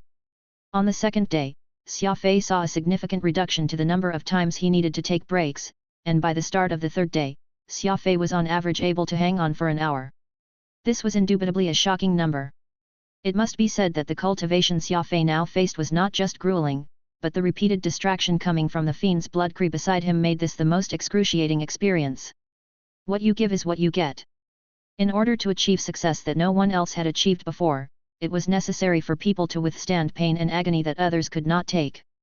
Slowly but surely, Xia Fei's heart became like still water, and the sound, which previously shook his very core, became nothing but a distant distraction.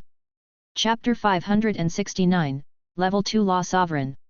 Slowly but surely, Xia Fei's heart became like still water, and the sound, which previously shook his very core, became nothing but a distant distraction. He had managed to master the temptations of his inner demon, and it was a great achievement. This was an extraordinary cultivation, where Xia Fei did not use any external origin energy and merely used what mental energy he had in him to hold on. When the energy he possessed was used up, a type of inexplicable energy would be tapped from inside him. His body was clearly at its limit, yet it struggled with this thought of never giving up, and it kept him going. Plenty of warriors had had such an experience before, but it was not easy to harness this sort of energy. Don't give up! Don't give up! This was the only thought left in Xia Fei's mind, his consciousness empty like an untamed land, and the sounds of temptation were naturally sounding further and further away. He thought nothing else beyond persevering and fighting. In the blink of an eye, he had already stayed in that dungeon for 6 days. The trick that Yu Hua taught him had been really effective, as during these 6 days, Xia Fei had already completed about 90% of the way to becoming a law sovereign, nothing more than a short stone's throw away from making a breakthrough. Alas, Xia Fei simply could not find a way to cross this final stretch. Without energy, Xia Fei had indeed made rapid progress by sticking to the exhaustion method at first, but as he got closer and closer to the threshold, the pain of his energy exhaustion began to become apparent. He knew that he was practically a step away from making the breakthrough, yet he simply lacked even half a drop of energy to push on, so all he could do was stop. Pushing open the door of the dungeon and stepping out, Xia Fei decided to head outside and look around. He would take a short break so as to alleviate his tense nerves. Every individual in Crow City was busy cultivating, and no one was willing to waste their time moving about, which was why the Great Hall was empty and desolate. Leaving the confines of the castle and arriving at the edge of the swamp, he saw a single crow feeding off the body of a dead frog. It used its beak to split open the frog's stomach and then ate its prey's intestines. Seeing that there was someone around, that crow promptly flapped its wings and flew away. It cursed Xia Fei in its heart for interrupting its meal. It happened to be daybreak, and thick fog covered the swamp. Xia Fei lit a cigarette and inhaled the strange mixture of the fog and tobacco before he exhaled. He opened his arms and stretched, limbering up his aching body. His physical fatigue was nothing. What mattered was the dismay he felt over his inability to break through. It was like a heavy rock pressing down on Xia Fei's heart, making it hard for him to breathe. There are still 9 days left. Xia Fei had no idea when Yu Xiaobei had appeared behind him, but the latter softly stated that it's the Decennial Dragon Ascension Conclave. I'm excited just thinking about it. Xia Fei pursed his lips. I still don't know whether I can make it or not, so I'd rather not mull on it too much. Yu Xiaobei continued speaking, not thinking much of what he had just said. Whether you make it or not has got nothing to do with me. I'm just talking about myself. Xia Fei did not mind this comment. He had already seen Yu Xiaobei's arrogance and selfishness in full display before, how he was only able to see himself in his eyes, but Xia Fei had overlooked a particular aspect of Yu Xiaobei. Aside from his arrogance and selfishness, the man was also very unkind. Someone like you shouldn't have even been given a chance to participate in the Dragon Ascension Conclave. You don't even understand what it means. Yu Xiaobei scoffed as he spoke to himself aloud. Xia Fei flashed him a slight smile. What else can it be aside from a large group of players in the lore realm gathering the youths to slaughter one another, crowning the winner as genius favored by the masses, while those who lose can only feel devastated, forever living the rest of their lives in nameless shame. Yu Xiaobei looked at Xia Fei in utter disdain. Sure enough, you have no clue what it entails. The Dragon Ascension Conclave isn't merely just killing but also other categories of trial as well. Sometimes, I really hate that I was born in this tiny Yu family. Were I in one of the 9 great clans, my cultivation would likely see a huge improvement. If I were born among the god race, I might even be a law emperor already, not stagnate as a peak law sovereign for 2 whole years. Xia Fei was stunned. Do you mean to say that you've already made it to peak law sovereign 2 years ago? Yu Xiaobei had not hit 18 years of age yet, so he was nothing more than a teenager 2 years ago. With such a godlike rate of promotion, calling him a talent that had the favor of the gods would not be an exaggeration. He had never heard of people complaining about their poor upbringing. Yu Xiaobei was born to the Yu family in the Low realm, yet he still complained. Should Xia Fei not just throw himself into a river and end his life since he was born from the insignificant planet Earth? A smug smirk appeared across Yu Xiaobei's face as he proudly said, "That's right. The Dragon Ascension Conclave has been prepared for talented individuals like yours truly. The entire Low realm is looking forward to the conclave which will happen in 9 days' time. You simply don't understand how much of an honor it is, nor do you have the qualification to stand beside a genius like myself. Besides, you'll be facing against all the geniuses across the entire Low realm." Xia Fei frowned. Not only did Yu Xiaobei's words fail to make Xia Fei balk at the prospects, it instead instigated the fiercely rebellious heart in him. What dog shit genius! He's just an idiot. It's no wonder he cultivated himself into such a bullshit corner. Xia Fei turned around and stalked off as he complained inwardly. Xia Fei originally wanted to head out for a relaxing stroll, but who knew that he would bump into the hateful Yu Xiaobei and be left speechless by the young man's arrogance. Xia Fei could feel a belly full of anger inside him as he returned to the dungeon to resume his cultivation without saying another word. That second pattern of the space law slowly formed. At the same time, the energy in his brain region kept being drained without any replenishment, and Xia Fei soon felt the agony of being drained of all energy. Xia Fei treated his cultivation like a war to the death that took no prisoners. Gritting his teeth, Xia Fei manipulated the threads of energy in his brain region and continued onward. He completely ignored the fact that he was already well past the limits of his body. The crux of successfully promoting to a law sovereign lay in this one node. He was met with a wall, and getting over it would allow him to see a completely different view. There were hundreds and thousands of ways forward, with small paths and shortcuts. The only condition he needed was having sufficient persistence and comprehension. Gush! Xia Fei suddenly felt as if he were flying through a galaxy of stars, as a series of bright white lights flashed. His body felt a relaxing wave wash over him as if he had fallen through a spatial passage. He did not move, yet the flashing lights continued to dart past him. Level 1 Law Sovereign, break! When Xia Fei finally crossed this threshold, his control and use of energy threads from his brain region became a lot easier. That was when Xia Fei understood that the exhaustion method was merely one way to speed up the process of promotion, and excessive usage of it would harm his bodily function, and even his 7th brain region. Turning palm over, Xia Fei held an origin crystal and let plenty of origin energy from within be rapidly absorbed. Like parched ground which had been without water for too long, he was out of control upon being nourished by this first drop of moisture. 1, 2, 3. In 10 minutes' time, 3 origin crystals had been completely drained by Xia Fei's hand. Furball was staring bewilderedly from the side. The speed at which Xia Fei was absorbing the energy was even greater than his own, and that was insane. Energy, which came pouring in like a tsunami, filled Xia Fei's body. There were no words to describe the pleasure he got from this completely renewed control of energy. It was an experience of great success and without any hindrance. After making his breakthrough and under the engulfing flood of overwhelming energy, the mysterious pattern of the space law got fully formed. With law force surging through his entire body, Xia Fei felt that he could punch a hole right in the sky. He was brimming with energy. Xia Fei had made an even crazier decision than merely cultivating in the dungeon. He used the momentum he got from his current state to rush to the 2nd level of Law Sovereign directly. Everything went back to normal following that crazy assault, and 12 days after positioning himself in the dungeon, Xia Fei had not only managed to break through and reach the cultivation of Law Sovereign but also made it to level 2.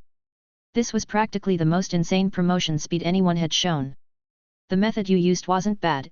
Energy exhaustion can reduce the volatility when trying to get past a threshold, and that's what it means to have a threshold.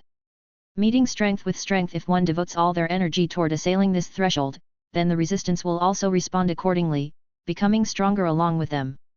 Because the threshold needs to be maintained with energy, when the energy in the 7th brain region reduces, the energy needed for its corresponding defense will have nowhere to go, Lionheart Emperor Oro explained to Xia Fei. When the energy in the 7th brain region reaches a state of exhaustion, it will then compete for energy between the assailer and the threshold. For example, if the total energy you had was about 100, you and your threshold would respectively take 50% each, creating an equilibrium, but the moment you used more than 50% of the energy, the equilibrium would tilt in your favor, which of course meant that your threshold would be destroyed in reaction, allowing you to break through. Before this, you kept denying yourself origin energy for replenishment, so be it your 7th brain region or your physical body, both thirsted greatly for energy, just like a sponge which had been squeezed to the extreme, allowing it to absorb and store water to the maximum capacity. Thus, the moment you succeeded in your breakthrough, origin energy flooded you like an overwhelming tide. Your body, hence, began to replenish itself almost at once, and too much energy created an unstoppable inertia of force which directly aided you in reaching level 2. That's the cause and effect which let you make such a leapfrog progress all at one go today. These factors all worked together. You wouldn't have succeeded in your aim had you failed to meet any one of the conditions, Oro excitedly said. I don't know what kind of relationship you share with that Yu Hua person, but the method of breakthrough that he told you was most definitely tailor-made for you. Xia Fei was slightly taken aback, asking skeptically, tailor-made for me? Does this mean that he likely didn't depend on this energy exhaustion method when he attempted to break through? Lionheart Emperor Oro smiled. Everyone's constitution, cultivation, and control of origin energy differ. This method might work for you, but it might not with others. First is the tenacity involved. Though you're usually the carefree sort, the resolve you show when in a predicament is definitely first class, never the sort to give up easily, very similar to those weeds that won't die even when burned to the ground. Unyielding and stoic, there's no way Peacock Blue would recognize you as its master if you didn't have this trait of yours. There's also your superb control toward origin energy. It's of such exquisite subtlety that even I can claim your manipulation of energy as top-rate among all the beings I know. Xia Fei did not say a word. Oro was a great demon lord who had met countless individuals in his life. To gain his recognition was no easy feat, and this proved that Xia Fei's control over origin energy was nothing bad. Frowning, Lionheart Oro said in a deep voice, I still don't understand. Are you really someone from a small planet of the lesser realm? What small planet? It's called Earth. It has a name, Xia Fei said, feeling disgruntled. That's strange. If Earthlings have such outstanding bloodlines, then why has the lower realm not heard of them? How could it be? Oro muttered to himself. You're saying I have a decent bloodline. Xia Fei was dubious. The number of people who had had their 7th brain region open on Earth, even within the alliance itself, was on the lower side, so he could not help but be skeptical about Oro's claim that he had a decent bloodline. Not just decent, it's outstanding, Oro insisted. With such a powerful control of origin energy, it would be a great help toward your cultivation. Even if it's not an S-class bloodline, it's at least an A. Xia Fei was engrossed in listening to Oro, and that was when the mysterious fiend's blood cry sounded again, causing his hair to stand on end as his heart thumped. Lionheart Emperor Oro knitted his brows, saying solemnly, Is it me or is the sound different from what I heard several days ago? Chapter 570, Star River Dipper Motion. Is it me, or is the sound somewhat different from a few days ago? Lionheart Emperor Oro sternly said. Xia Fei carefully listened. Sure enough, the fiend's blood cry, which was brimming with callousness and unease, seemed closer than before. A few days ago, the sound had been by his ear, but now, it was right in front of him. He could even feel the demon's breathing, heavy and reeking of blood.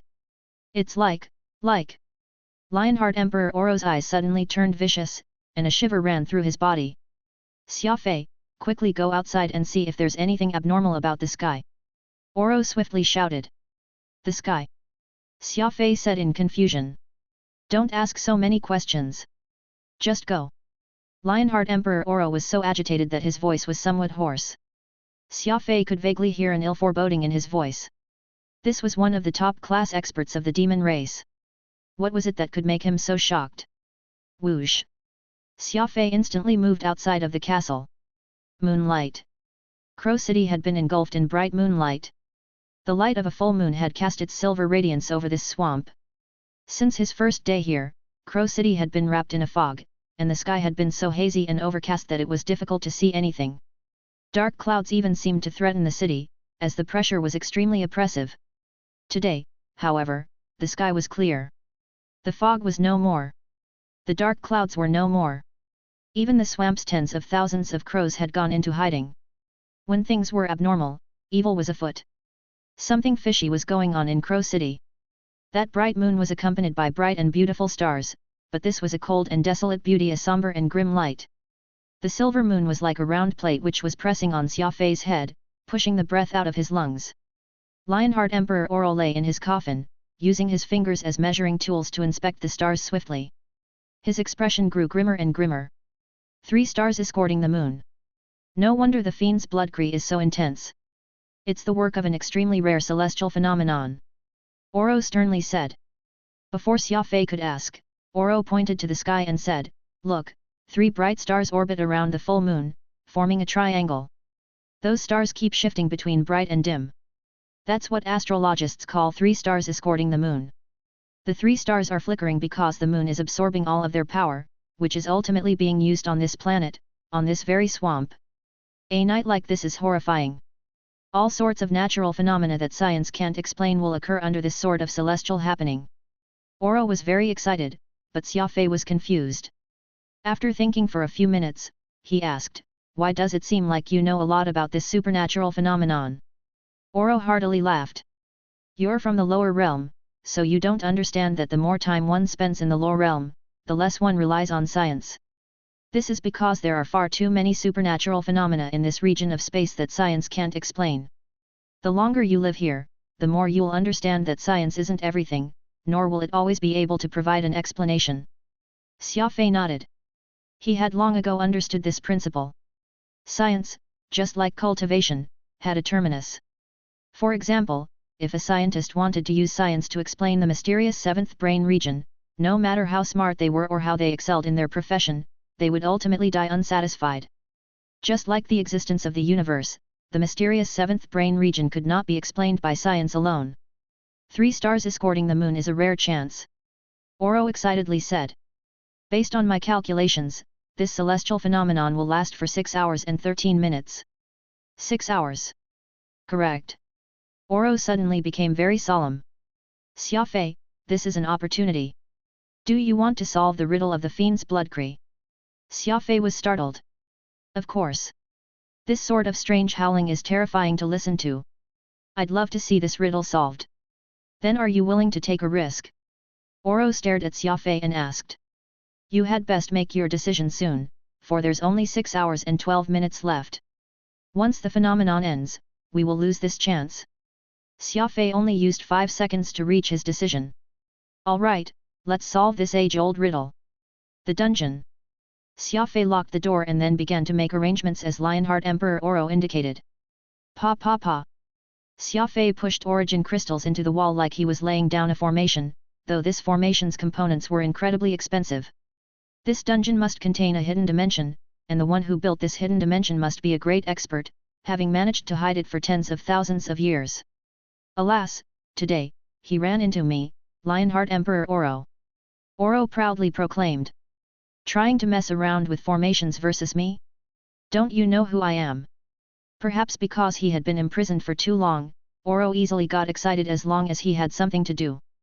Loneliness was a poison, and frantic work was the only cure. "You're sure this formation will work?" Xia Fei asked. He had used several thousand grade 3 origin crystals to set up this formation, and Xia Fei did not have a very healthy stockpile. Failure would be a heavy blow, perhaps even lead to bankruptcy. "This is the Star River Dipper Motion Formation, an observation formation of the demon race. As long as you follow my instructions, you will definitely be able to find the node to that hidden dimension." Oro confidently proclaimed. "You have an astonishing control over origin energy, and since this formation is made from lower-tier crystals, you should be able to control it." This dungeon was soon much brighter, lit up by the several thousand origin crystals. In the center were 7 grade 4 origin crystals arranged in a circle. The demon race's Star River Dipper Motion Formation was complete. Oro carefully inspected the formation and excitedly said, "Very good. The layout was done perfectly.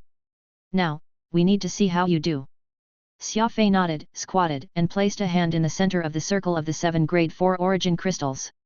Energy poured out of his palm, and before his hand even touched the floor, Xia Fei could feel enormous energy enclosing his hand like a basin of warm water. Such a miraculous formation. All of the energy in the area is being guided here. This sensation is far too strange. Xia Fei exclaimed in shock. Lionheart Emperor Oro laughed. This is nothing at all. Once you get the Star River Dipper motion formation working, you'll be even more amazed. Come on. Do as I do. Xia Fei sensed this sea of energy and then began to control it. The key to the activation of the Star River Dipper motion formation lies in its operation.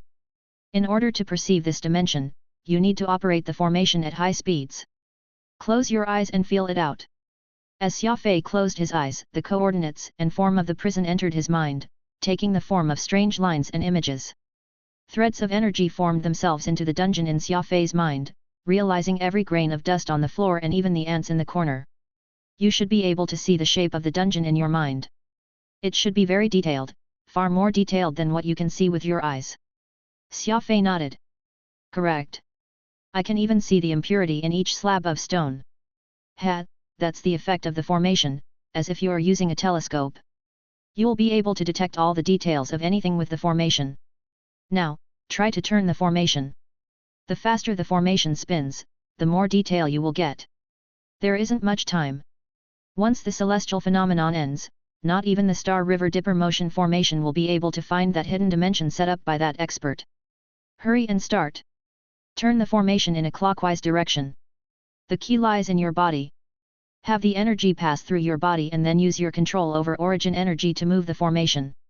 Good job, but it's not fast enough. You're extremely talented when it comes to energy control, so you can definitely do it. Make your body into an accelerator. Once the energy passes through your body, accelerate it. Oro was constantly giving pointers to Xia Fei on his energy control technique. After a few attempts, the Star River Dipper motion formation finally began to move. The crystals planted in the walls, roof, and floor of the dungeon were like a river of stars, and under Xia Fei's control, these twinkling stars began to travel along their orbits. For a moment, the dungeon flashed with starlight, and it seemed like millions of trails of light were streaking past Xia Fei. Furball and Phantom were both stunned and amazed at this sight. Xia Fei's eyes were tightly shut, and as the formation began to move, he grew more and more excited. The image in his mind was incredibly detailed. Not only did he know that there were ants in this dungeon, he easily saw which ants had wounds on their legs, he could even make out the little hair on their bodies. This truly was an observation formation. Xia Fei had never seen the world in such vivid detail before. He could even see the molecules in the air. Still not fast enough. Moving the stars costs a lot of energy.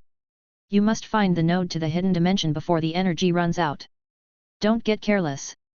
The fellow who designed this dimension is very strong, and it'll be very difficult to break into their dimension. It will take all your effort.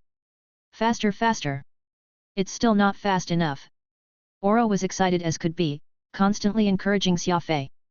Gradually, the veins at Xia Fei's face, neck, and hands began to bulge, causing his appearance to turn savage. Xia Fei was using all his energy and focus to push along the formation. Though Oro was constantly urging Xia Fei, he was inwardly astonished.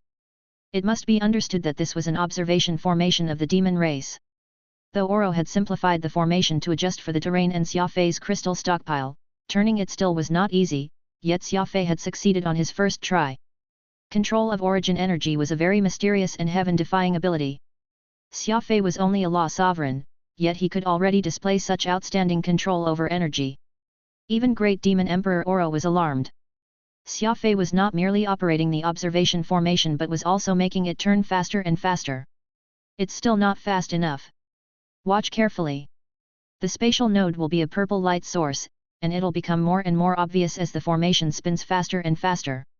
You must find it. You must. Xia Fei let out a low growl. He was clearly using all his energy to drive the formation.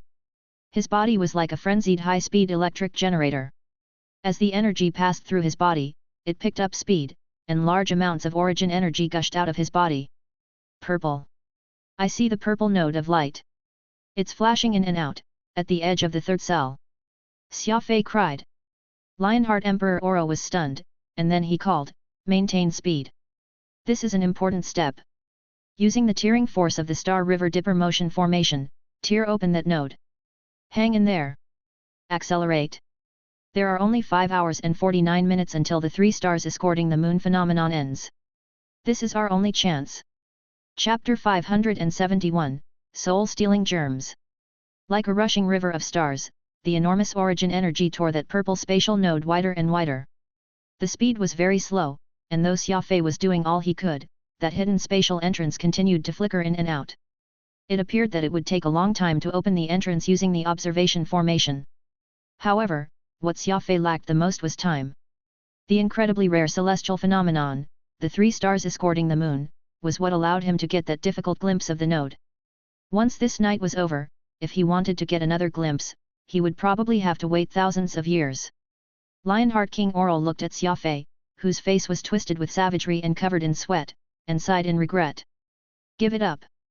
The Star River Dipper motion formation is an observation formation, not a formation meant to tear at space. It's too much for you to rely on an observation formation to tear open the gap. You've already done very well. There's no need to force yourself. Giving up at this juncture? That stubborn hidden dimension was about to open. How could Xia Fei give up now? Gritting his teeth, Xia Fei continued to struggle, and the origin crystals around him grew dimmer and dimmer, indicating that the energy maintaining the formation was about to run out. That terrifying howl was still resounding in Xia Fei's ears, tempting to open up that hidden dimension and glimpse the truth. The purple point of light ceased expanding, and as the energy of the formation ran out, it grew dimmer and dimmer. The opportunity was on the verge of disappearing, but there was nothing Xia Fei could do. Unwilling. Truly unwilling. Just when that purple node was about to disappear, Xia Fei jumped out of the formation and attacked the node. Falling leaves of autumn's demise. The first technique Xia Fei had invented, the palm technique infused with the disruptive force of the law of primal chaos, swept out, just like how an autumn wind would sweep up fallen leaves. Bang! With a deep thump, the energy of the law of primal chaos was seemingly absorbed by the node, and its power weakened, but this did succeed in widening the purple node by 10 some centimeters. It actually worked. Xia Fei was startled, after which, he used the autumn's demise palm technique several more times. The node grew larger and larger, already enough to let one person through. Oro was already as shocked as he could be. It can't be. What palm technique is this? How could it just break open the node to the hidden dimension? Oro mentally howled. Rumble. Launching his palm with full force, Xia Fei destroyed the node and then ran through the wall. The hidden dimension had been exposed. White light filled Xia Fei's vision, blinding him. This light was frighteningly powerful. Xia Fei was just about to turn around and inspect the entrance when Oro shouted, "Don't worry. As long as we return before the end of the 3 stars escorting the moon phenomenon, it will be fine. Let's look around this hidden dimension first." Normally, law experts will need around 10 years to make a dimension like this. Since the original owner of this castle went to such lengths just to build this dimension, they're probably storing something extremely important here. Treasure! Xia Fei exclaimed. That's possible. Xia Fei needed several minutes to adjust to the light. Focusing, he saw that this hidden dimension had a rather unique design. Countless dandelions drifted about in the sky, the white flowers like miniature suns. The reason he had been unable to see anything before was that there were simply too many dandelions and the light was too intense. A woo! A plaintive wail came from the distance. It came from that mountain on the other end. In the hidden dimension, Xia Fei finally understood how terrifying this sound was as it penetrated through every cell in his body. Let's go over and see what's behind all this. Whoosh! Accelerating, Xia Fei arrived at a golden field of sunflowers, awash with fragrances. Where was that terrifying monster? His eyes flashed as Xia Fei suddenly spotted Avril standing across from him. That beautiful face hidden behind the sunflowers made him feel like she was trying to play hide and seek with him. Avril, Xia Fei exclaimed, how did you get here? Ugh! You found me again. You're not allowed to peek next time. Avril pursed her small lips unhappily. That's right. You're not allowed to bully Sister Avril. Xia Fei was struck dumb once more, for the one who had spoken was the girl whom he had yearned for day and night, Xiaoyu. She was standing under a sunflower and angrily looking at him, her round face red as a ripe apple, just tempting him to give it a pinch. Xiao. Xia Fei was utterly stunned. He had met many girls in his lifetime, cold ones, gentle ones, cute ones, pitiful ones, but Avril and Xiao had always taken up the deepest positions in his heart. How could Xiao and Avril appear at the same time? Brother Xia, let's go fishing by the river. Xiao ran over with quick little steps, a sweet smile on her face. She grabbed his arm, while Avril grabbed his other, and they both led him toward the nearby river. It was a very pretty river, blue grass growing on both sides of it. The surface of the river was calm, and beneath its clear surface were multicolored pebbles with schools of koi swimming about. Xia Fei shook his head, a bitter smile on his face. Shink! The blood crystal appeared in Xia Fei's hand, and he silently stabbed Avril's chest with it. Xia Fei had fatally stabbed Avril. Blood swiftly flowed, and Avril's fair and white face rapidly turned old and lusterless. Brother Xia, why did you do this? Why? Avril held the wound as she aggrievedly asked, tears welling up in her eyes. Shink! With another stab, Xiao collapsed, tearfully imploring, Big Bro Xia, you hurt me. I'm not playing with you anymore. Xia Fei stood like a statue, ignoring the wailing of both girls. His complexion was ashen, his eyes red as if they were filled with blood. No matter who you are, anyone who profanes that which is most important to me must die. Xia Fei let out a savage roar as if he had gone berserk. Chain blockade! A tornado stirred to life, tearing through the beautiful sunflower field, tearing apart Xia Fei's surroundings. The light was no more, replaced by darkness. Xia Fei stood on pitch black and dry ground, and at his feet, two monstrous beings were struggling.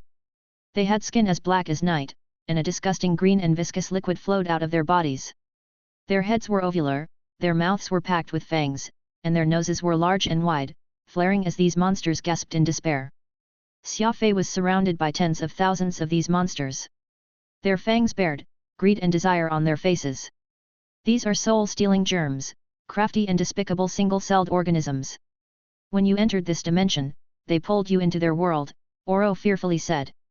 Fortunately, you exposed their scheme, or else the consequences would be unimaginable. Besides a lingering fear, Oro also felt admiration for Xia Fei's iron will.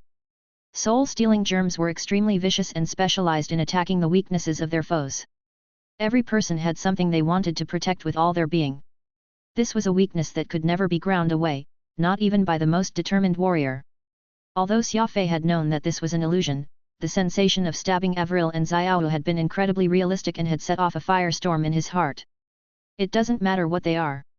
What's important is that they're all dead. A bellow of extreme rage. There was no stopping Xia Fei's explosion. Trying to attack Xia Fei using his weak spot was like touching the reverse scale of a dragon. Let alone these despicable single-celled organisms, even if it were the master of the universe, Xia Fei would still take a stab or two. Otherwise, he would never be able to dispel that revulsion in his heart. Kill! Kill for all he was worth. The black earth was soon covered in corpses. With that pure disgust and rage, Xia Fei killed all of these wicked creatures. Not one was spared. 100,000. There were exactly 100,000 of them and Xia Fei killed them all. Oro exclaimed in shock. There had been no pause in this massacre. This was the consequence of trying to attack Xia Fei's weakness. Anyone who dared to touch what was most important to Xia Fei would have to suffer his hellish wrath. The blood crystal had slain all those monsters, and most of the cells had been sucked dry. However, those still living cells parted from the bodies of those monsters and gathered together, taking human form. These fellows are single-celled organisms and can reform as they please, Oro sternly said. He did not know what the soul-stealing germs had shown Xia Fei, but he really wanted to know, for the rage and killing intent that Xia Fei had released was truly abnormal. Oro warned himself never to touch what Xia Fei valued to be the most important, for the consequences were simply too terrifying. He had never seen someone so furious. Die! They must all die. Xia Fei could wait for those single-cell organisms to reform before attacking again. After all, Xia Fei could not attack those tiny cells, but once they had reformed into actual bodies, things were different, he could kill them all. The blood crystal in Xia Fei's hand was like innumerable flowers blooming. It was impossible to count how many times Xia Fei had thrust in this span of time. Not even Xia Fei himself could keep track. When Xia Fei stopped, all those countless evil single-cell organisms had been turned to dust. Not a single one survived. Patui. Xia Fei spat on the ground, and then he took out a bottle of strong alcohol from his spatial ring. He poured the alcohol out on the ground and then lit it with an lighter. Boom! Flames erupted, painting this strange land red. Don't think that death can spare you from my wrath. Xia Fei turned and began to stride forward as he viciously spoke. Oro was startled and could not help but frown. Even in death, he's burning away the remains. Xia Fei is really someone one can't provoke. Isn't this a bit extreme? Oro muttered to himself. With the monsters formed from the soul-stealing germs gone, this place became much quieter. Only the fire was burning. The cells, which had been sucked dry of blood by the blood crystal, served as the finest fuel, producing a flame that reached the heavens. In front was a giant hammer floating in the air. It was like the hammer of the thunder god, prepared to fall at any time. On the ground was a giant anvil, several dozen meters high and weighing no less than 1,000,000 tons. The hammer and anvil seemed to bizarrely bring together the heavens and the earth. Xia Fei had no doubt about the hammer's power. Not even a planet could take a thunderous blow from this hammer. Oro clenched his jaw and sternly asked, "Do you know what this is?" Xia Fei shook his head. "I find it hard to imagine what sort of weapon requires such a massive hammer to forge. Plus, this hammer seems so heavy, so how is it just hanging in the sky?" Chapter 572, The Celestial Zero Hammer. The giant hammer floated in the air. It had to weigh 10,000 tons and was completely black. Xia Fei did not know how this hammer was hanging in the air, nor did he know when it would come down. It was hard to imagine what sort of damage such a strange and heavy hammer would do if it was swung down. Frowning, Xia Fei took 2 steps back, avoiding the suffocating pressure the hammer was emanating. Lionheart Emperor Oro seemed very excited, his voice trembling. "The Celestial Zero Hammer. It's the Celestial Zero Hammer. I didn't think that someone would actually be able to complete it." Xia Fei did not get what was going on. He raised his wrist and glanced at it. There were still 3 hours and 57 minutes left until the 3 stars escorting the moon phenomenon ended. Before this, he would have to return to the dungeon, or else he would be imprisoned in the hidden dimension for the rest of his time. Zero is a dividing line, the separation between good and evil, between chaos and order. This hammer is called the Celestial Zero Hammer, and when it falls, all things will return to primal chaos. Xia Fei asked in confusion, "Could you make it simpler? Why is it that I can't understand what you're saying?" Oro heartily laughed. "Weren't you searching for a treasure? This is it." Xia Fei shook his head and regretfully said, "Such a large hammer, I can't even move it, let alone take it with me. Even though it's a supreme treasure, it's still useless." Oro mysteriously said, "Who said I was telling you to take the hammer? You've got quite the appetite. Above artificers are great artificers, and above great artificers are celestial artificers and divine artificers. Of course, divine artificer is a term used by the god race. We of the demon race call the best artificers as demon artificers. The divine weapons of the circle, excluding natural weapons like peacock blue, mostly come from those artisans. The Celestial Zero Hammer's creator is most likely an extremely high-ranking celestial artificer. The hammer and anvil you see are just forms, but its true meaning is in law infusion." Law infusion. Xia Fei was stunned. Law weapons were created by pouring law energy into ordinary weapons. What sort of law had this giant hammer been imbued with?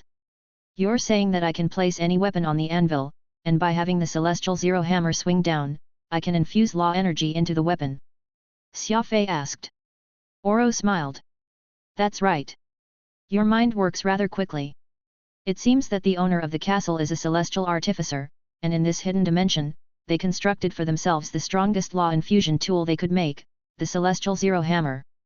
However, for some reason, that artificer made the Celestial Zero Hammer and didn't use it, leaving you to discover it. As long as you place a weapon there, even an ordinary weapon, and then activate the Celestial Zero Hammer, you can possess a top-class law weapon." Xia Fei could not help but be tempted. So this big fellow is a platform for crafting law weapons, capable of infusing law energy into them. Stroking a finger across his spatial ring, Xia Fei took out all his weapons. Even the small knife he used for eating and the metal plate he used for holding food. Oro frowned and said, "What are you doing?" Xia Fei's eyes flashed as he excitedly said, "Of course, I'm going to make them all into law weapons. Once I sell them all, I'll be rich." Oro did not even know what to say to this, muttering, even trying to make a plate into a law weapon? Is there anyone as greedy as you?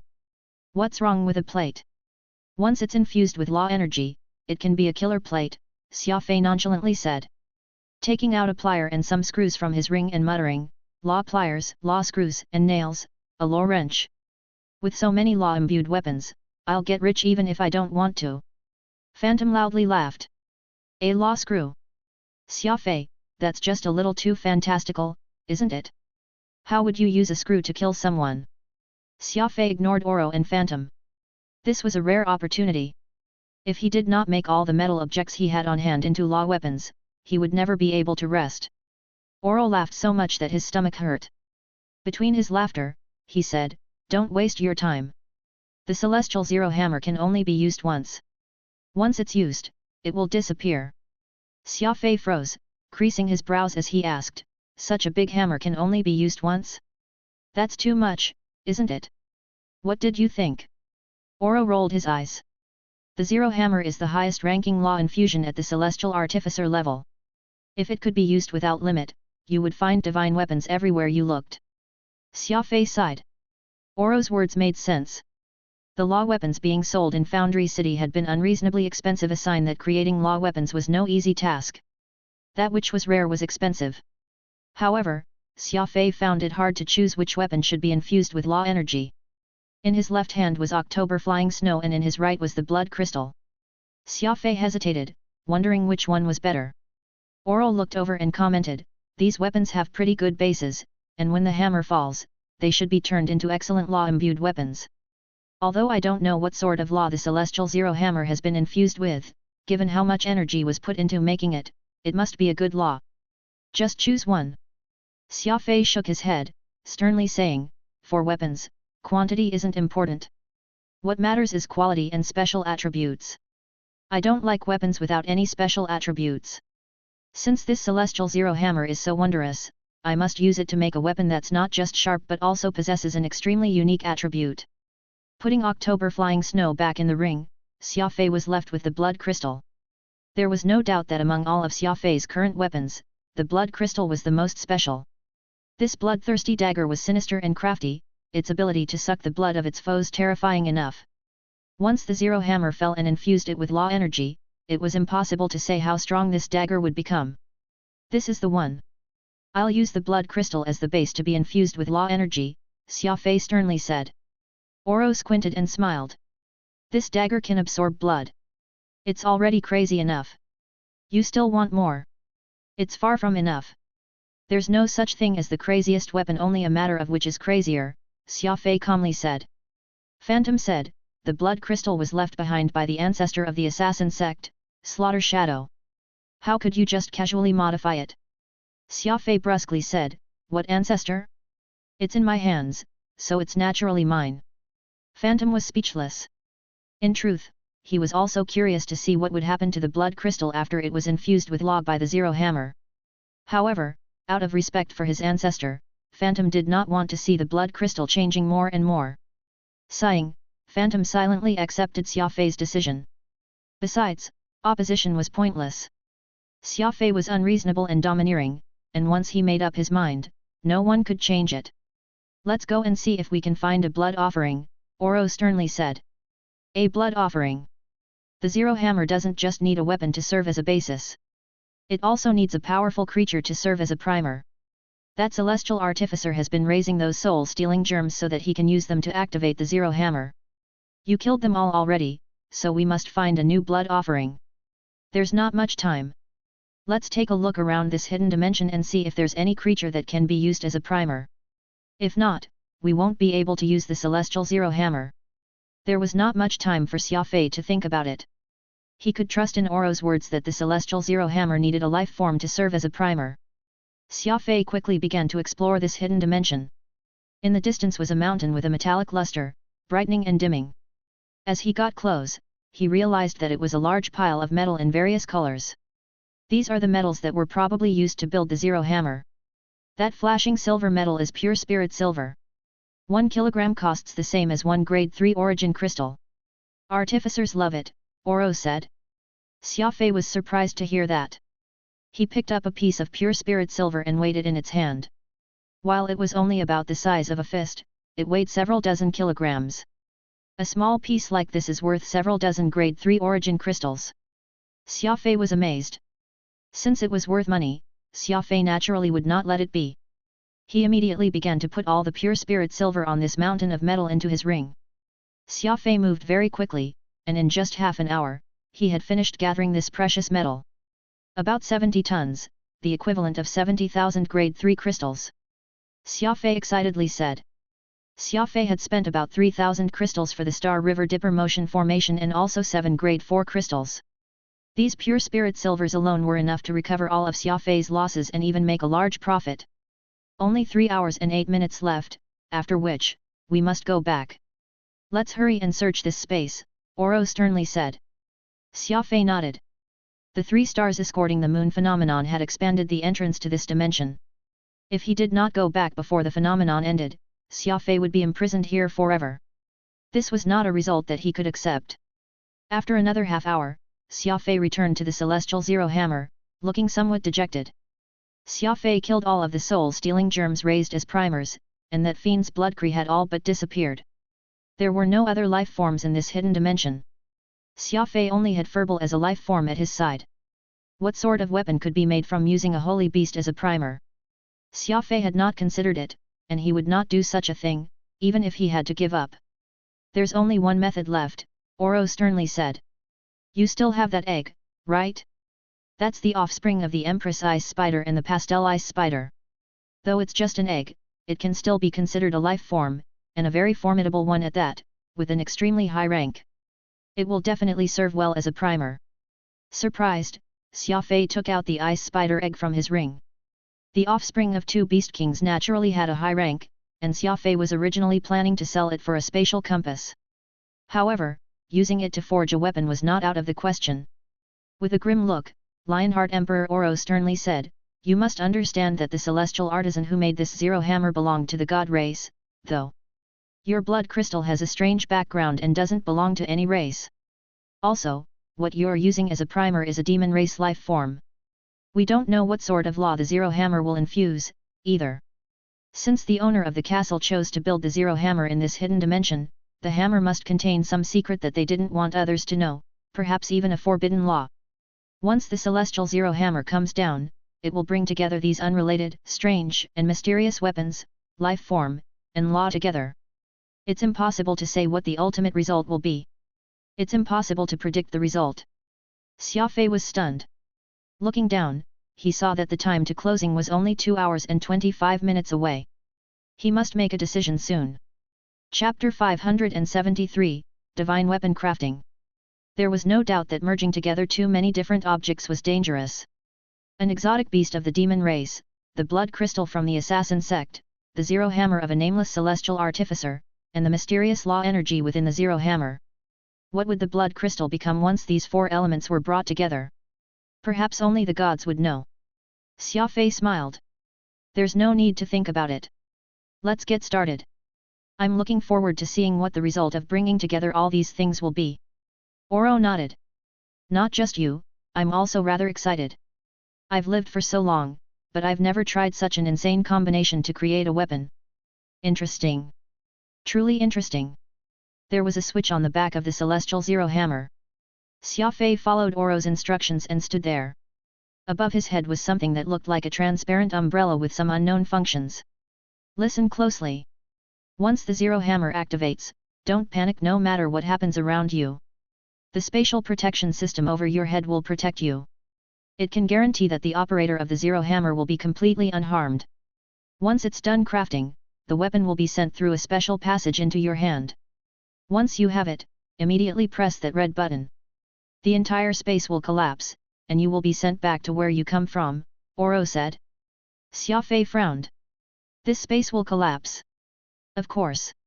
This dimension was built for the sake of the zero hammer's frenzied strike, for the purpose of building a supreme weapon. All of this was built for the sake of a single weapon. When your weapon is crafted, all of it will disappear, dust to dust and dirt to dirt. Xia Fei found it hard to describe in words his excitement. This mysterious dimension and this incredibly powerful zero hammer had probably taken up more than half the life of that unknown celestial artificer.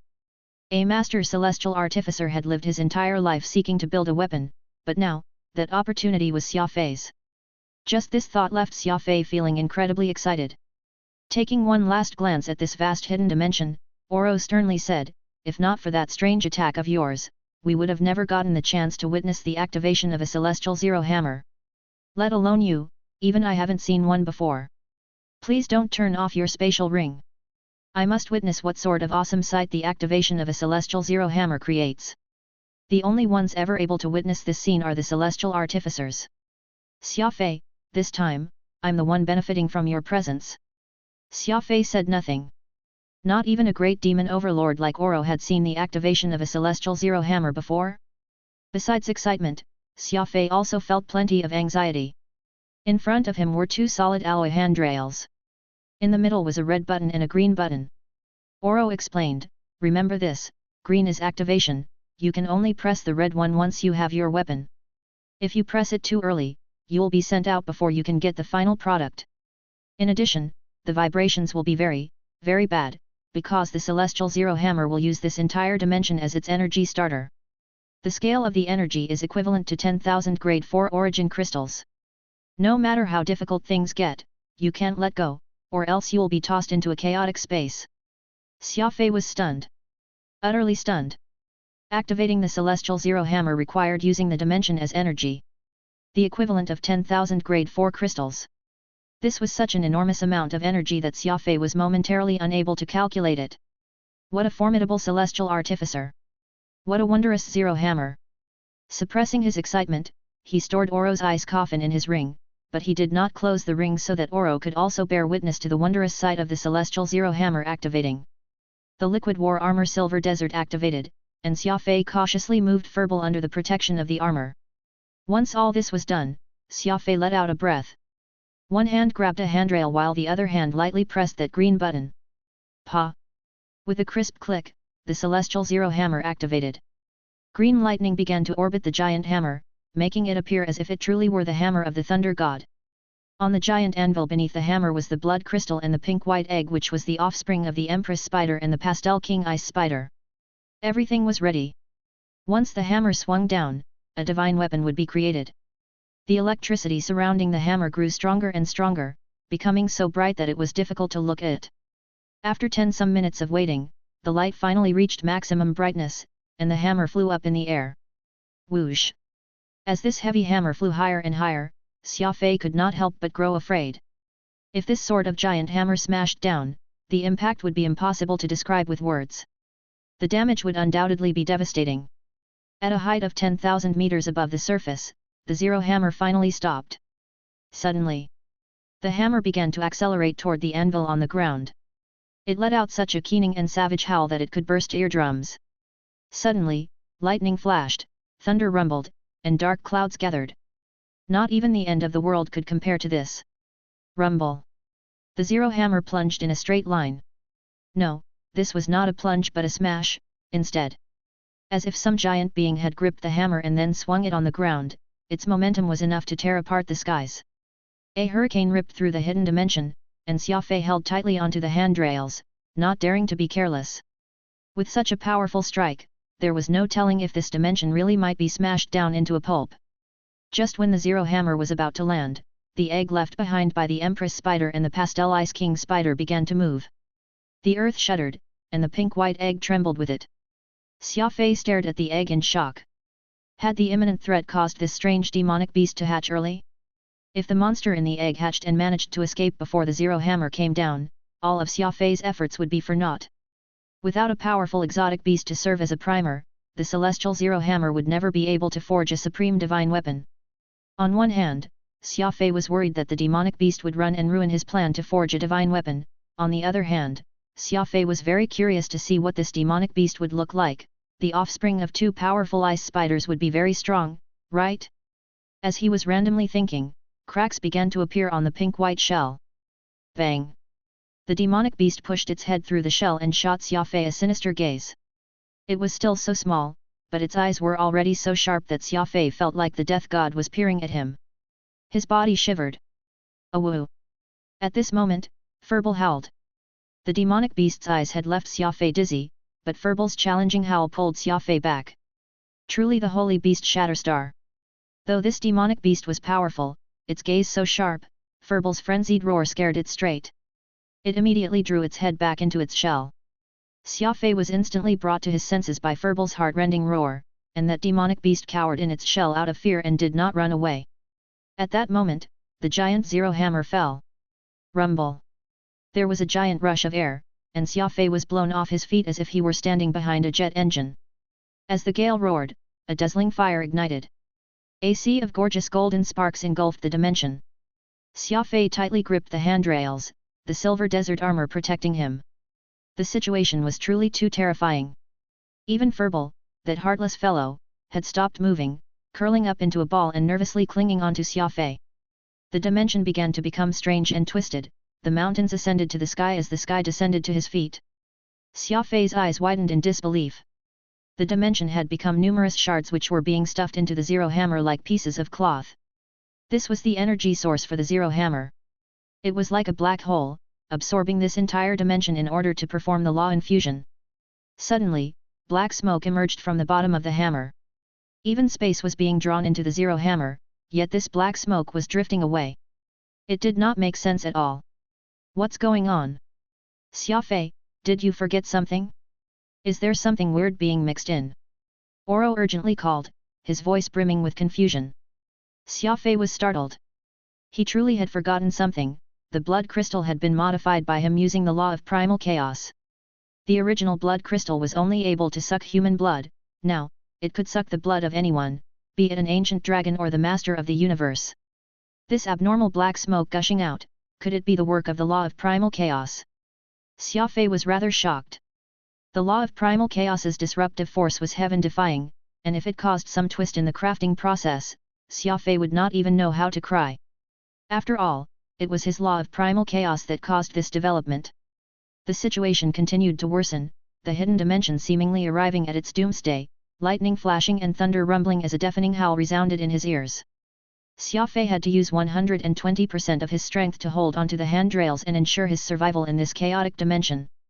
Meanwhile, the spatial protection above him was slowly beginning to lose effect. However, there was a limit to the energy. The law of primal chaos complicated the crafting process to 10 times more than Oro initially calculated. If Xia Fei did not hold tightly onto the handrails, he would definitely be lost in this dimension and, thus, lose his life. His fingers were working overtime, the heavy handrails deforming under his grip. The situation was dire. If Xia Fei lost his grip or the handrails broke, he would be doomed.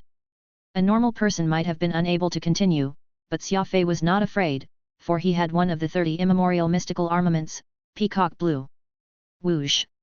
The world's most tenacious and stubborn grass emerged, 2 giant blue grass blades tightly wrapping themselves around the sturdy metal pillars of the handrails, tying Xia Fei to them.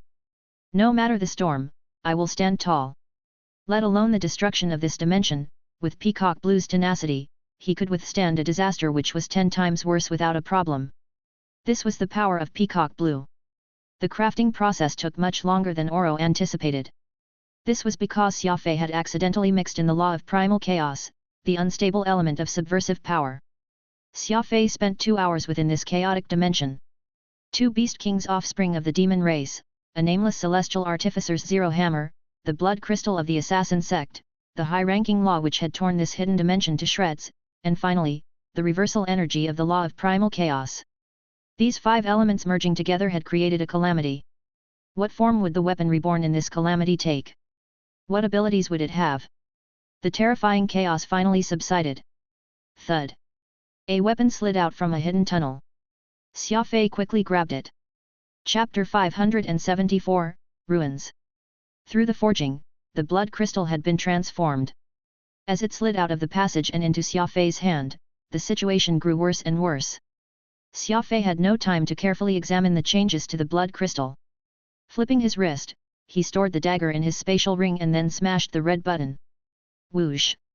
The spatial protection system emitted a screen which sent Xia Fei back to Crow City, but he had no idea that this world-shaking chaos had turned Crow City into ruins. What happened? Wearing his liquid war armor, Xia Fei pushed aside the debris over his head and stood up amid ruins, his body covered in dirt. What was going on? Xia Fei naturally understood that the reason for Crow City's collapse was probably his actions in the hidden dimension, but he still loudly cursed. How could this castle be so fragile, collapsing at a moment's notice? Xia Fei patted his body and looked around. He discovered that many people looking at him from a distance, jeering looks on their faces. Countless origin crystals had been exposed by the shattering of the stones, making Xia Fei appear to be standing in a sea of jewels. Yu Peng frowned and sternly asked, Xia Fei, why were you buried there?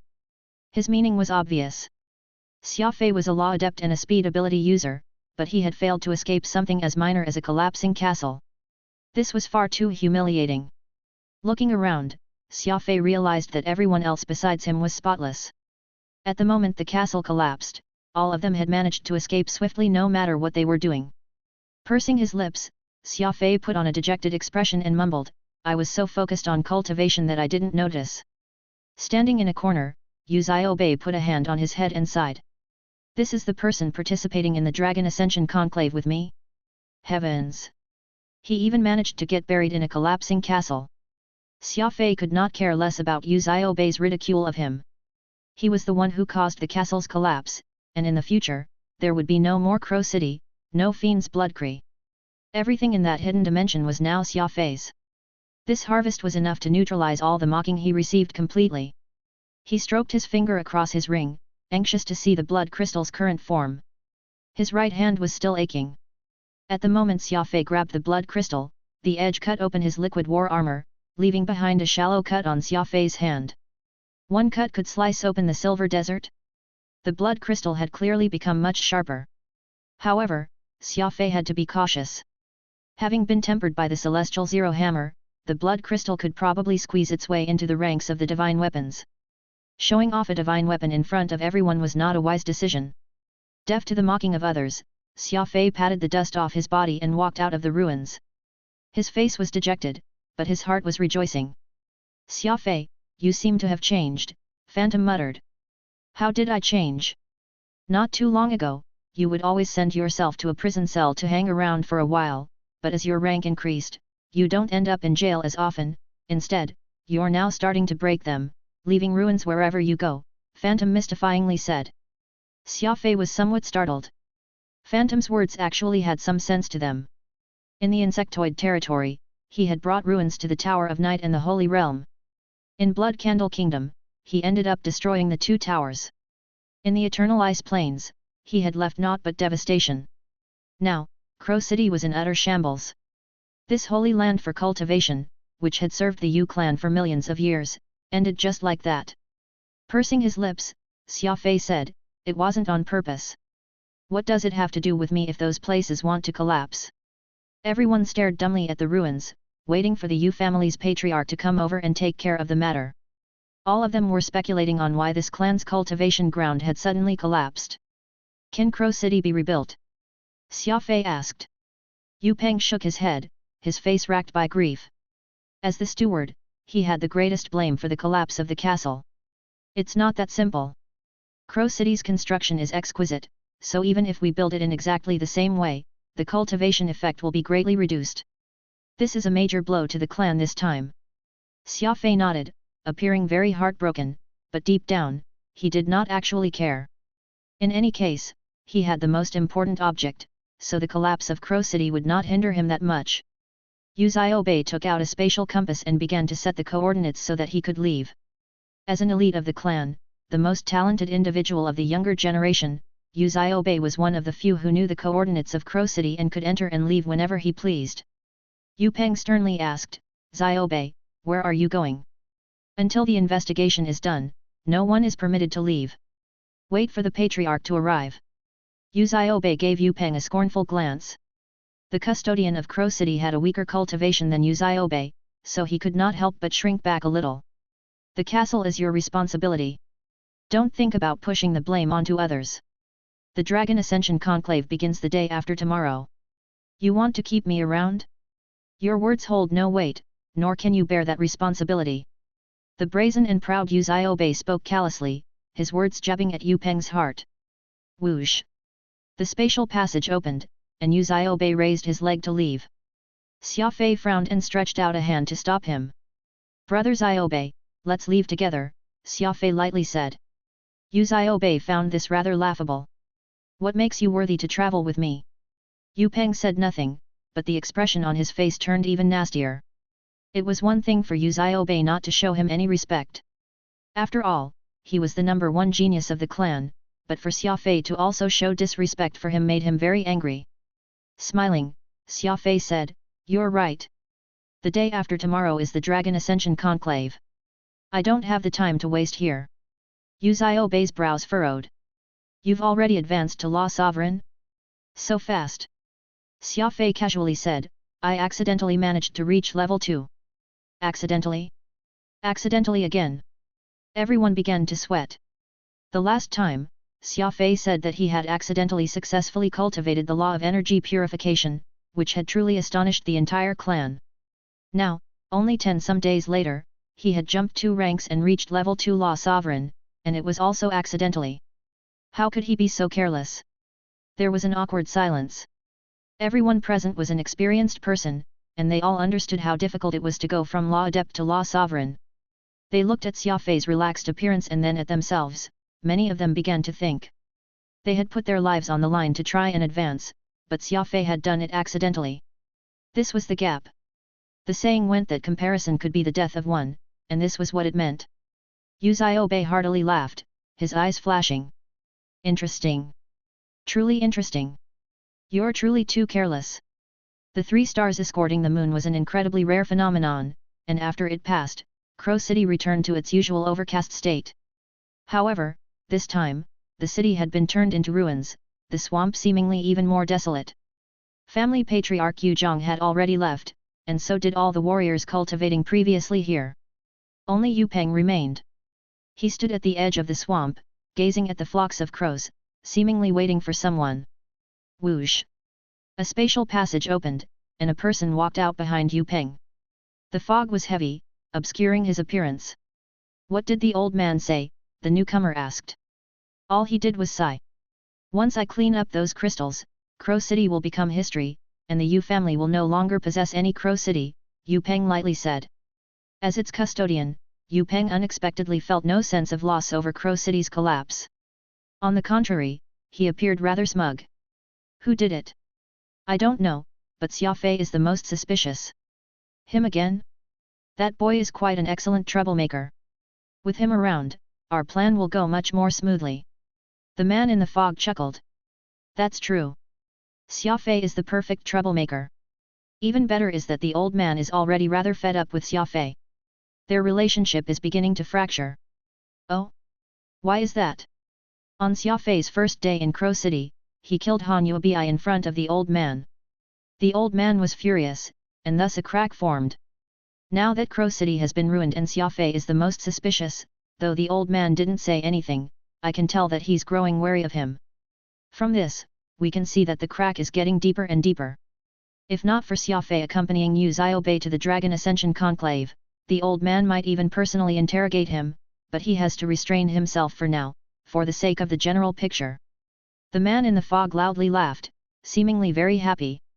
The old man has long been alone, but he's probably the only one who doesn't know that his brothers parted ways with him already, and Yu Xiaobei, the best among the younger generation, is extremely selfish. Now, the old man is starting to hate Xia Fei. This situation is just getting better and better for us." Yu Peng frowned. "Can we make our move now?" "No, not now. The old man is still holding the Yu family's greatest secret. Each day that secret remains out of our control is another day where we must be patient." Yu Peng nodded. "Then what about Xia Fei? That young man is an unknown variable and someone who isn't under our control." The man in the fog softly sighed. "I've said it before, he's the perfect troublemaker, a natural unstable element. Having him around is good for us, and besides, the old man is already starting to dislike him. Though he might not stand on our side, at least he wouldn't stand opposite us." Yu Peng coldly snorted. "Is that really what you think? Can a newly promoted warrior's choice really influence the big picture?" The man in the fog sternly nodded. "My eyes have never led me astray. Though he's only at level 9, fewer than 20 people in the Yu family can defeat him." Yu Peng softly said, "That's old news." While in Crow City, Xia Fei already broke through 2 thresholds and reached level 2 Law Sovereign. The man in the fog was unmoved. With his brows creasing, Yu Peng asked, "You don't seem to be surprised." "In the past, yes, but now, no matter what shocking stunt Xia Fei pulls off, I can't be shocked. He's always been an unfathomable person." "That's truly a high valuation from you. I hope that you're right. I've never made a mistake, nor will I this time. What else do you need me to do?" Yu Peng tilted his head and asked. "Wait. Keep waiting." As he spoke, a large flock of crows took flight, blotting out the sky. Xia Fei naturally knew nothing about that scene playing out in the heavy fog of Crow City. He was completely focused on the Dragon Ascension Conclave and the blood crystal. The blade was still pitch black, heavy and solid. The edge was even sharper, the blade even longer, and both sides were now covered in strange patterns which were complex but not ostentatious. It remained an inconspicuous dagger. Does the blood crystal have any additional traits compared to the past? Lionheart Emperor Oro curiously asked. Xia Fei's right index finger trembled. This was where the blood crystal had left its shallow wound. With his brows furrowed, Xia Fei sternly said, "It's very different from what we imagined." Chapter 575, The Blood Crystal's Evolution. "The blood crystal is now very different from what we thought," Xia Fei sternly said. Phantom and Lionheart Emperor Oro looked curiously at Xia Fei. "What's different about it? How do you even know without testing?" Oro asked. "When I gripped the blood crystal, the edge was so sharp that it injured my finger." Oro frowned. "I see. Fortunately, the cut was small, or else it wouldn't care if you were its master and would suck your blood as well." Xia Fei nodded. "That's the case. The blood crystal devoured a bit of my energy. It absorbed most of the energy for itself, but a small part was set through the hilt back into my body." Shock. Silence. The atmosphere in the cultivation chamber became much heavier. "Say that again." "Part of the energy the blood crystal absorbed was sent to you." Oro exclaimed in shock. There was no need to describe what this ability meant, absorbing the opponent's energy to improve oneself. How was this any different from the legendary Cosmic Absorbing Power 1? It was wicked and sinister to the extreme. The more enemies Xia Fei killed, the stronger he would become, and so would the blood crystal. Too scary. They were like a bloodthirsty duo.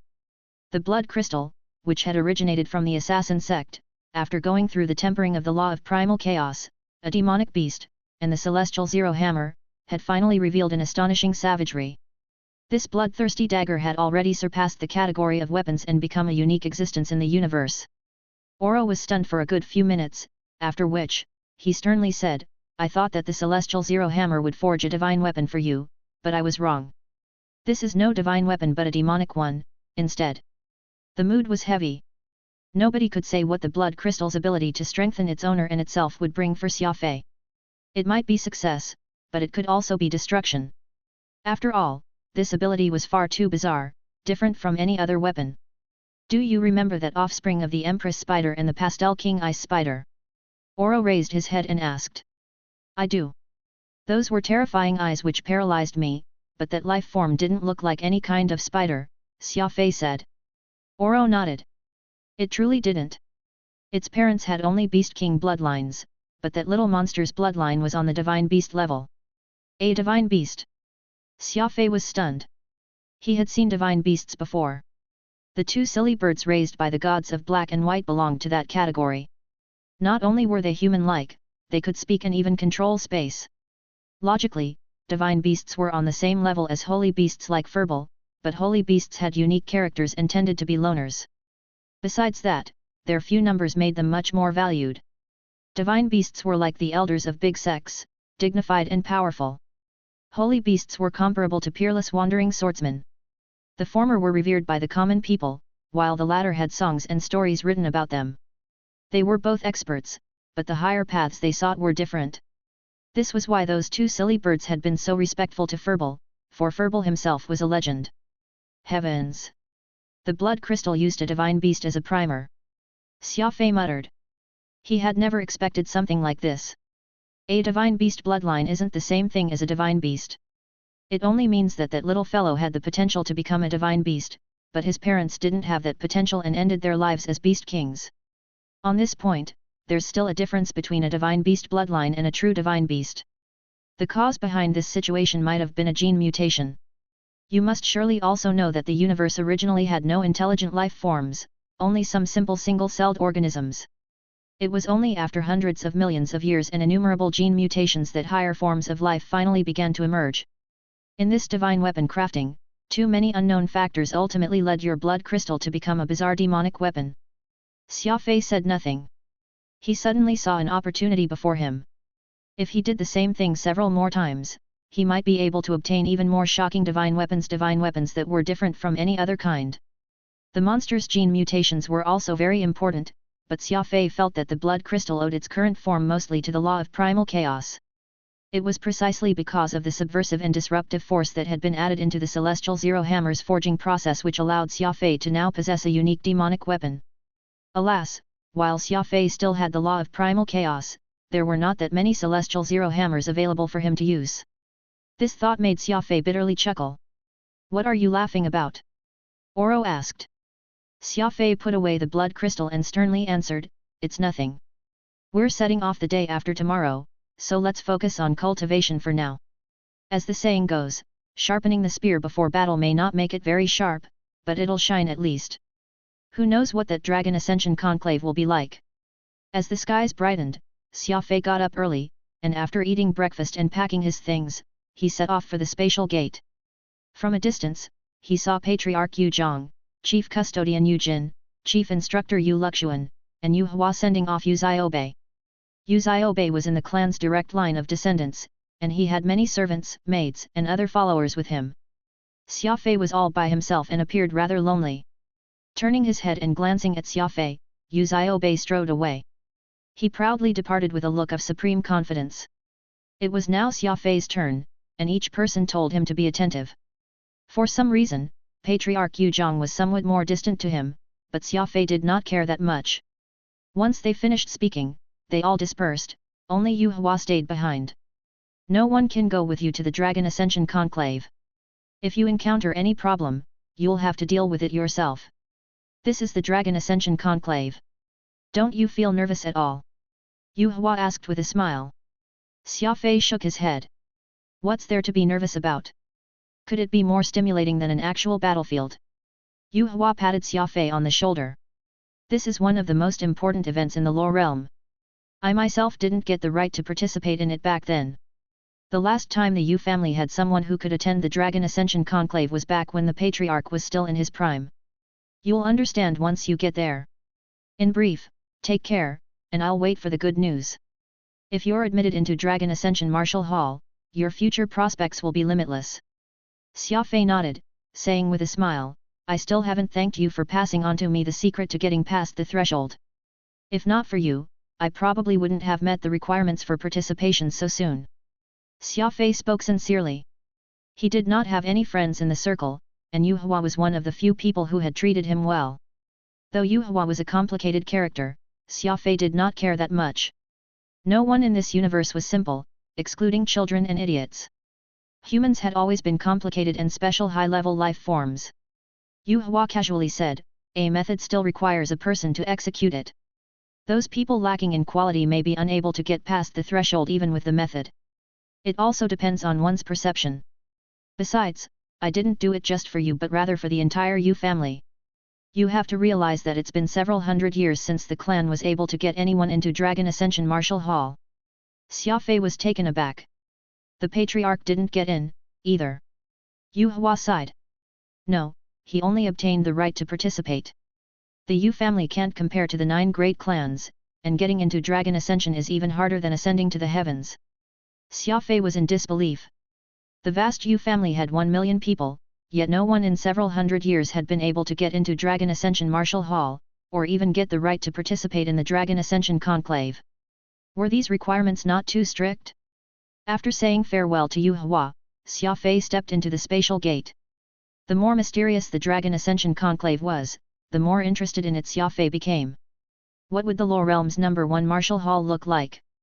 The first stop on this journey was Myriadopolis, famed for the lights from its myriad homes. The Lore Realm had a strict hierarchy, and the 9 great clans as well as the few other famous clans did not live with the common folks. They lived in their own corner of the Law realm, separate from the small clans like the Yu family. Myriadopolis was where the headquarters of these small clans were located. As the Dragon Ascension Conclave was being held in the territory of the noble clans, no spatial gate could send Xia Fei there. He first needed to obtain a certificate at Myriadopolis and then get to the Dragon Ascension Conclave through a transfer station. Any other method of entering noble clan territory was illegal. From this, one could see how stark the divisions in the Law realm were. Myriadopolis was very large, and the offices and headquarters of various clans could be seen all over the place. If the 9 great clans needed anything or had some message to convey, it could swiftly be transmitted through these various offices. With the Mu family's letter, Xia Fei received a pass card from Dragon Ascension Marshal Hall's branch office in Myriadopolis, after which, he found a store where he traded 70 tons of pure spirit silver for origin crystals. Oro was an existence of the past, and he had no idea that the exchange ratio of pure spirit silver to origin crystals was now 1 to 1.5.